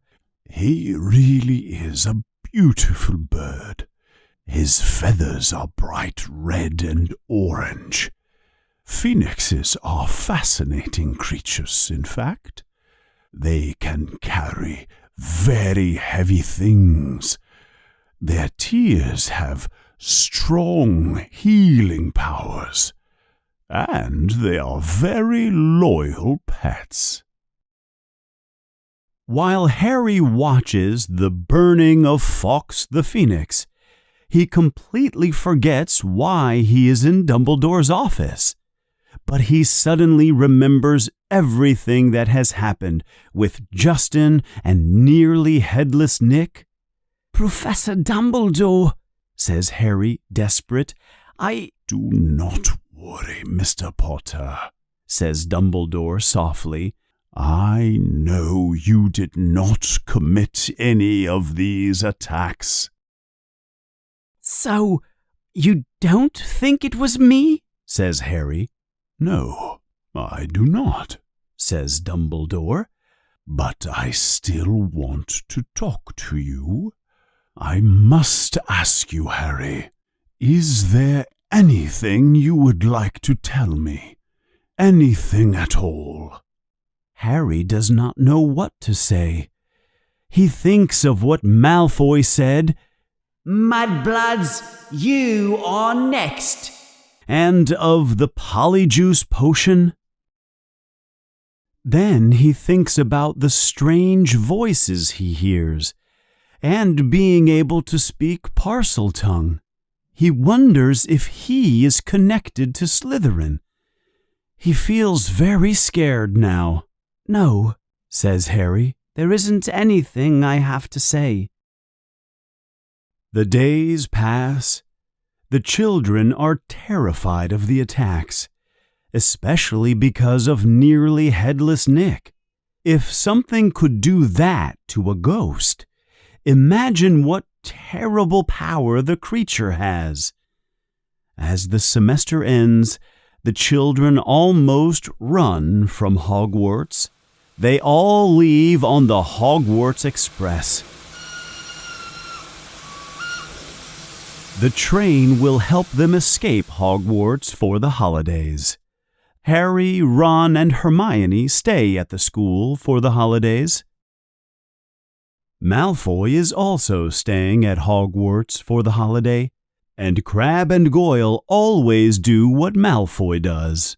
So they are staying at the school for the holidays too. This will be the perfect opportunity to use the polyjuice potion. On Christmas morning, Hermione tells Harry and Ron that the potion is ready. "I think we should use it tonight," she says. "But we still need a piece of the people we're changing into. You two will need pieces of Crabbe and Goyle, obviously. They're Malfoy's best friends. Malfoy will tell them anything. But we need to make sure the real Crabbe and Goyle do not appear when you are talking to Malfoy. I prepared a sleeping potion. I mixed it into these chocolate cakes. Crabbe and Goyle will eat anything. Give them to them at dinner tonight. When they are asleep, you can lock them in the cleaning closet. Then you can take some hair from each of them." Harry and Ron look at each other. They are not happy about this. "The potion won't work unless you have Crabbe and Goyle's hair," Hermione continues. "Oh, all right," says Harry. "But what about you? Whose hair are you going to pull out?" "I already have my hair," answers Hermione. She holds up a glass bottle with a single hair in it. "It's from Millicent Bulstrode. I got it when we were dueling. I took the hair off her robe." It is time to begin the polyjuice potion operation. During dinner in the Great Hall, Ron and Harry place the chocolate cakes with the sleeping potion in them next to Crabbe and Goyle. They see the cakes and eat them quickly. Soon after, Crabbe and Goyle leave the Great Hall. They are going back to Slytherin. Harry and Ron follow them. Crabbe and Goyle are walking down a corridor towards Slytherin. They both stop, look at each other, then fall onto the floor. They are fast asleep. Harry and Ron act quickly. They run over to them and drag them by the feet into the cleaning closet. Harry pulls some hair from Goyle's head, and Ron pulls some hair from Crabbe's head. They also take their shoes. Crabbe and Goyle are much bigger and taller than Ron and Harry. They run quickly to Moaning Myrtle's bathroom. Hermione is already there. She is stirring the cauldron. Harry and Ron look at the potion in the cauldron. It looks like brown mud. The smell is terrible. "Did you get the hairs?" she asks. Harry and Ron show Crabbe and Goyle's hair. "Good," she continues. "I have some large robes too. The ones you have are too small for you." "The potion is ready," she says. Here's one glass for you, Harry, one for you, Ron, and one for me. It will only last 1 hour. Now, you have to put the piece of hair into the potion. Then you have to drink it. Harry and Ron and Hermione put the hair into their glass. The brown potion suddenly turns yellow. Now, go to your toilet stall and drink the potion. Ron and Harry both go to an individual toilet stall. Now they all have room to transform. Ready? Asks Hermione. Ready? Harry and Ron answer at the same time. Harry holds his nose and quickly drinks the thick liquid. It tastes like old vegetables. He immediately feels something happen inside him. His stomach begins to burn. He thinks he might vomit. Now he feels the burning sensation in his fingers and toes. Then he feels the burning all over his body. He looks at his hands. They are growing. His body begins to change. He is growing. He is growing taller and fatter. His feet are growing, and his shoes are too small now. He pulls off his shoes quickly. Then he feels his skin. It feels like his skin is melting, like melting wax. Then suddenly everything stops. He puts on Goyle's large shoes, and he puts on the large robes. But he cannot see clearly. He realizes he is still wearing his glasses. He takes his glasses off, and his vision is clear. He puts his glasses in his pocket. "Are you two okay?" Harry asks with Goyle's deep voice. "Yeah, I'm okay," answers Ron with Crabbe's higher voice. Harry leaves his toilet stall and looks in the mirror. Goyle looks back at him. Harry touches his nose. So does Goyle. Ron's door opens. Harry and Ron, Goyle and Crabbe look at each other. "This is unbelievable," says Ron, looking in the mirror. "Unbelievable." "Come on, Hermione. We need to hurry," says Harry. There is a strange voice in Hermione's toilet stall. I don't think I will go. You two go without me, says the voice. "Hermione, we know Millicent Bulstrode is ugly, but no one will know it is you," says Ron. No, I think I'll stay here.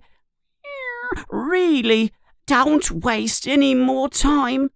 "Okay," says Harry.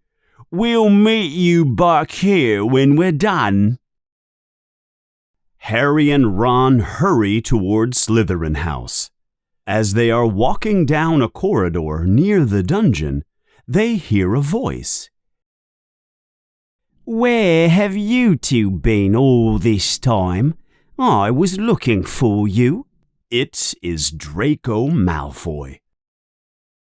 Harry and Ron are terrified, but they continue to walk with Malfoy. They stop in front of a stone wall.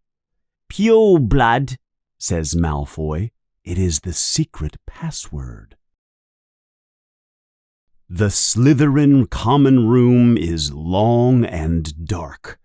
There are green lamps on the walls. There is a large fire in the fireplace. They all sit in empty chairs near the fire. Ron and Harry feel very uncomfortable in this situation. Malfoy looks at them. "What's wrong with you two? You look more confused than normal." Malfoy laughs at his own mean joke. Are you too scared of the creature from the chamber? You know, I can't believe the newspaper hasn't reported the attacks. The Daily Prophet would love a story like that. I guess Dumbledore is trying to hide the story from the public. My father says Dumbledore is the worst thing that has ever happened to Hogwarts. He loves Muggleborns too much. A good headmaster would never let trash like Colin Creevey into Hogwarts. Well, Malfoy continues, what's wrong with you two? What do you have to say about that? Harry and Ron are not prepared to answer a terrible comment like that. Then they realize they must answer. Yeah, right. No Muggleborns allowed, answers Harry quickly. Says Malfoy. That's better, Goyle. That's better. And not to mention Saint Harry Potter, friend of all mudbloods, says Malfoy angrily. Can you believe he's friends with that stupid Hermione mudblood? And people think Potter's the heir to Slytherin, Malfoy protests. Harry and Ron look at each other. Malfoy is about to confess and say that he is the heir. But then, I wish I knew who the heir was, says Malfoy. I could help them. Harry and Ron can't believe it. Malfoy is not the heir. Harry reacts quickly. But don't you know who is attacking all these people? Asks Harry in Goyle's voice. You know I don't know, Goyle. How many times do I have to tell you? And my father won't tell me anything either. He knows something, but he wants to protect me, I guess. One thing I do know is that the last time the chamber was opened, a mudblood died. So I guess another mudblood is going to die this time too. I hope it's Granger, says Malfoy with an evil smile. Ron wants to attack Malfoy with Crabbe's strength and strong hands, but Harry looks at him quickly. Then he asks, Do you know if the person who opened the chamber the last time was caught? Oh, yeah. Whoever it was expelled, says Malfoy. They're probably in Azkaban. Azkaban? Says Harry, confused. Azkaban, the wizard prison, Goyle, says Malfoy. He looks at Harry with a confused look. Really, Goyle? If you were any slower, you would be walking backwards. My father told me not to interfere. He says to let the heir do what is necessary. The school needs to eliminate the mudblood trash. But he doesn't want me involved in any way. He is already being investigated by the Ministry of Magic. They came to our house last week, you know.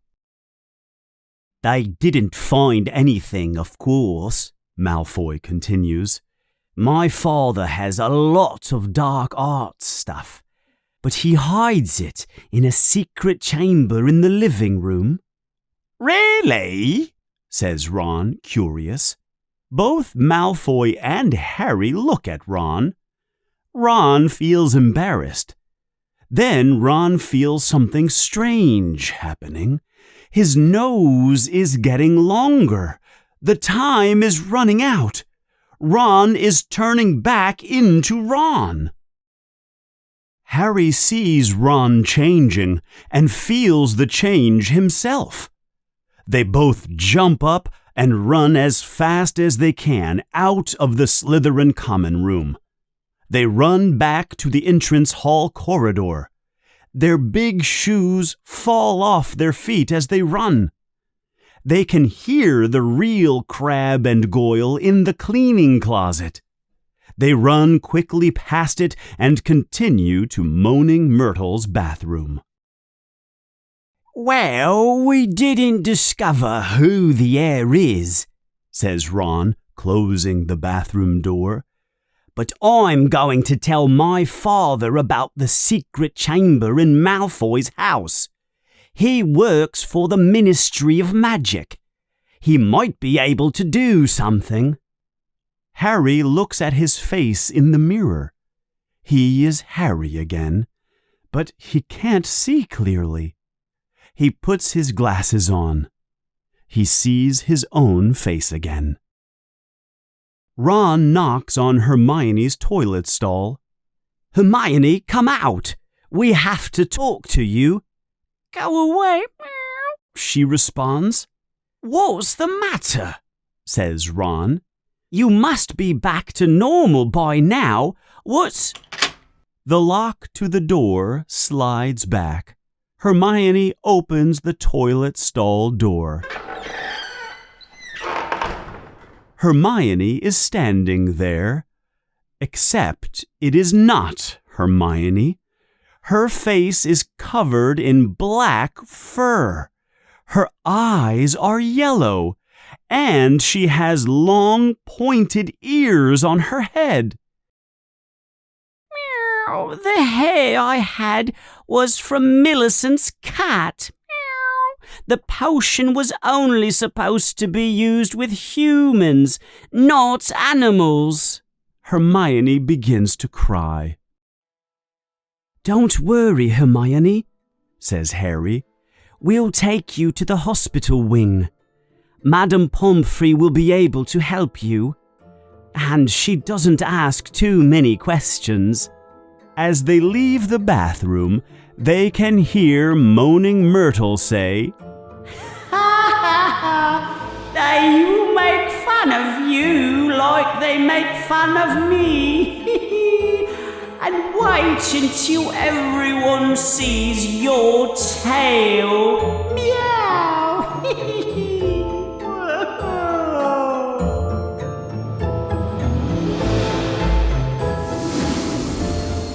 Chapter 14, The Very Secret Diary.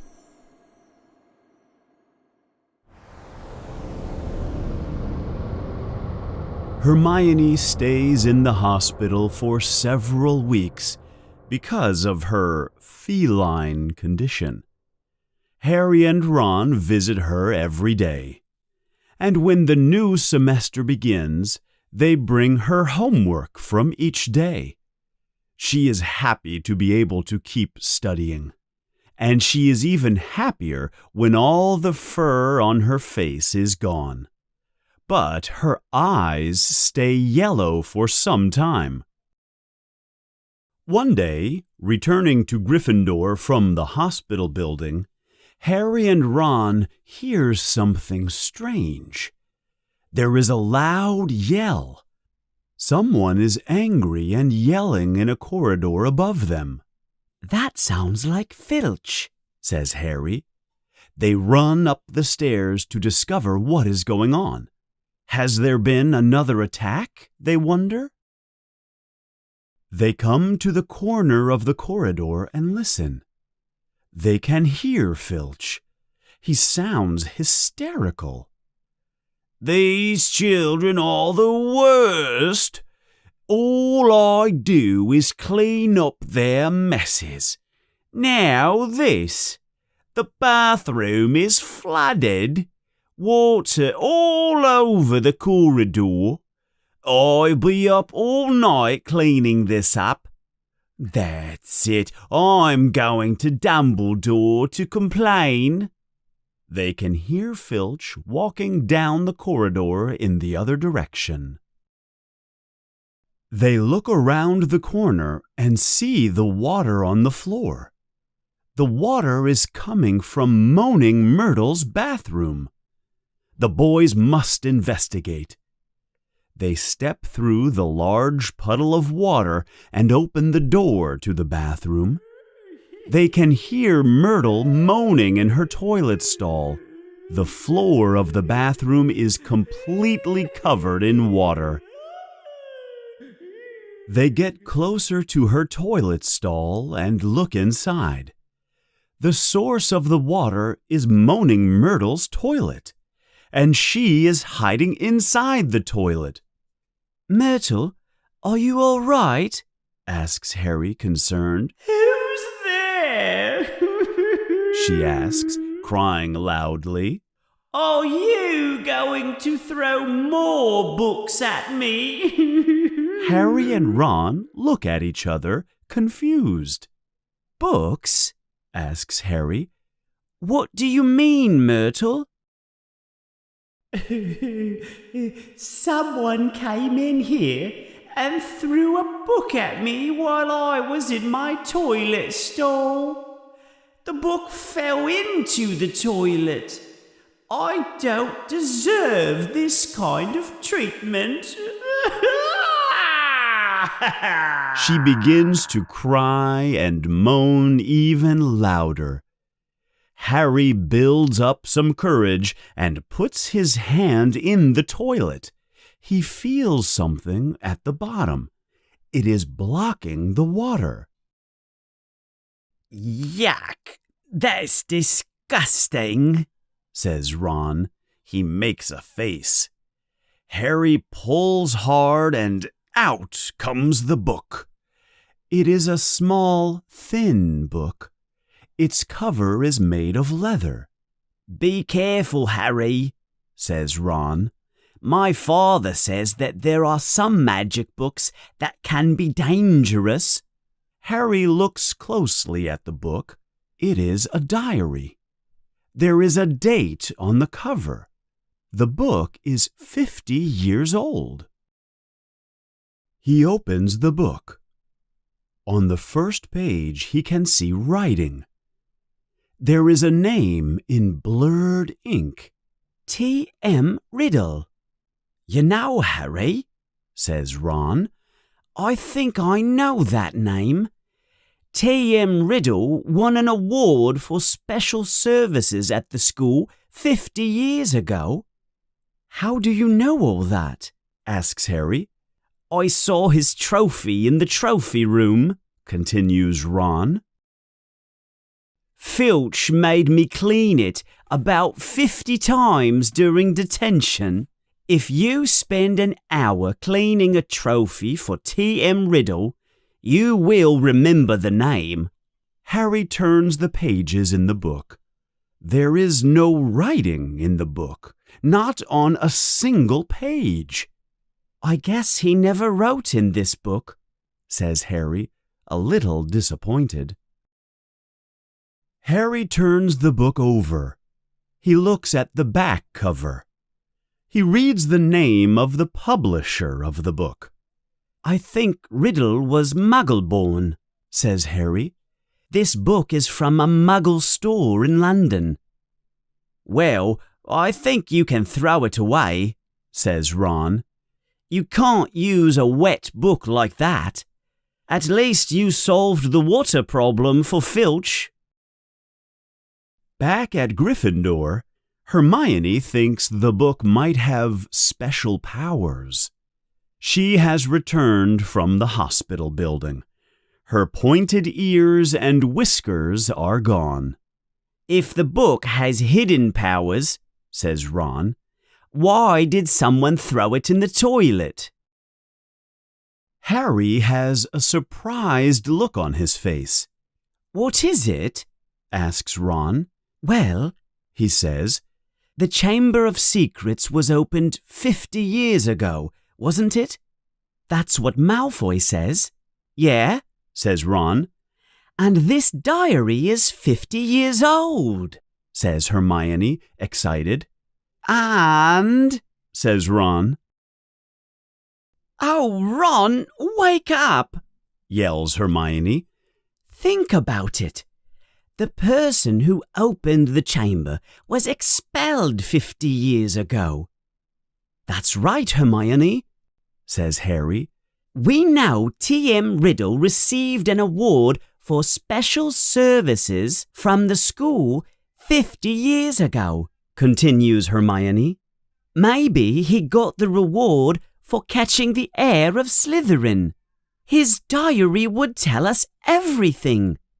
Where the chamber is, how to open it, what kind of creature lives in it. That's a great theory, Hermione, says Ron. There's just one problem. There's nothing written in the diary. Hermione is now holding her wand. Maybe it's invisible ink, she says excitedly. She taps the diary 3 times and says, Apparicium! Nothing happens. She tries other spells, but nothing happens. See, says Ron, there's nothing in it. As time passes, the children at the school feel safer. There haven't been any attacks since Nearly Headless Nick and Justin. And Madame Pomfrey says the mandrakes are almost ready to use to help the petrified children. Maybe the heir of Slytherin has decided to stop the attacks. It is more dangerous for the attacker now. Everyone at Hogwarts is aware and alert. Harry does not want to give up on the diary. Harry feels connected to T.M. Riddle. He doesn't know him, but he feels that he is important. One night, Harry cannot sleep. He takes out the diary and turns the pages. Then he gets an idea. If the diary is magic, maybe he should write something in it. He can't think of anything else to do. He goes to his desk. He places the diary on the desk. He takes out a feather quill pen. He puts the tip of the pen in some ink and begins to write on a page in the diary. The ink appears clearly on the page. Then suddenly it disappears, like it is being absorbed by the paper. Then Harry has another idea. He writes, My name is Harry Potter. His words are clear on the paper. For a moment. Then they disappear into the page. Then something happens. Harry can see new ink appear on the page. There are words on the page now. They are not Harry's words. Hello, Harry Potter. My name is Tom Riddle. How did you get my diary? But soon the words disappear. Someone tried to throw it away. In a toilet, writes Harry. Again his ink disappears. Then other words appear. I'm glad I wrote my memories in something more permanent than normal ink, answers Tom Riddle. There are some people who do not want others to read my words. What do you mean? Writes Harry. I mean that this diary has many terrible secrets. Things that were hidden. Things that happened at Hogwarts School of Witchcraft and Wizardry. That's where I am right now, writes Harry quickly. I'm at Hogwarts, and terrible things have been happening. Do you know anything about the Chamber of Secrets? Riddle's answer appears quickly. Of course I know about the Chamber of Secrets. When I was at Hogwarts, they said it was a legend. They said it didn't exist. But that was a lie. In my 5th year, the chamber was opened. The monster attacked many students. Before it disappeared, it killed a student. I caught the person who opened the chamber. He was expelled, but the headmaster at the time tried to hide the story. He did not let me tell the truth. The headmaster invented a story. He said there was an accident and a student died. They gave me a nice trophy, and they told me to keep my mouth shut and not say anything to anybody. But I knew it could happen again. The monster was still alive, and the person who controlled it was not in prison.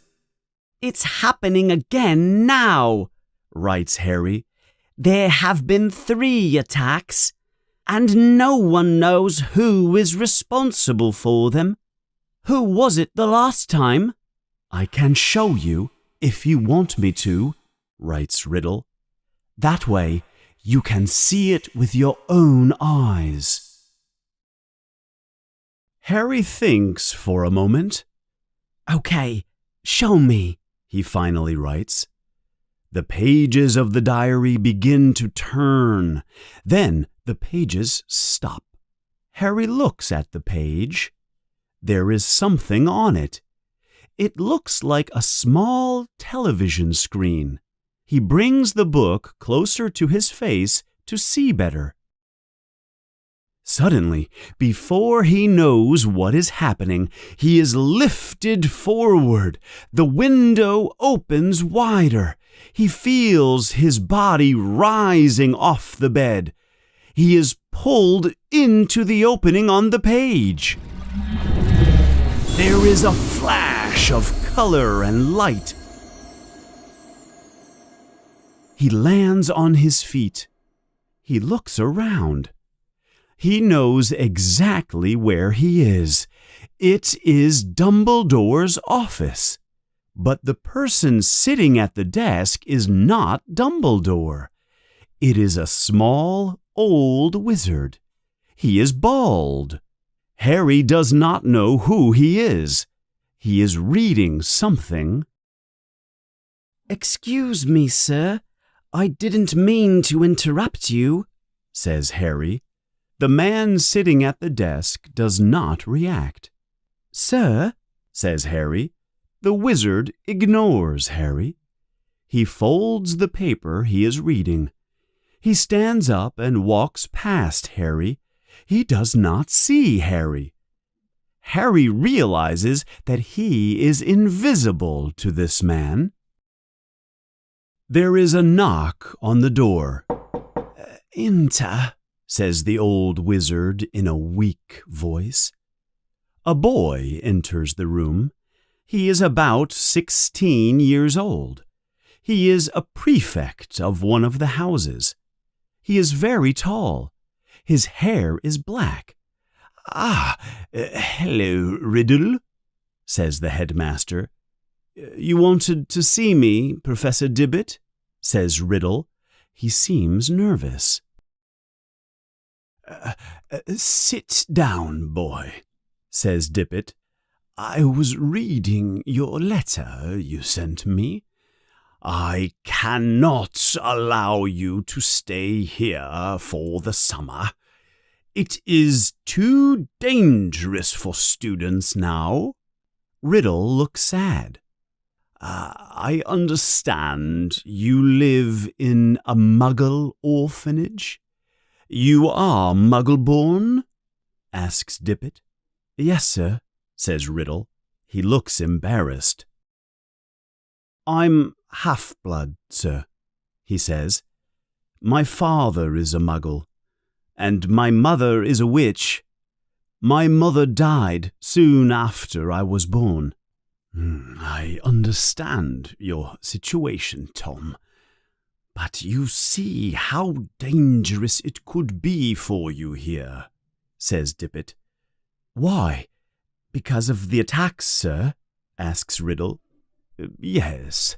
he answers. "After the death of that poor little girl, you will be safer at the orphanage. In fact, the Ministry of Magic is thinking about closing the school. We do not know what is causing all of this. We do not know what the source is. We cannot allow you to stay." "But, sir," says Riddle, "what if the person responsible were caught? What if all this terror stopped?" "What do you mean?" asks Dippet. "Do you know something about the attacks?" "No, sir," answers Dippet, but Harry thinks he is lying. "You may go now, Tom," says Dippet. Tom leaves the office and walks down the dark corridors. Harry follows him silently, like a ghost. The corridors are empty. It is late at night. Tom walks past the entrance hall. Suddenly there is a voice. "What are you doing here? It's too late for you to be here alone." Harry looks at the wizard who says this. He recognizes the person. It is Dumbledore, 50 years younger. "I was talking to Professor Dippet, sir," says Riddle. "Well, hurry back to bed," says Dumbledore. "It is not safe in these corridors." Riddle walks away towards the dungeons. Harry is expecting Riddle to take him to a secret room, but he takes him to the classroom where Snape has potions class. Riddle opens the door and goes into the room. He does not close the door all the way. He just stands next to the door inside the room and waits. He looks out of the door into the hallway. He waits there for many minutes.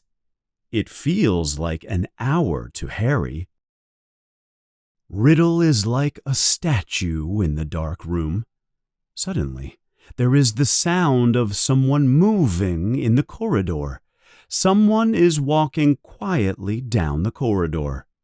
There is the sound of footsteps. A dark shape passes the door where Riddle is hiding. Riddle waits, then he follows.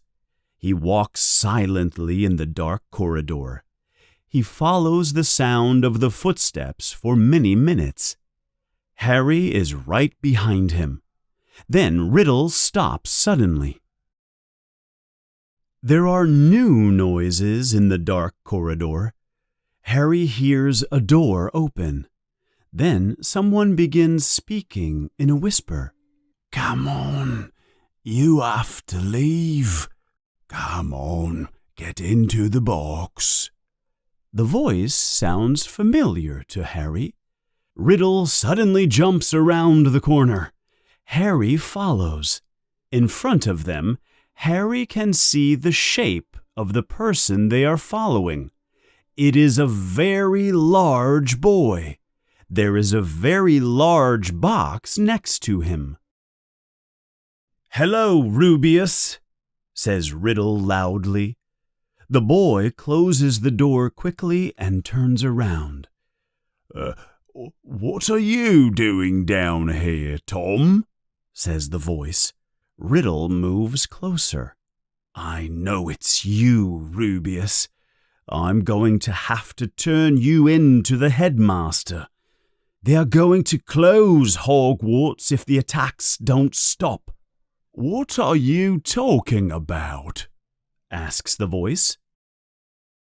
"I don't think you wanted to kill anyone, but you cannot keep a monster as a pet.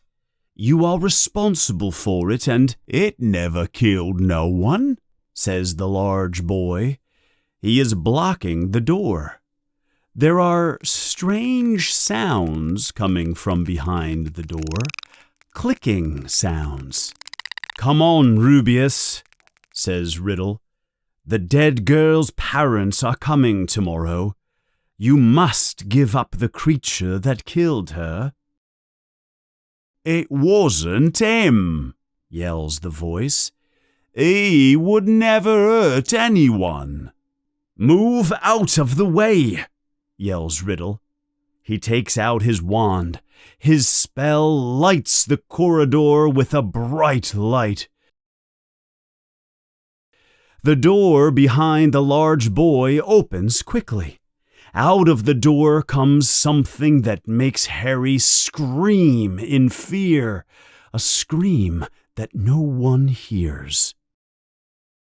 It is a giant creature. It is black. Its body is covered in hairs. It has many long legs. There are many eyes on top of its head. Riddle raises his wand again, but it is too late. The creature runs past him and knocks him down. It runs down the corridor and disappears around a corner. Riddle stands up quickly, but the large boy jumps on him. The large boy takes Riddle's wand and throws him to the ground. Then the scene becomes a whirl of light and colors again.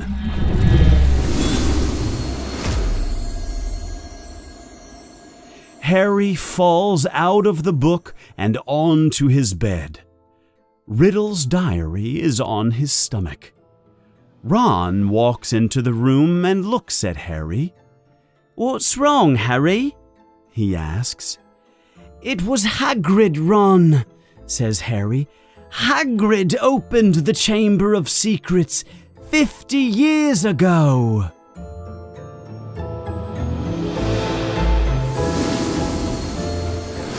Chapter 15. Cornelius Fudge.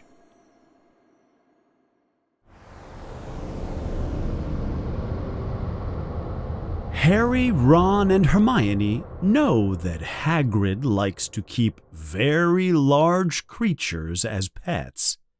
During their first year at Hogwarts, Hagrid tried to keep a dragon in his little house.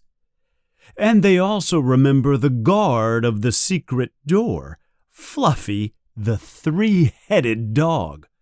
But they also know that Hagrid would never hurt anyone at Hogwarts. Harry talks to Tom Riddle in his diary many times. Tom tells the story of Hagrid over and over again, but it is difficult for the children to believe that Hagrid is guilty. The attacks did stop 50 years ago after Hagrid was expelled. The children are confused.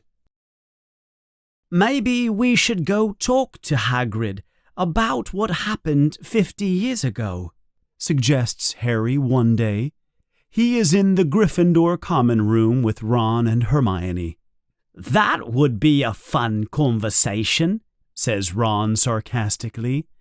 "Tell us more about how you were expelled, Hagrid." They decide not to visit Hagrid unless there is another attack, and Harry does not hear the voice again for many days. Almost 4 months pass since nearly Headless Nick and Justin were attacked. Madame Pomfrey says the mandrakes are almost mature. Soon they will be ready to use to cure the petrified children. All the children at the school begin to feel more relaxed. Things seem more normal at Hogwarts.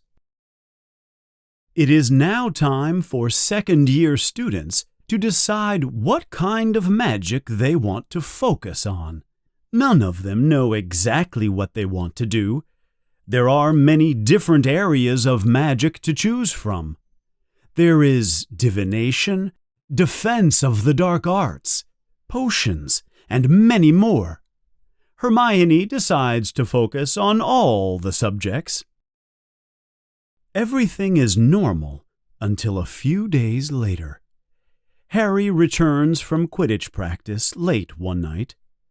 Neville Longbottom meets him as he is coming in. "Hurry, hurry," says Neville. "We don't know who did it, but you have to come and see."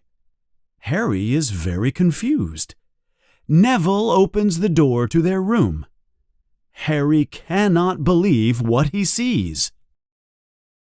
All of the things inside Harry's trunk have been removed. They are thrown all over the floor. All of the contents of his desk have been removed. His bed sheets are on the floor. The mattress to his bed has been moved too. Someone has been looking for something. Then Harry realizes Tom Riddle's diary is gone. Ron and Hermione come in to see what is going on. "Who did this?" asks Ron. "I don't know, but Riddle's diary is missing." Then Hermione says, Only someone from Gryffindor could have done this. No one but a Gryffindor knows the password. "I know," says Harry. The thief is someone right here from Gryffindor. The next day there is a Quidditch game. Harry, Ron, and Hermione are going to the field together. Hermione says that Harry should report the missing diary to Dumbledore, but Harry does not like the idea. He does not want anyone to learn about Hagrid and how he was expelled. As they are walking through the entrance hall, Harry hears the voice. Kill this time. Let me rip, tear. "The voice!" yells Harry in surprise. "I just heard it again. Did you hear it?" Ron and Hermione shake their heads no. Then Hermione snaps her fingers. "Harry, I think I understand something now," she yells in excitement. "I have to go to the library." She runs quickly up the stairs to the library. "What does she understand?" Harry asks Ron. "She understands a lot more than we do," answers Ron. "That's what Hermione does. When she wants to understand something more, she goes to the library." Harry is even more confused. He tries to hear the voice again, but there are other children coming through the entrance hall towards the Quidditch field. They are all talking and laughing, and Harry cannot hear anything. They arrive at the field soon after. It is Gryffindor versus Hufflepuff. The crowd is cheering loudly. The players are ready to play. But just before Madam Hooch blows the whistle, Professor McGonagall runs onto the field. She is holding a megaphone and yelling at the fans and the players. This match has been cancelled, she yells. All students must return to their houses immediately. The crowd boos and players complain. Quickly now, yells Professor McGonagall. Quickly, everyone to your houses. Then to Harry she says, "Potter, I think you should come with me. You too, Weasley." Harry and Ron look at each other, then follow Professor McGonagall into the castle and up to the hospital building. As they enter the hospital room, Professor McGonagall explains. "There has been another attack. Another double attack." Madame Pomfrey is standing next to a girl from the 6th year from Ravenclaw, and on the bed next to her is... "Hermione!" cries Ron. Hermione is as rigid as a statue. Her eyes are wide open, but they do not see anything. "They were found near the library," says Professor McGonagall. Can either of you explain what this is? She is holding a small circular mirror. It was found on the floor next to them. Harry and Ron shake their heads no. Come with me, she says. I will take you back to Gryffindor Common Room. I must talk to the students. Professor McGonagall gives the children terrible news. Students cannot walk alone in the corridors. Students cannot go to the bathroom without a teacher. All Quidditch games are cancelled.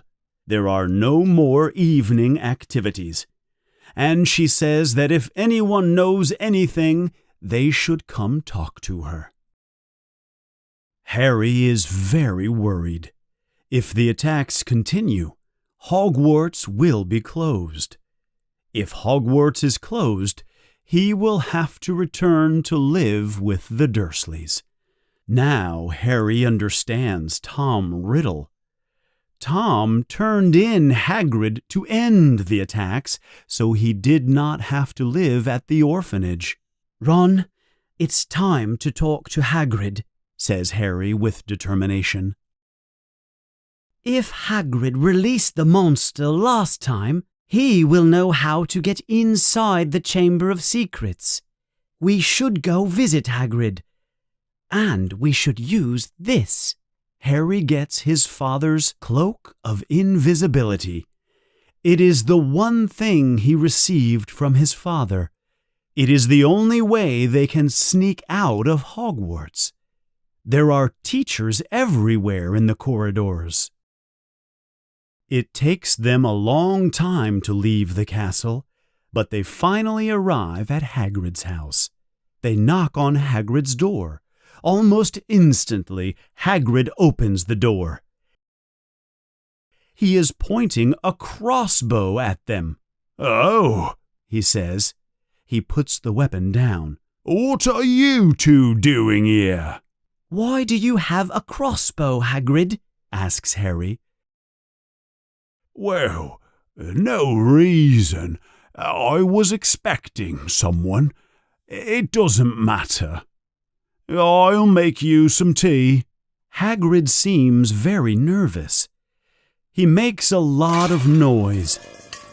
He drops a pot on the floor, and he gives Harry and Ron cups of hot water. He has forgotten to put the tea in the cups. Are you okay, Hagrid? Asks Harry. Before Hagrid can answer, someone knocks on the door. Harry and Ron quickly hide under the invisibility cloak again. They move into a corner of the small house. Hagrid opens the door. It is Dumbledore. There is also another man with him. He is short and fat, with gray hair. That's my father's boss, whispers Ron. Cornelius Fudge, the Minister of Magic. Hagrid looks very nervous now. "I'm sorry we had to come, Rubeus," says Cornelius Fudge, "but there have been attacks on 4 Muggle-born students. The Ministry has to act." Hagrid looks at Dumbledore. "Professor Dumbledore, you know I never, sir." Dumbledore looks at Fudge. "I want you to know that I trust Hagrid completely," says Dumbledore. "I'm sorry, Albus," says Fudge. "Hagrid has a bad record. He was expelled before. The Ministry has to do something. The governors of the school have contacted us. There is a lot of pressure against me. We have to take him away." Dumbledore looks furious. Hagrid looks terrified. "Take me away?" Hagrid says. "Take me where?" "Only for a short time, Hagrid," says Fudge. "If someone else is caught, you will be released." "You'll take me to Azkaban?" cries Hagrid. Before Fudge can answer, there is another knock on the door. This time, Lucius Malfoy walks in. He looks around Hagrid's house with a mean look on his face. "I see you're already here, Fudge," says Malfoy, happy. Good. Let's finish this business quickly, yes?" "What are you doing here?" growls Hagrid. "Get out of my house." "Believe me, Hagrid," says Malfoy, "I do not want to be in your house, if you call this a house. They told me the headmaster was here, so I am here too." "Why do you want to see me, Lucius?" asks Dumbledore suspiciously. "I have bad news for you, Albus," says Malfoy. He takes a long piece of paper out of his robes. "The governors of the school have decided. They have all signed the petition.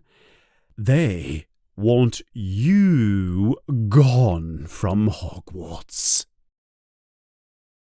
They believe you are no longer capable of protecting the children or the school. How many attacks have you allowed to happen? 2 more just today, correct? If we do not act now, there will be no Muggleborns left at the school, and we know that will be terrible for the school. No Muggleborns." Fudge is about to protest. "There is nothing you can say, Fudge," continues Malfoy, looking at Hagrid. "We have all voted. Dumbledore must leave. And Hagrid too." Hagrid stands up. He is very angry. He is very tall and strong. "How many governors did you threaten, Malfoy?" he yells. Well, says Malfoy. "You really do have a bad temper, don't you? You must not talk to the guards at Azkaban prison like that. They will not like it, not one bit." "You can't take Dumbledore away," yells Hagrid. "If you take him, the Muggleborns have no protection. Someone will die for sure." Hagrid looks like he will attack Malfoy. Dumbledore acts quickly. "If the governors want to remove me, I will leave." Malfoy looks mean but content. "However," continues Dumbledore, he is speaking very slowly and clearly now, so everyone can hear him, "you will see that I will always be at the school.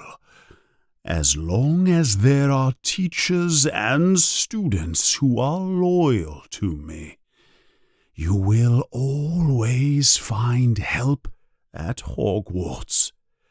All you have to do is ask for it." Harry is almost sure Dumbledore looks towards them in the corner where they are hiding. "Very well, Albus," says Malfoy. He opens the door and allows Dumbledore to leave Hagrid's house. Fudge waits for Hagrid to leave before him, but Hagrid stops suddenly. He turns around and says loudly, "If anyone needs to discover some stuff, all they have to do is follow the spiders. They will show the way. That's all I have to say." Fudge and Malfoy look at him as if he were crazy. "All right, let's go," he says. "Oh, yeah, and someone needs to feed the dog while I'm gone." The door closes with a bang. Harry and Ron pull off the invisibility cloak. "We're in trouble now," says Harry. "Without Dumbledore at the school, the students will be in terrible danger. There will be one attack every day. They should just close the school tonight." Hagrid's dog, Fang, begins to howl.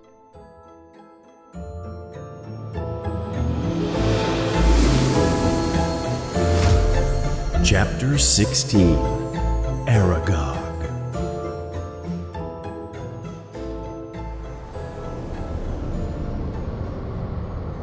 Harry and Ron's best friend, Hermione, is in the hospital wing.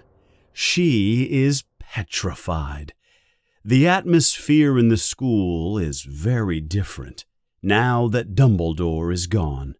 The children are more afraid now. No one feels safe. But Harry cannot stop thinking about what Dumbledore said. "You will see that I will always be at the school. As long as there are teachers and students who are loyal to me, you will always find help at Hogwarts. All you have to do is ask for it." But Harry does not know who he can talk to. Who can he trust? Harry also thinks a lot about what Hagrid said before they took him. "If anyone needs to discover some stuff, all they have to do is follow the spiders. They will show the way." Finally, one night, Harry tells Ron what he is thinking. "Do you remember what Hagrid said about the spiders?" Ron's face turns green. He hates spiders. "Yeah, I remember. How can I forget?" says Ron. "Why?" "I think Hagrid knows something," continues Harry. "He was telling us the night they took him. We have to follow the spiders.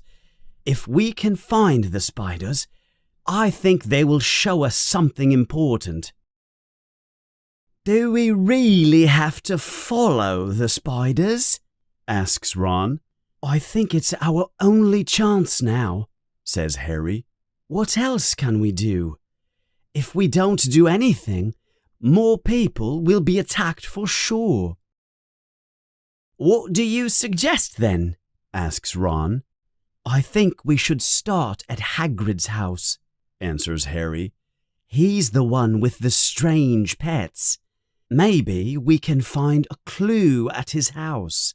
Ron nods okay, but his face is still a greenish color.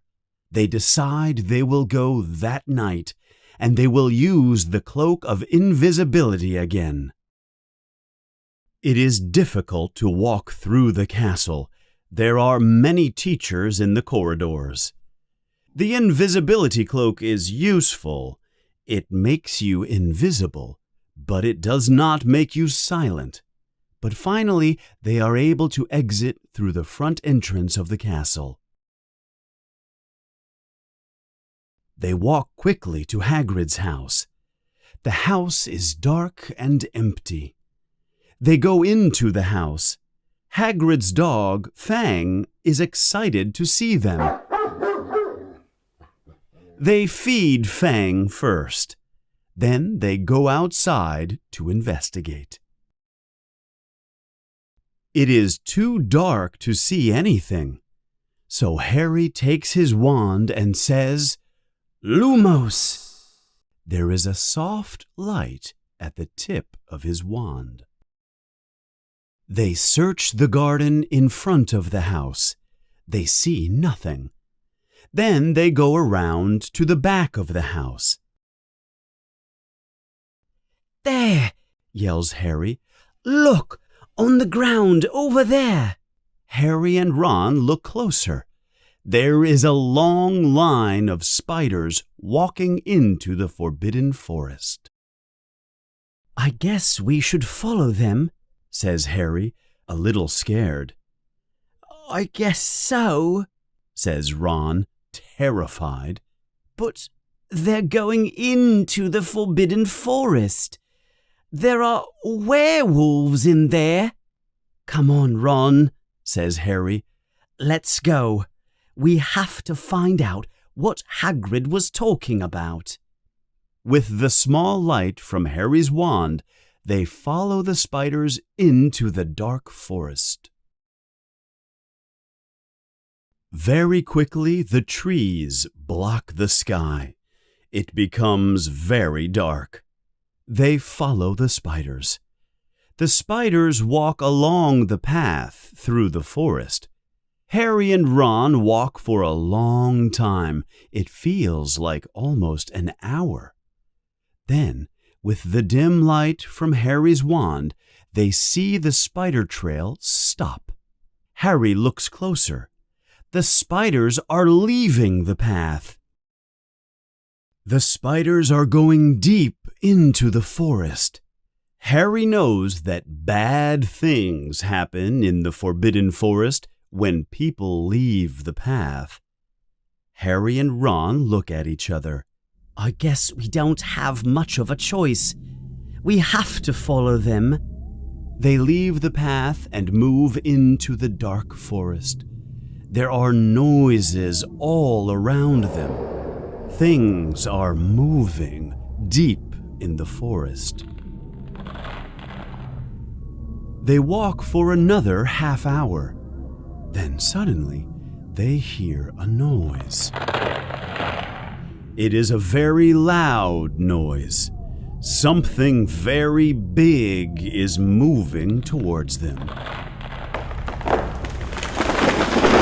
Oh no, oh no, oh no, says Ron frantically. Shh, yells Harry. Be quiet. Whatever it is will hear you. There is a strange rumbling noise. Then suddenly there is a bright light near them. It is so bright that they cover their eyes. Harry, yells Ron. He is excited. Harry, it's my father's car. What? Come on, Harry. They move towards the light. They push through tree branches and bushes. Soon they come to an opening in the trees. Mr. Weasley's car is there in the clearing, alone and empty. Its headlights are bright in the dark night. The car has been in the forest all this time, Harry, says Ron, very happy to see the car. My father had no idea where it was. Look at it. The forest has turned it wild. The car is dirty and there are many scratches and dents in the side of the car. I'm glad to see you again, old friend, says Ron. He is patting the car like it is a large blue dog. Now that the surprise is over, Harry looks for the spiders again. They are all gone. There is no sign of them anywhere. The trail of spiders has disappeared. We've lost the trail of spiders, Ron, says Harry. We have to go and find it. But Ron does not speak. He does not move. Ron is looking over Harry's head into the forest. There is a look of terror on his face. Harry does not have time to react. Suddenly, there is a loud clicking sound.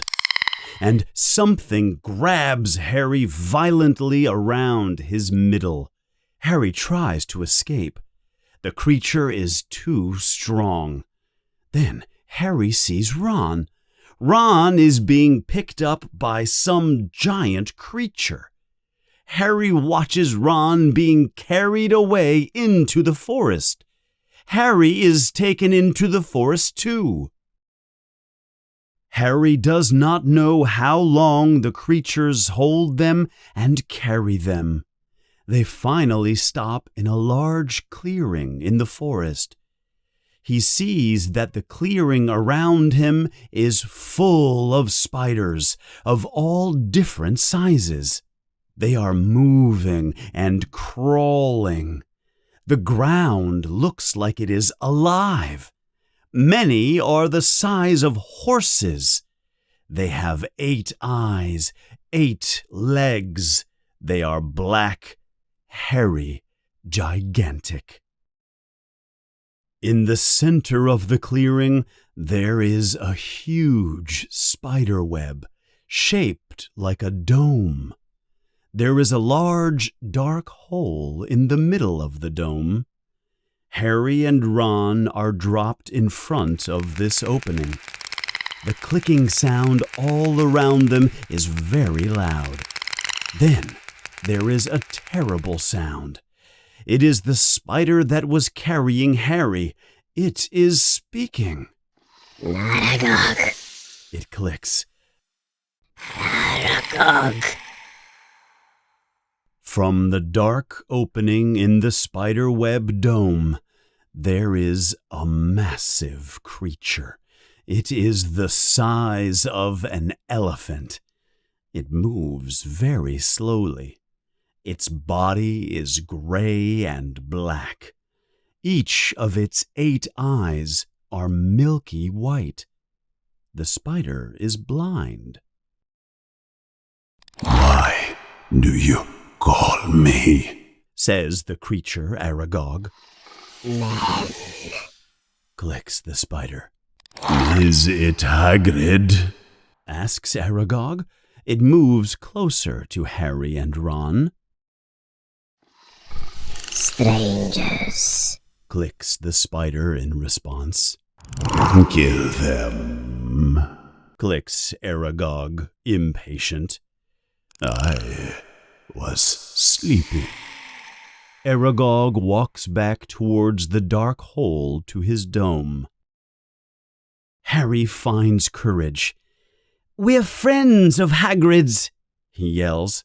The clearing around him is loud with clicking. Aragog stops.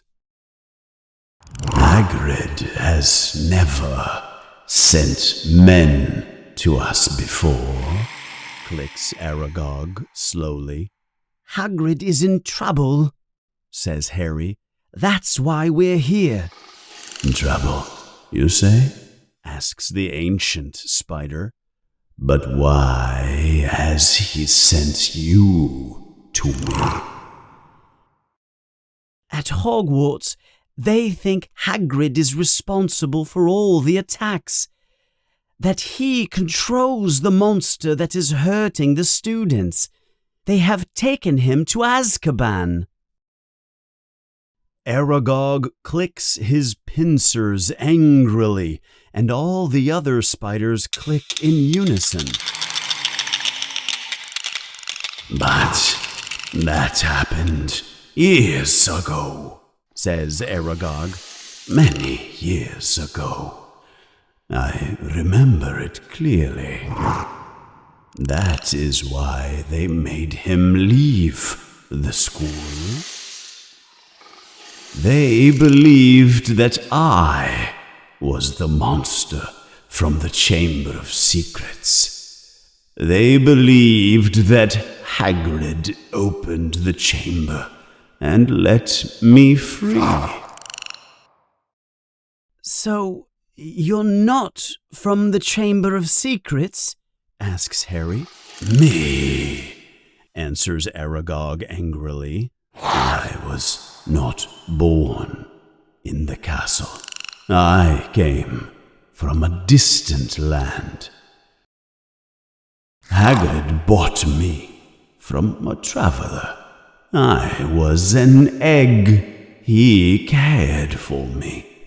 He fed me. He protected me in the castle. Hagrid is a good friend, a good man. When they discovered that I was in the castle, they blamed me for the death of the young girl. Hagrid protected me then, too. I escaped that night. I have lived in the forest ever since. Hagrid still visits me. He found me a wife, Mosag. You can see how my family has grown. It is all because of Hagrid's goodness. Harry continues his questions, even though he is terrified. So, you never attacked anyone? Never, clicked Aragog. It is my instinct to kill and eat humans like you. But because of my friendship with Hagrid, I did not. I have never harmed a human. That young girl who was killed, her body was found in the bathroom. I never left the dungeons while I was in the castle. But do you know what did kill that girl? Asks Harry. Because the creature that killed her has returned. It's attacking people again. All the spiders react to Harry's words. They begin to click and hiss. The noise is very loud. That creature is an ancient creature. We spiders fear it more than anything. I begged Hagrid to let me leave the castle when the creature began its attacks. But what is the creature? Asks Harry desperately. The spiders click and hiss even louder. The spiders begin to move closer to Harry and Ron. We do not speak of it, yells Aragog angrily. We do not name it. I did not even tell Hagrid the name of the creature, but he asked me many times. Aragog begins to go towards his dome web again. Thank you for your help, sir, says Harry. I think we'll go back to the castle now. Go, says Aragog slowly. I do not think so. But, yells Harry. My sons and daughters do not hurt Hagrid, but they are hungry now, and there is fresh meat here in the clearing. Goodbye, friends of Hagrid. Harry looks around him. There is a wall of spiders all around the clearing. In desperation, Harry takes out his wand. He knows there is no hope. There are too many spiders, but he is ready to fight. Then suddenly, there is a loud honking noise. There is a bright light that appears in the clearing. It is Mr. Weasley's car. It comes speeding into the open area.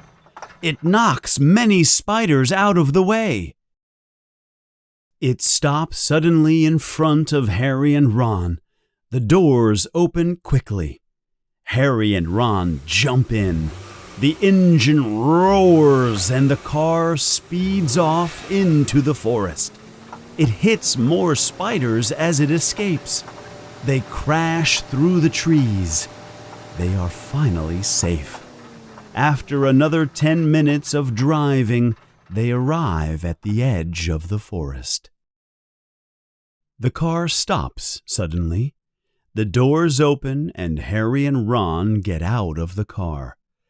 With a final honk, the car returns to the dark forest. It disappears quickly. Harry and Ron return to Hagrid's house to get the invisibility cloak. "Follow the spiders," says Ron, imitating Hagrid's words. "We are lucky to be alive." "Ron," says Harry, "if Hagrid knew that Aragog might hurt us, I don't think he would have told us to follow the spiders. Don't blame Hagrid. He was only trying to help." They talk quietly as they return to the castle. They are under the invisibility cloak again. "So what have we learned?" asks Ron. "It all feels like a waste of time." "Well, we did learn that Hagrid didn't open the Chamber of Secrets," says Harry. "He was innocent." They finally return to Gryffindor House. Ron falls into bed and is asleep immediately. Harry cannot fall asleep as quickly. He is thinking about what Aragog has said. If Aragog is afraid of the creature from the chamber, it must be a terrible creature, like a Voldemort monster that the other creatures do not name. But Harry still does not know what it is, or how it petrifies its victims.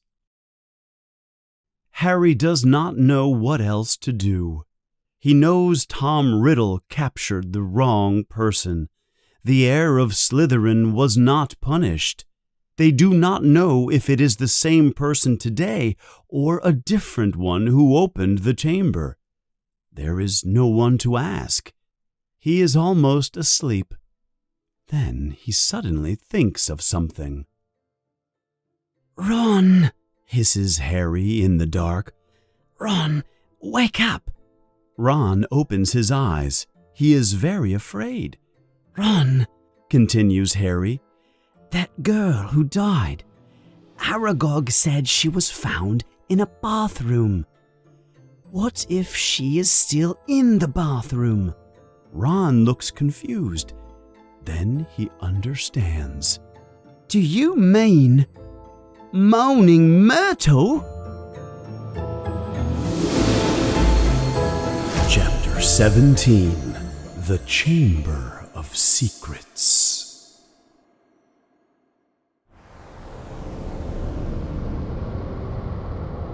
Finally, Harry and Ron have discovered an important piece to the mystery.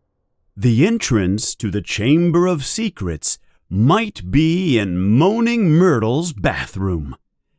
They were in the bathroom with Myrtle many times, but now they realize that they have never asked her where or how she died.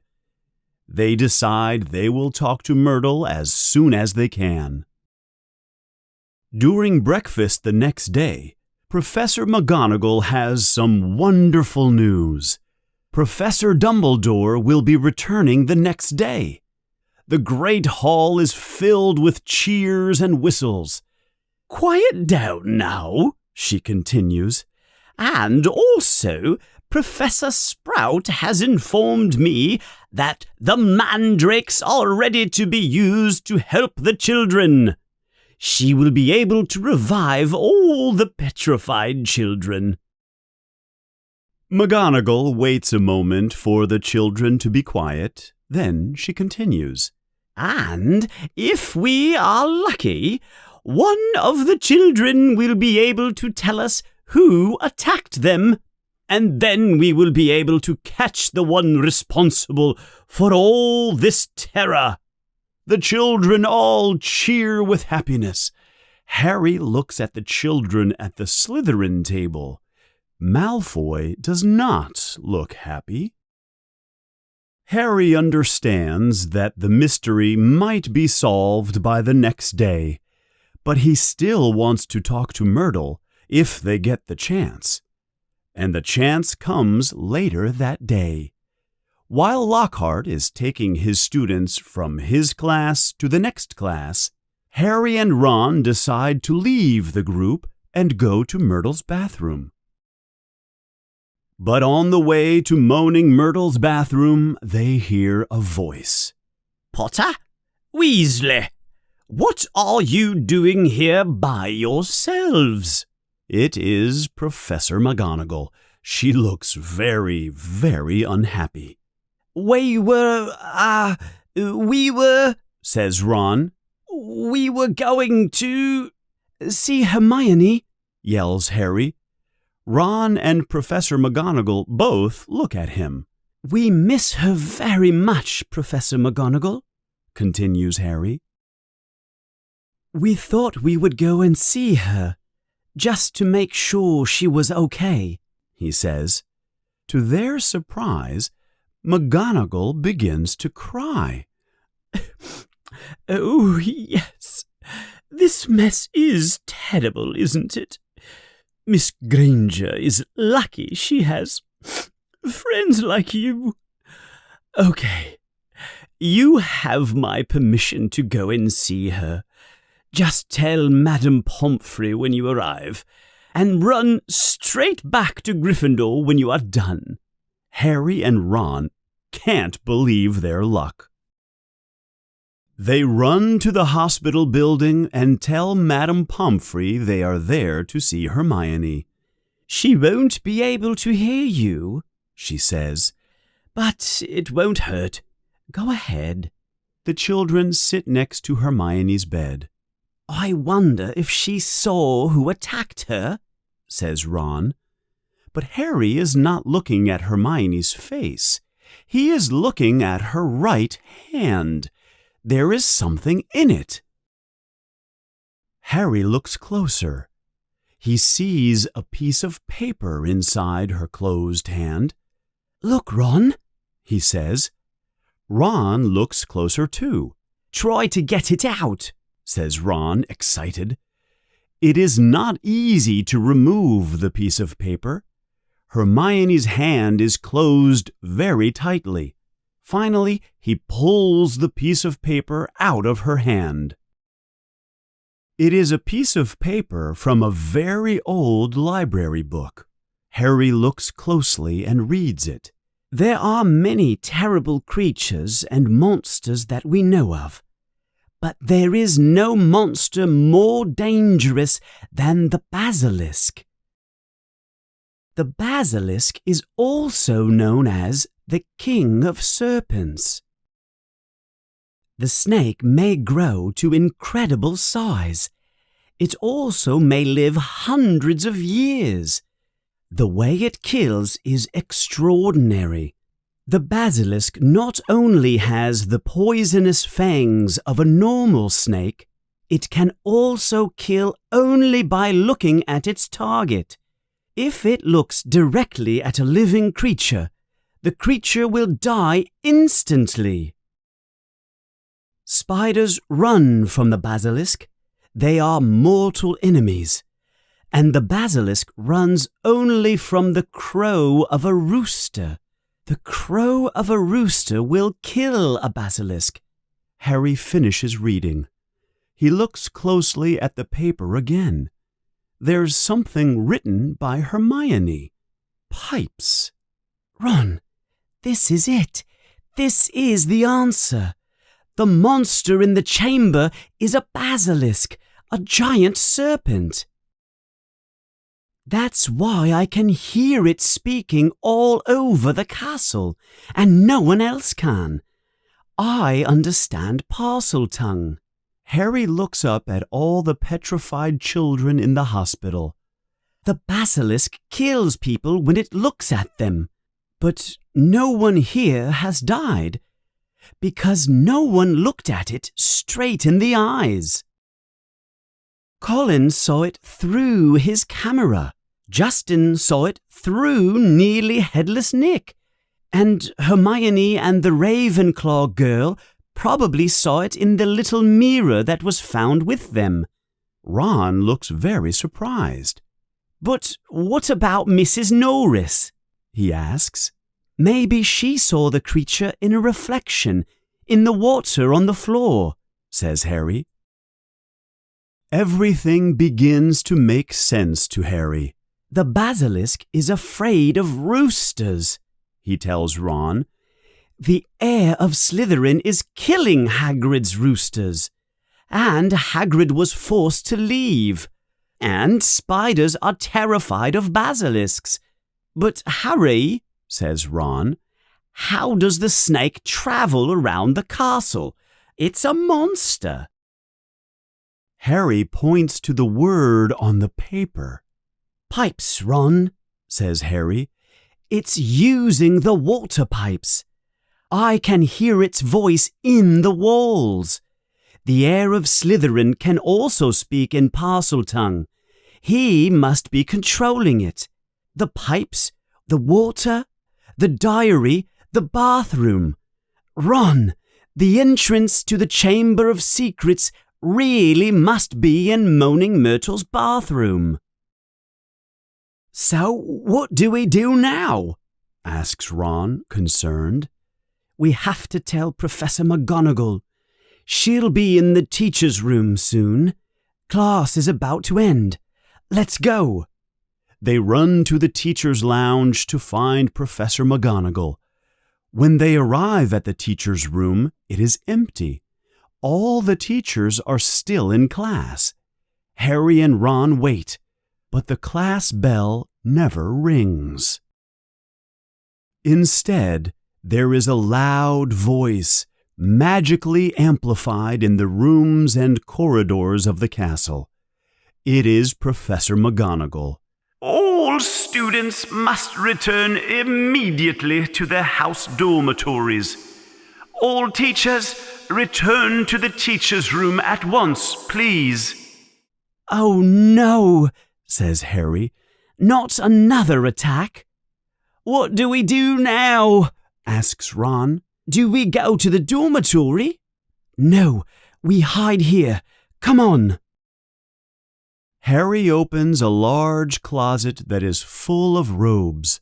They hide behind the robes, but they leave the door open just a little bit.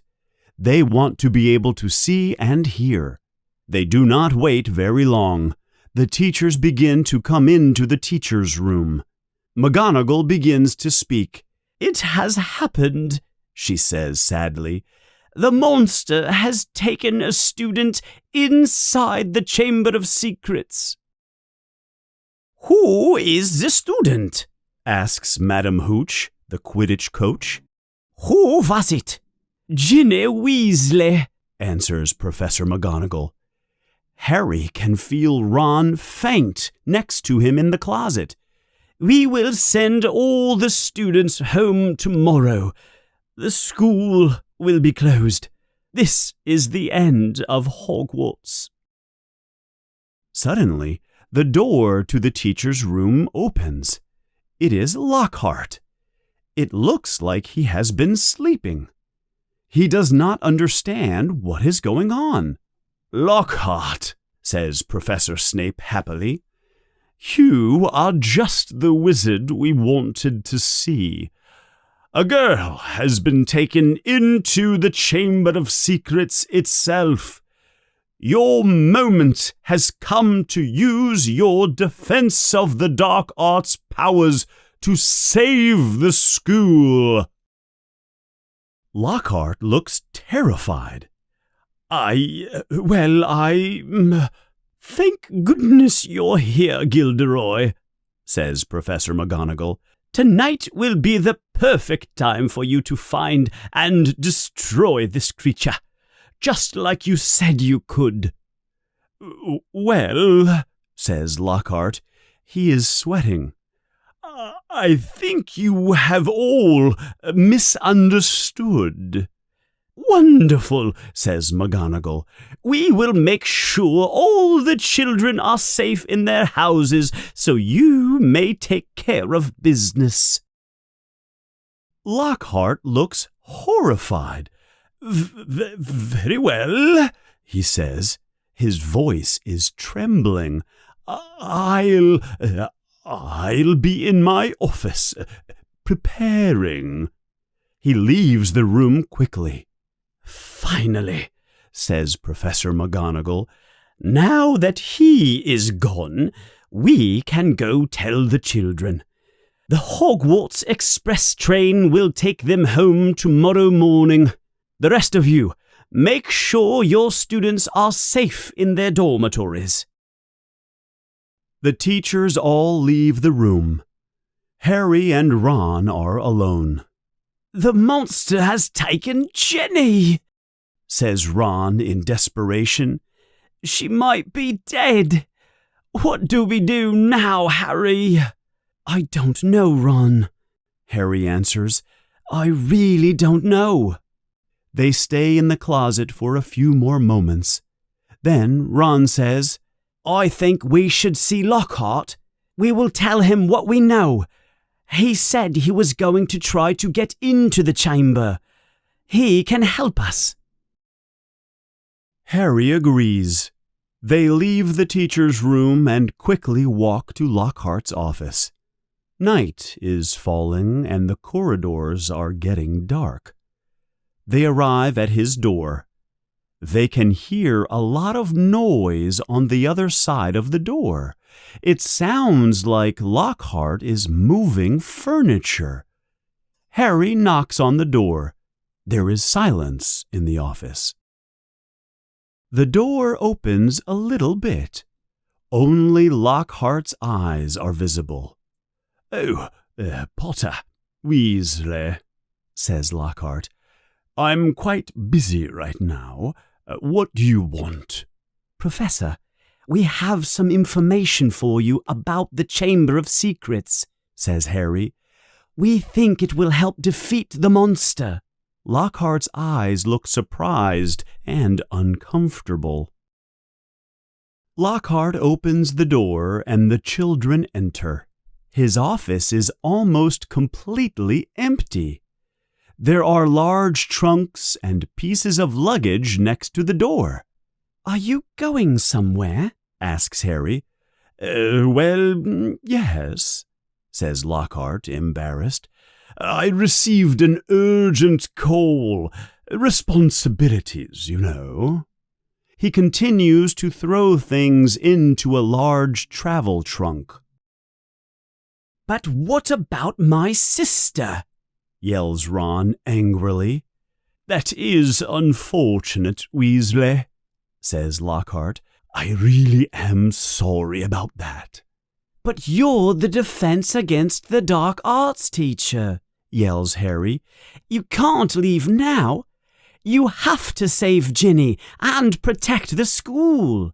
Well, I must say, complains Lockhart, when I accepted the position at the school, I never thought that I would have to use my abilities in this way. You're running away, aren't you?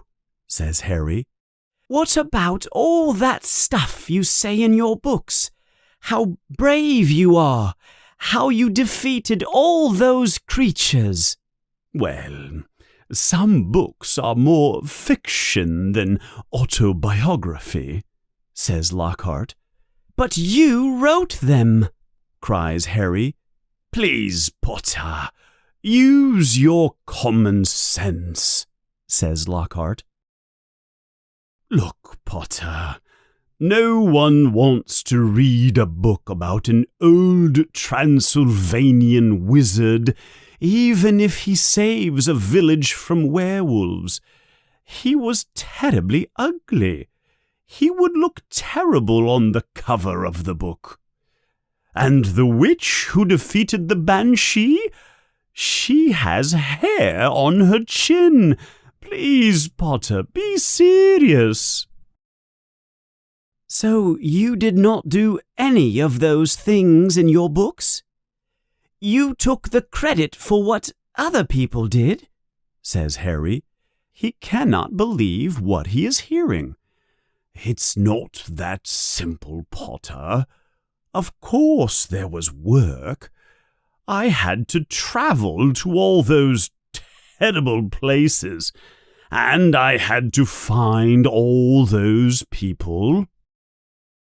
Then I had to discover how they did all of those amazing tasks. Then I had to put a memory charm on them, so they would not remember that they did those things. There is one thing I am very good at. It's memory charms. It was all very complicated and tiring. If you want fame, boy, you must work hard to get it." He closes all the trunks and suitcases. "Okay, I'm all set. I'm terribly sorry, boys, but I will have to use a memory charm on you now. I cannot allow you to tell everyone what you just heard from me, can I? I would never sell another book." Harry takes his wand out of his pocket just in time. Before Lockhart can move, Harry yells, "Expelliarmus!" Lockhart flies backwards and falls over his luggage. His wand flies into the air, and Ron catches it. "I'm glad Professor Snape taught us that trick," says Harry, a little surprised at himself. Lockhart looks up at Harry. He is defeated. "What do you want me to do?" he asks in a weak voice. "You're in luck, Professor Lockhart," says Harry. "We think we know where the entrance to the chamber is, and we think we know what's inside, and you're going to help us. Let's go." Harry uses his wand to march Lockhart to Moaning Myrtle's bathroom. "You go in first, Professor," says Ron. He is desperate because of his sister. Moaning Myrtle is there in her toilet stall, moaning. "Oh, it's you again," she says when she sees the boys. "What do you want this time?" "We want to know how you died, Myrtle," says Harry. "Can you tell us?" Myrtle's behavior changes suddenly. She seems happy that someone has finally asked her this question. "Oh, it was terrible," she says. "It happened right here in this cubicle. I remember it very well. I was hiding in here because Olive Hornby was making fun of my glasses. Then I heard the bathroom door open. I thought it was Olive, but a boy started talking. It sounded like a different language. So I opened my toilet stall to tell him to get out of the girls' bathroom, and then I died." "But how did you die, Myrtle?" asks Harry. "I only remember seeing large yellow eyes, and that was it. Everything went black, and then I returned as a ghost. And I made sure to haunt Olive Hornby every day for making fun of my glasses." "Where did you see the eyes?" asks Harry. "Somewhere over there." Myrtle points towards one of the sinks in front of the toilet stalls. Harry and Ron run over and examine it. They look very closely at it. It looks like an ordinary sink. They try to turn it on, but nothing happens. "That sink has never worked," says Myrtle helpfully. Then Harry sees it. On the side of the sink, there is a tiny image of a snake. "Harry," says Ron. "say something in parcel tongue." Harry thinks for a moment. The only time he has been able to speak parcel tongue was when there was a real snake in front of him. "Open up," says Harry. "That was English, Harry. Try again." Harry looks at the snake and concentrates. He imagines the small snake is alive. "Open up," he says louder. Harry is surprised. The words he hears from his mouth are not in English at all. It sounds like a hissing snake. And immediately the sink begins to glow with a bright white light. Then the sink begins to move. The sink begins to sink into the ground. There is a large pipe where the sink used to be. The opening of the pipe is large enough for a man to slide into. Harry acts quickly. "I'm going down the pipe," he says. If there is a chance he can save Ginny, he will take that chance. "I'm going too," says Ron with determination. "Well, obviously, you do not need me anymore," says Lockhart. "I'll just leave you two to your business." He walks towards the bathroom door. Harry and Ron point their wands at him. "You can go down the pipe first," says Ron angrily. Lockhart turns as white as moaning myrtle. He approaches the pipe and looks down the dark opening. "I really don't think," he starts to say, but Ron pushes him and he falls down the pipe. Harry jumps quickly after him. He slides and slides for a long time. It is very dark in the pipe. The pipe twists and turns, but continues further and further down. Harry can hear Ron behind him. He thinks they must be below the level of the dungeons now. Then suddenly the pipe becomes level. Harry can see a small light ahead of him. Then he flies out of the pipe and lands on the wet ground. They are in a dark stone tunnel.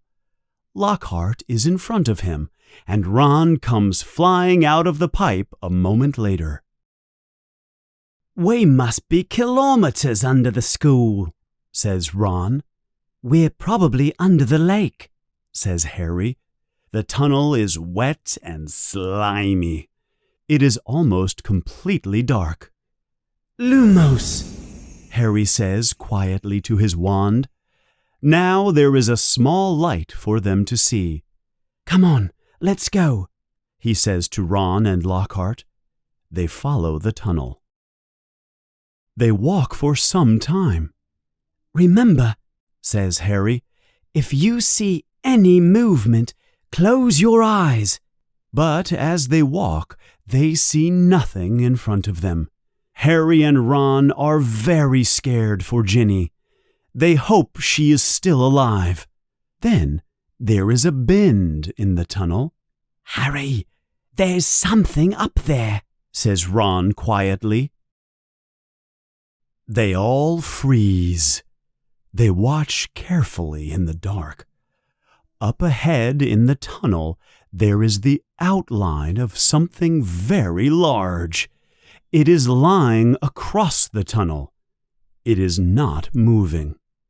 "Maybe it's asleep," says Ron, terrified. Lockhart's hands are covering his eyes. Harry continues forward slowly.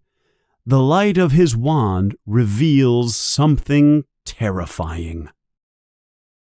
In the light of the wand, they can see the gigantic skin of a snake. It is the color of venomous green.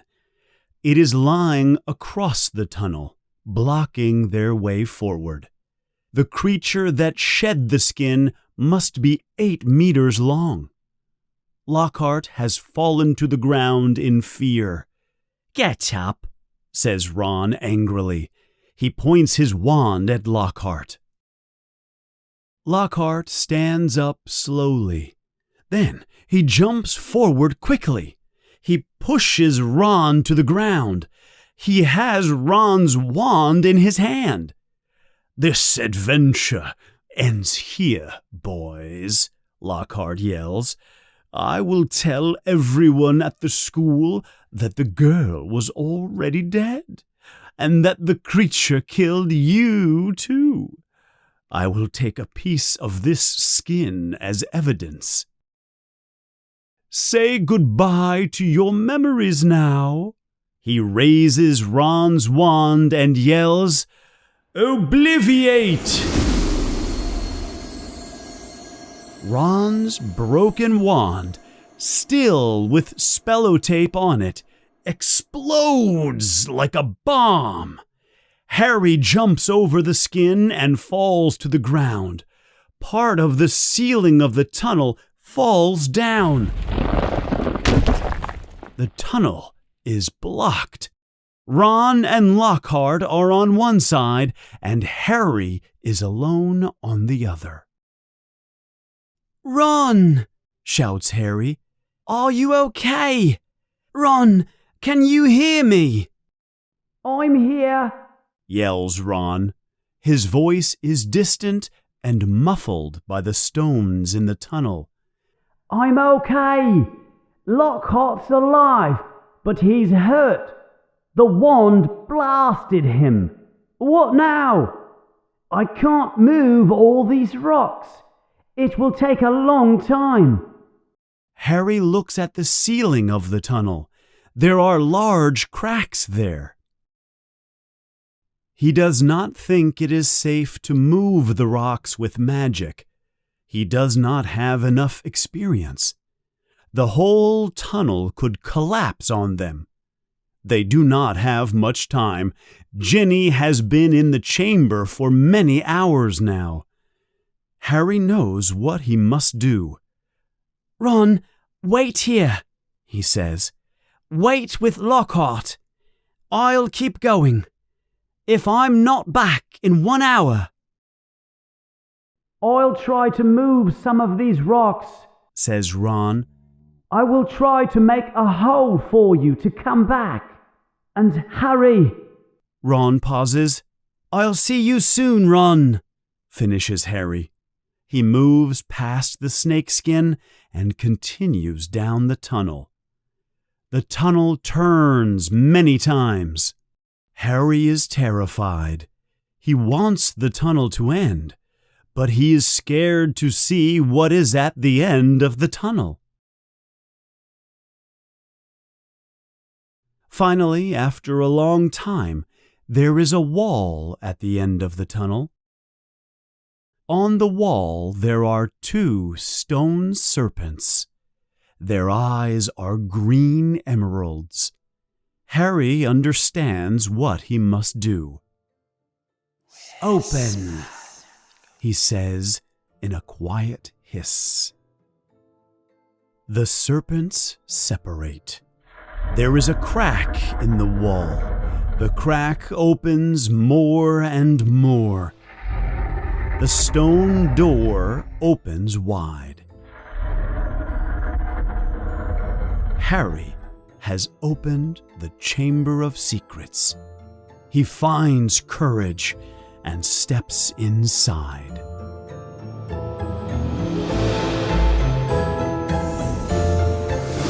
Chapter 18.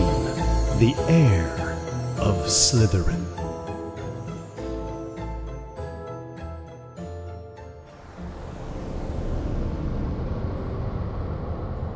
Harry is standing in a large chamber. There is a strange green light in the chamber. Harry can see many stone pillars. There are stone serpents climbing the stone pillars. Harry is very scared. His heart is beating very fast. Where is the basilisk? Where is Jenny? Harry moves forward down the chamber. His wand is ready in his hand. Against the back wall of the chamber, there is an enormous statue. Harry looks up at the giant face of the statue. The face has a long beard. The stone beard almost touches the floor. Harry can see the giant stone feet of the statue. And there, between the feet, Harry sees someone. They are lying face down. Harry can see bright red hair. Jenny! Yells Harry. He runs to her. Jenny, please don't be dead. Don't be dead. He throws his wand to the ground and turns Jenny over. Her face is as white as marble and as cold. Her eyes are closed. She is not petrified. Then she must be. Jenny, please, wake up, says Harry. He shakes her. She does not move. She won't wake up, says a quiet voice. Harry jumps with surprise. He looks up. There is a tall boy with black hair. There is something very strange about the boy. He is blurry. But Harry recognizes him immediately. Tom? Tom Riddle? Asks Harry. Tom nods his head up and down, yes. He continues looking at Harry.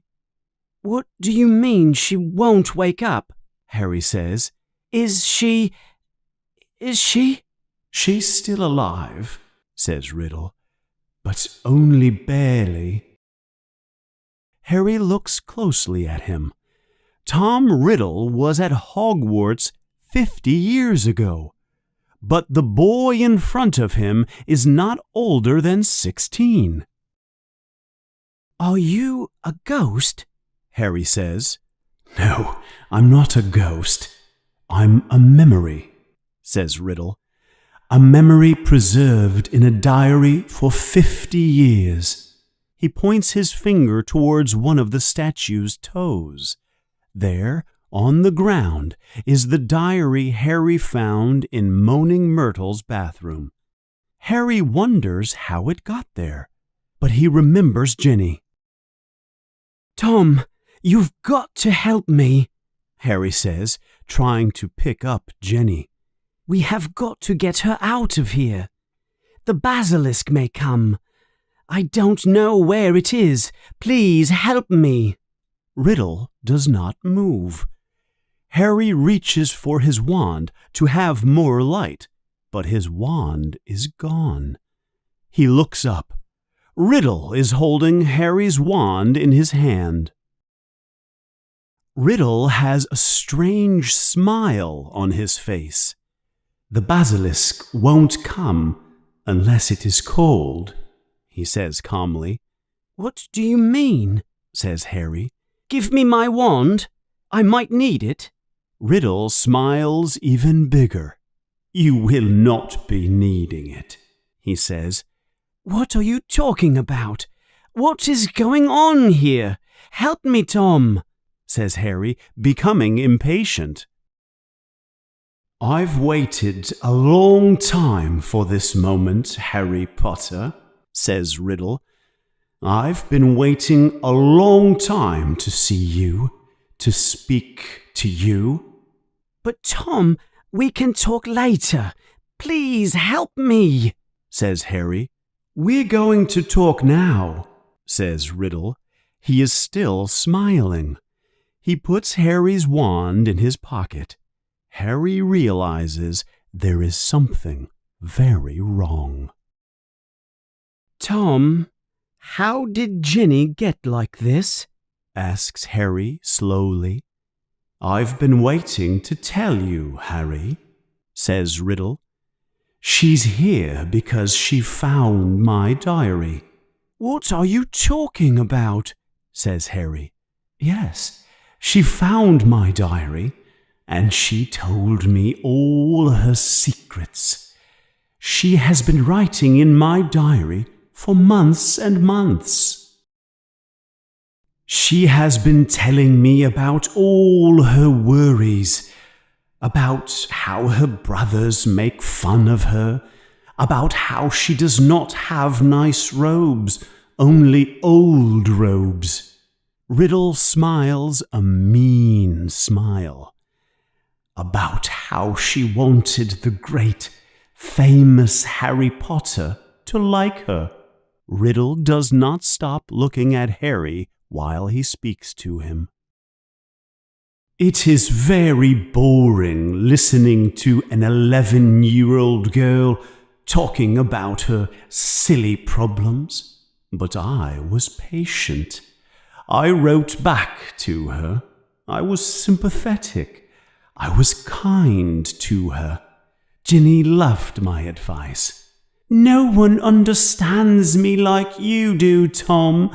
I'm so happy I can trust you. It's like you are my best friend, Riddle says with Ginny's voice. Then Riddle laughs. It is a high, mean laugh. It makes Harry very nervous. I have always been able to charm people, Riddle continues. Ginny told me everything.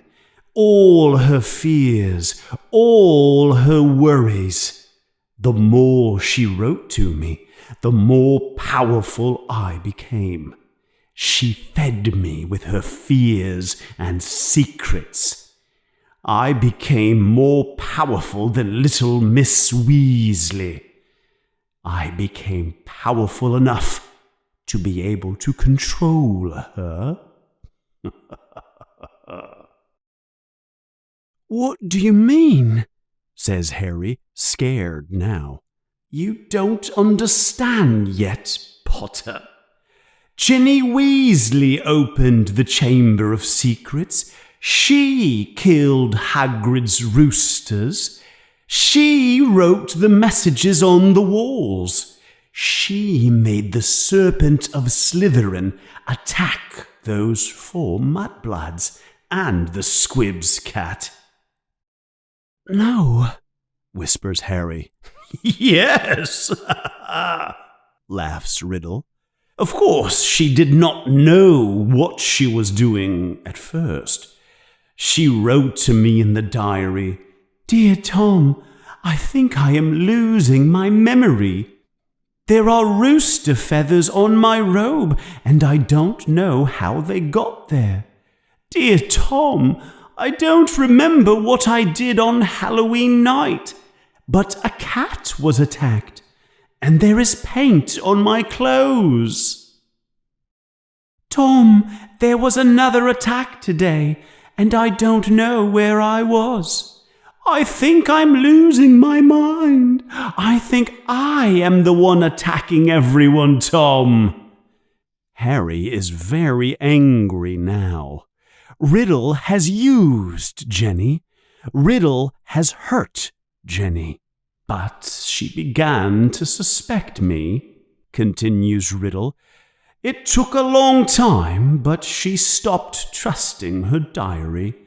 That's when she tried to throw it away. Then you found it, Potter. I was very happy. I wanted you to find the diary. I was very excited to finally meet you. But why did you want to meet me? Says Harry. Jenny told me all about you, he continues. All your history, how you lost your parents, how you got your scar. That's why I showed you how I captured Hagrid. I knew that you would trust me then. But Hagrid is my friend, and he was innocent, yells Harry. You made him get expelled from Hogwarts. I spent many years looking for the Chamber of Secrets. I had to take the attention away from me. Of course they believed my story, and they did not believe Hagrid, except Dumbledore. He never liked me as much as the other teachers did. I'm sure Dumbledore suspected you, says Harry. Yes, he did watch me closely after Hagrid was expelled, says Riddle, and I knew I couldn't open the chamber again while I was at the school. That's why I left the diary. I preserved myself at 16. I knew one day someone would find it. Then I could control someone else and finish Salazar Slytherin's great work. Well, you haven't finished his work, says Harry. No one died this time, and the mandrakes are ready to help all the petrified children. I told you, Potter, I don't care any more about mudbloods, continues Riddle. I only wanted to find you. But Ginny saw you with the diary. She was scared you would discover her secrets in the diary, so she stole it from you. I knew you were about to solve the mystery, so I made Ginny come down here to wait. She was easy to control. She put much of herself into the diary, so I was able to leave the pages. I knew you would come to find her. Who are you? Asks Harry, still very angry and confused. Riddle takes Harry's wand from his pocket. He waves it in the air like he is writing. 3 words appear. Tom Marvolo Riddle. Then he waves the wand again. The letters change position. There are new words in the air. I am Lord Voldemort.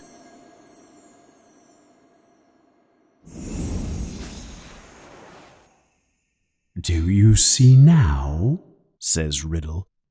I am the heir of Slytherin. I chose a name that all wizards would be afraid to speak when I became the greatest wizard in the world. Harry cannot believe what he is hearing. Tom Riddle, the orphan and prefect at Hogwarts, grew up to kill his parents. He finds the courage to speak. But you're not. I'm not what? Asks Riddle. You're not the greatest wizard in the world, says Harry. I'm sorry to disappoint you, but the greatest wizard in the world is Albus Dumbledore. Everyone knows it. You know it too. Even when you were strong, you did not try to attack Hogwarts. Dumbledore did not trust you when you were here at the school, and you are still afraid of him now. Riddle stops smiling. He now has a terribly mean look on his face. Dumbledore is gone. He is not here to help you, Potter, he says. He is not as gone as you think, Tom, says Harry. He does not know what to say. He only wants to make Riddle angry, to gain time. Riddle is about to say something, but he suddenly stops. There is strange music coming from the other end of the chamber. Riddle turns around. The music becomes louder. It is a strange, magical music. It makes Harry's heart feel happy. Suddenly, there is a bright flame from high in the chamber.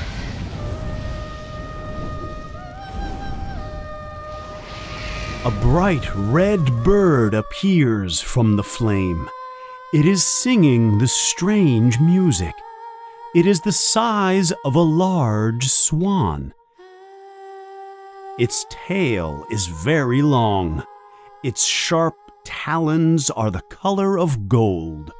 It is holding something in its talons, like an old bag. The bird flies straight at Harry. It drops the old bag in front of him. Then the bird lands on his shoulder. "Fox," says Harry. The bird squawks loudly. Harry looks at the thing on the floor. It is not a bag. It is the old Hogwarts sorting hat. Riddle begins to laugh. He laughs very loudly. "That is how Dumbledore helps you," he laughs. "He sends you a turkey and an old hat. Do you feel safe now, Potter?" Harry does not answer. He does not know how Fox and the sorting hat can help him, but he does not feel alone now. "Now, tell me, Potter," continues Riddle. "I tried to kill you once in your past, and the second time in my future. You survived both times. How did you survive both times? Tell me everything." Harry looks at Riddle, then he looks at Jenny. Harry thinks the longer he talks, the worse Jenny gets. And he sees that Riddle is becoming clearer. He is becoming more present, stronger. Harry thinks that if they are going to fight, it is better to fight now and not later. No one knows why you lost your powers when you attacked me the first time, says Harry quickly. But I know why you couldn't kill me. You couldn't kill me because my mother died to save me. My common Muggle-born mother protected me and defeated you. Harry is furious now. And last year, I saw who you really were. You were weak. You were barely alive. You're ugly and evil. Riddle becomes very angry. Then he smiles again. "Yes, I see," he says. "You are not special at all. Your mother protected you. She died for you. But you must see that we are similar. Both of us are half-bloods. We are orphans. We were raised by Muggles. We are probably the only two Parselmouths at Hogwarts. We look alike, but I see now that it was only luck that saved you. No, you are not special. Now it is time to test you, Harry Potter," says Riddle. "The powers of Lord Voldemort against the famous Harry Potter, with the help of Dumbledore's pet. He looks at Fawkes and at the Sorting Hat. Then he walks towards the statue. He looks up at the face and hisses like a snake. But Harry can understand his words in Parseltongue. Speak to me, Slytherin. You are the most powerful of the Hogwarts Four. The giant face of the statue begins to move. The mouth is opening, wider and wider. There is a giant black hole inside the statue's mouth. There is something moving in the dark hole. Harry moves away from the statue. He closes his eyes. Fawkes flies into the air. There is the sound of something sliding from the hole and then hitting the floor. It is something huge. He knows what is happening. He can feel it. It is the giant serpent. It is moving towards him now. Then he hears Riddle's voice hissing, "Kill him." The basilisk moves towards Harry. Harry runs to the side. His eyes are closed. He puts his hands out in front of him as he runs. Riddle laughs at him. Harry trips and falls to the floor. Harry can hear the creature. It is very close to him. Then suddenly there is a loud, angry hissing sound above Harry. Then something large hits him and throws him across the chamber. Harry must look. He opens his eyes only a little bit. He must see what is going on. The serpent is bright and green. It is as thick as a tree. The enormous creature has raised its head high into the air. Something is distracting the snake. It is Fawkes. He is flying around the head of the basilisk. Fawkes is attacking it. The snake is trying to catch him with his long, thin fangs. Fawkes attacks again. Suddenly, the serpent hisses terribly in pain and frustration. Fawkes has attacked the serpent's eyes. There is blood coming from the snake's head. Its tail moves and hits Harry again. Then the snake falls to the ground. Harry looks straight into its eyes. Both of the creature's eyes have been destroyed. They are punctured and bleeding. The serpent is blind. It cannot see, and it cannot kill with its eyes. No! Screams Riddle. Forget the bird! Forget the bird! The boy is behind you! Kill the boy! Kill him! The serpent's head moves back and forth. It is smelling for Harry. Its mouth opens and closes, biting and hissing. Fawkes continues to attack. The snake's tail swings again and throws Harry towards the statue. There, next to him, is the Sorting Hat. Harry does not think. He picks the hat up and puts it quickly onto his head. "Help me! Help me!" he thinks.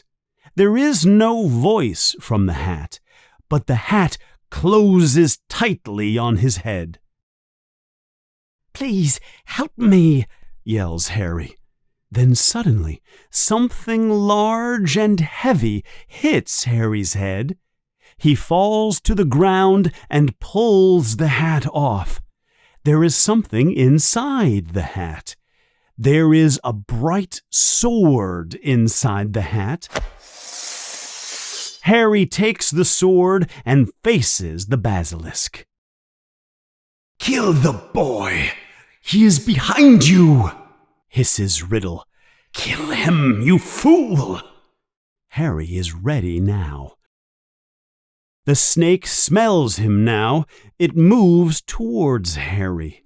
Blood falls from its eyes.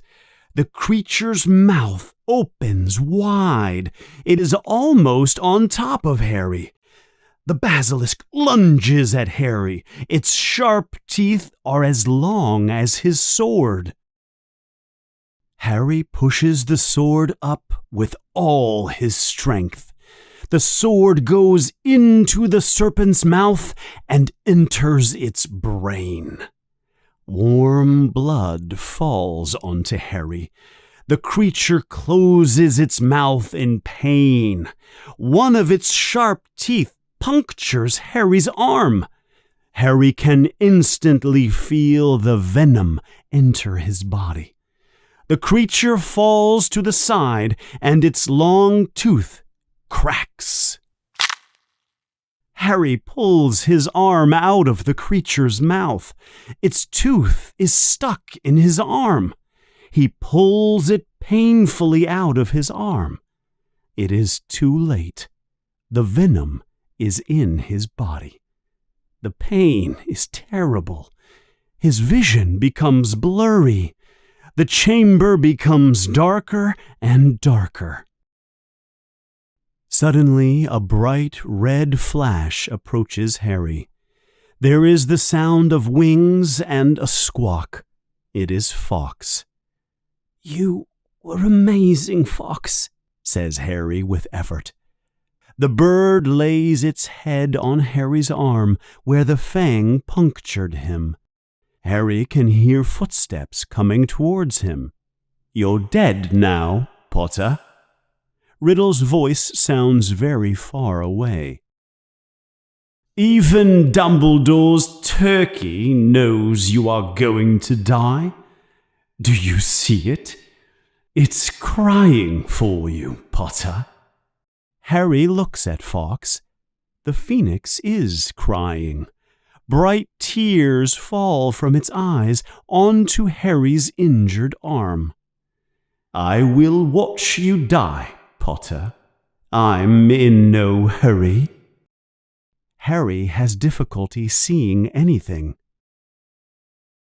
And so dies the famous Harry Potter, alone in the Chamber of Secrets. The Dark Lord Voldemort finally defeats you. Harry thinks that dying is not so terrible. He does not feel any more pain. He looks at Fawkes again. Harry's vision is becoming clearer. The chamber is becoming brighter. He feels no pain. He can see clearly now. "No!" yells Riddle. "I forgot! Phoenix tears have healing powers! Get away from him, you dirty bird!" Riddle moves towards Harry. He is holding Harry's wand above his head. He is about to attack. But as he moves towards Harry, he kicks something with his foot. It is the diary. It slides towards Harry. Harry picks it up quickly. Both Harry and Riddle look at the diary. Then, without thinking, Harry picks up the basilisk tooth and pushes it with all his strength into the heart of the diary. There is a long, loud, terrible scream. Black ink pours out of the diary and covers Harry and the floor. Riddle is on the ground. He is twisting and screaming in pain. Then he is gone. Slowly, Harry stands up. He is shaking. He picks up his wand, the sword, the sorting hat, and the basilisk tooth. Then he remembers Ginny. He runs over to her. She is moving now. She makes a low moan. She opens her eyes and sits up. She looks around her. Harry is there, covered in blood and ink, and next to him is the giant basilisk. Its yellow eyes are destroyed. Oh, Harry, Harry, she yells. I'm so sorry. It's all my fault. Where is Riddle? You must get away, Harry. It's okay, Jenny. You're safe now, says Harry. Riddle's gone. He shows her the diary. There is a black hole in the middle of it. Him and the basilisk. Come on, Jenny. Let's get out of here.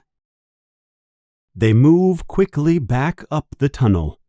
Fawkes is waiting for them. Oh, I just know they're going to expel me, cries Jenny as they run up the tunnel. All I've ever wanted was to come to Hogwarts.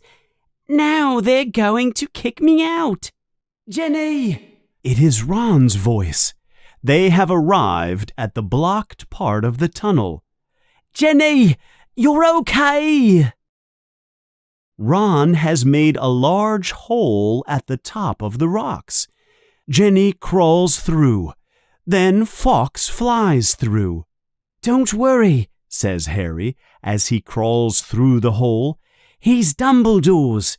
He's here to help. He reaches the other side. I'll explain everything when we get back.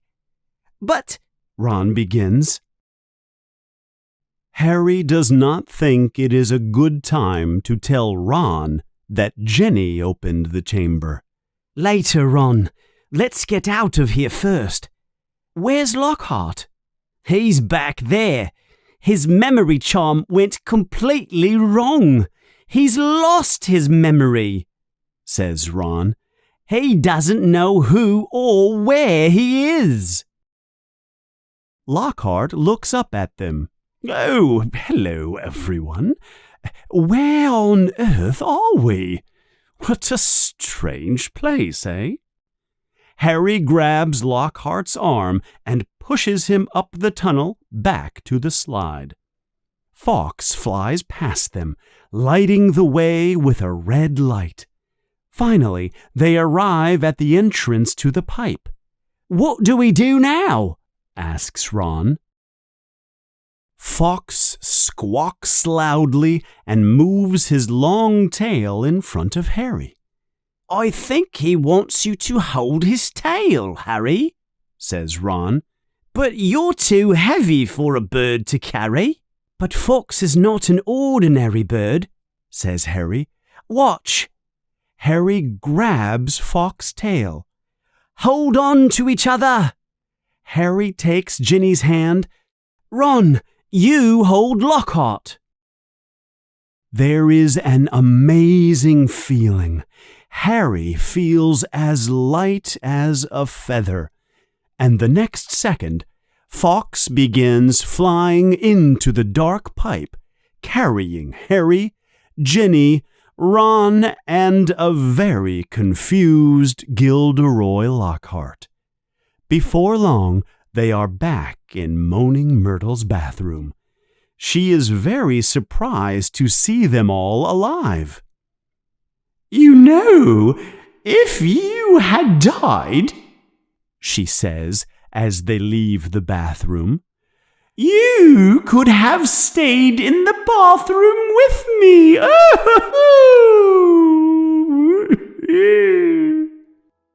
Fawkes leads everyone quickly out of the bathroom. Harry, I think Myrtle likes you, says Ron, laughing. Jenny, you have competition now. But Jenny is crying softly. Fawkes takes them all down the corridors until they are standing in front of Professor McGonagall's office. Harry knocks and pushes the door open. Chapter 19, the final chapter, Dobby's reward.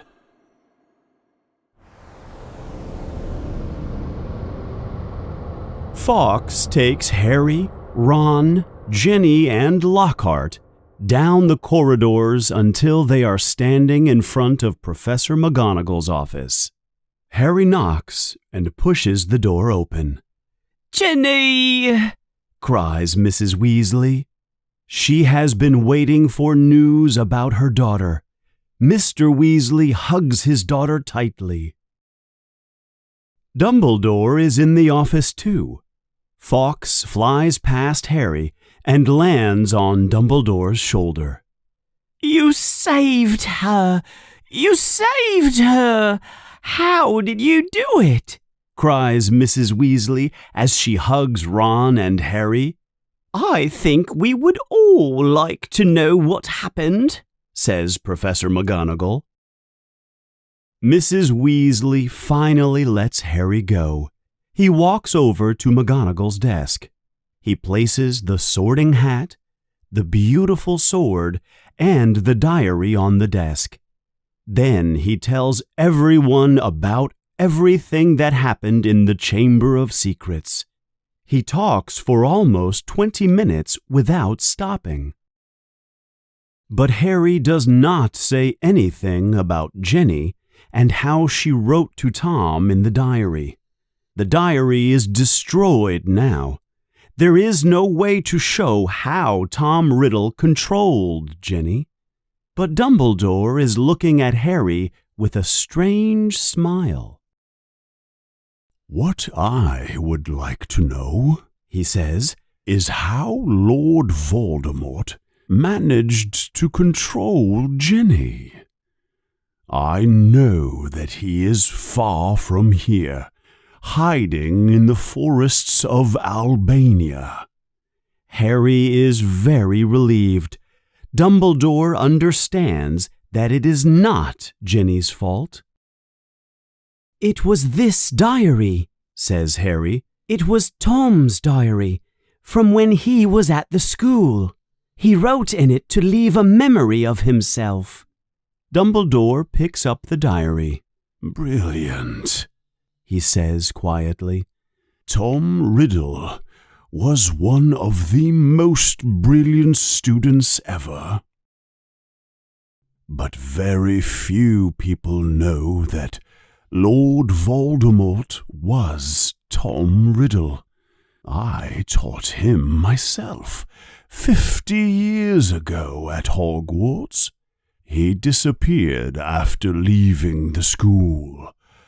He traveled the world to learn all of the dark arts.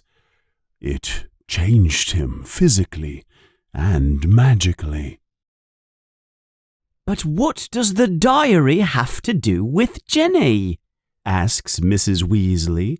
"I was writing in it, and Tom wrote back to me all year," says Ginny as she cries. "Where did you get the diary?" asks Ginny's mother. "I found it after we went to the bookstore," says Ginny. "It was together with the books you gave me, Mum." "Ginny," says Dumbledore kindly, "do not worry. It is not your fault. Voldemort has more power than you can imagine. But I think you should go to the hospital building. Let Madame Pomfrey look at you. You should rest. You will not be punished." Mr. and Mrs. Weasley and Ron leave the room with Ginny. They take her to the hospital building. "Professor McGonagall," continues Dumbledore, "would you mind taking Professor Lockhart to the hospital building too, please? Perhaps Madame Pomfrey can reverse his memory charm." As McGonagall is taking Lockhart out of the room, Lockhart asks, confused, "I'm a professor? Who could believe it?" Just before they leave, Dumbledore says one more thing. And Professor McGonagall, I think Hogwarts deserves a celebration, don't you? Go to the kitchens after and ask them to prepare a feast for all the children. Professor McGonagall smiles. The door closes behind them. Dumbledore and Harry are alone now. I remember saying that I would have to expel you if you broke the rules again, says Dumbledore seriously. Harry feels like he will cry in desperation. But in this case, Dumbledore begins to smile. I am glad that you broke the rules. Congratulations. I am awarding 200 points to you, Harry Potter, and 200 points to Ron for Gryffindor. Harry cannot believe his ears. I want to thank you, Harry, continues Dumbledore. You showed me great loyalty in the chamber. Fox responded to your feeling of loyalty to me and to the school. Fox the Phoenix screeches loudly. I'm sorry you had to meet Tom Riddle. Professor Dumbledore, asks Harry, Riddle said that I was like him. He said we were similar. Did he say that? Says Dumbledore. What do you think, Harry? I don't think I'm like him at all, answers Harry. I'm in Gryffindor. Harry stops talking. Professor, he continues after a moment, the Sorting Hat told me I could do well in Slytherin, and everyone thought I was the heir to Slytherin because I speak Parseltongue. Do you know why you speak Parseltongue, Harry? asks Dumbledore. When Voldemort attacked you and your family, he transferred some of his powers into you. I do not think he wanted to do that, but that is what happened. So I have some of Voldemort's powers, continues Harry. I should be in Slytherin. You must understand something, Harry, says Dumbledore. You have many qualities that Salazar Slytherin prefers in his students. Intelligence, determination, and you like to ignore the rules. He smiles at Harry. But the Sorting Hat put you in Gryffindor because you asked it to. That is what makes you different from Tom Riddle. Harry, it is the choices we make that show who we really are. It is much more than your skills and abilities. It is your character. Dumbledore walks over to his desk. If you want proof that you belong in Gryffindor, I suggest that you look closely at this. He picks up the blood-stained sword. He gives the sword to Harry. He looks closely at the sword. He turns it over and he sees something written on the handle. Godric Gryffindor. The Sorting Hat would only give that sword to a true Gryffindor, says Dumbledore. I think it is time for you to go back to Gryffindor House for some rest. I need to write a letter to Azkaban. They must release our friend Hagrid."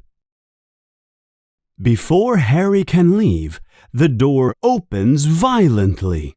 Lucius Malfoy enters the room. He is furious. And with him is Dobby. Dobby is covered in bandages from many injuries. "Good evening, Lucius," says Dumbledore in a kind voice. Malfoy almost pushes Harry to the floor as he enters the room. Dobby follows him. There is a look of terror on his face.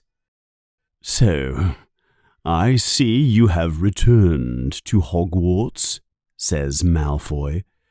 "The governors suspended you, but you have returned." "Well, let me explain, Lucius," says Dumbledore very calmly. "The other 11 governors contacted me today. They heard that Arthur Weasley's daughter had been killed. The governors wanted me back at Hogwarts immediately. After all, they thought that I was the best man for the job. Some of the governors told me some interesting stories about you. They say that you threatened them. They said that you threatened to curse their families if they did not suspend me." Malfoy looks even more furious. "So, have you stopped the attacks?" he says. "Did you capture the person responsible?" "Yes, we have," says Dumbledore, smiling. "Well," says Malfoy angrily, "who is it?" "It is the same person as last time," says Dumbledore. "But this time, Lord Voldemort was using someone else. He was using someone else through this diary." Dumbledore shows the small black book with the hole in the middle. He is looking closely at Malfoy to see his reaction. Harry is watching Dobby. The elf is doing something very strange. He is pointing at the diary, then he is pointing at Malfoy. Then he hits himself in the head. "It was very lucky that Harry and Ron discovered this diary and solved the mystery," says Dumbledore. "If they had not killed the basilisk and rescued Ginny, no one would have known that Ginny was innocent. They would all think she was killing half-bloods. The Weasleys are one of the most important pure-blood families in our world.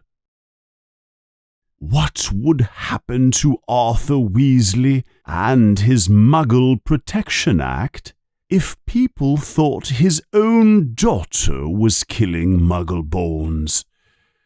Yes, we are lucky that Harry and Ron discovered and destroyed the diary. Voldemort's memories have been erased." Malfoy continues to stare at Dumbledore, but Dobby keeps pointing at the diary and then at Lucius Malfoy, then punching himself in the face. Harry understands. "Don't you want to know how Ginny got the diary, Mr. Malfoy?" asks Harry. Malfoy looks at him angrily. "How would I know how that stupid girl got the diary?" "Because you gave it to her," says Harry. "When we were all at the bookstore, Flourish and Blots, you put the diary inside her bag before she left, didn't you?" Malfoy looks like he wants to hurt Harry. "You cannot prove anything," he says. "No, we cannot," says Dumbledore. "The diary is destroyed. The evidence is gone. But if I were you, I would not give any more of Lord Voldemort's things to anyone. Arthur Weasley and the Ministry of Magic would probably want to talk to you about it." Malfoy looks like he will take out his wand. Then suddenly he turns and walks towards the door. "Come, Dobby, we're leaving," he yells. Malfoy opens the door violently and kicks Dobby through the door. Harry can hear Dobby screaming in pain as they walk down the corridor. Harry thinks for a moment, then he acts.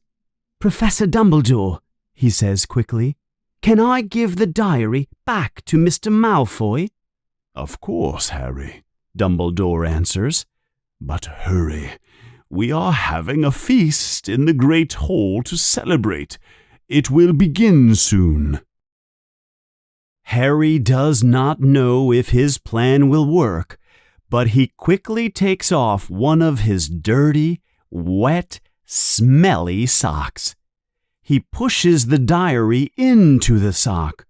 Then he runs after Malfoy and Dobby.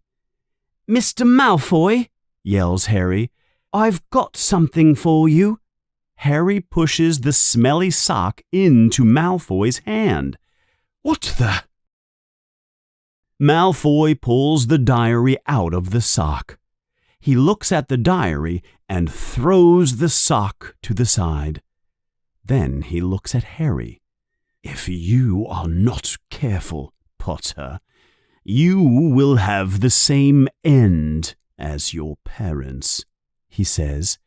"They tried to interfere where they should not have interfered. Come, Dobby." "I said come." But Dobby does not move. He is holding Harry's disgusting, dirty sock.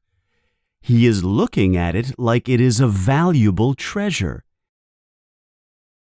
"Master has given Dobby a sock," says the elf.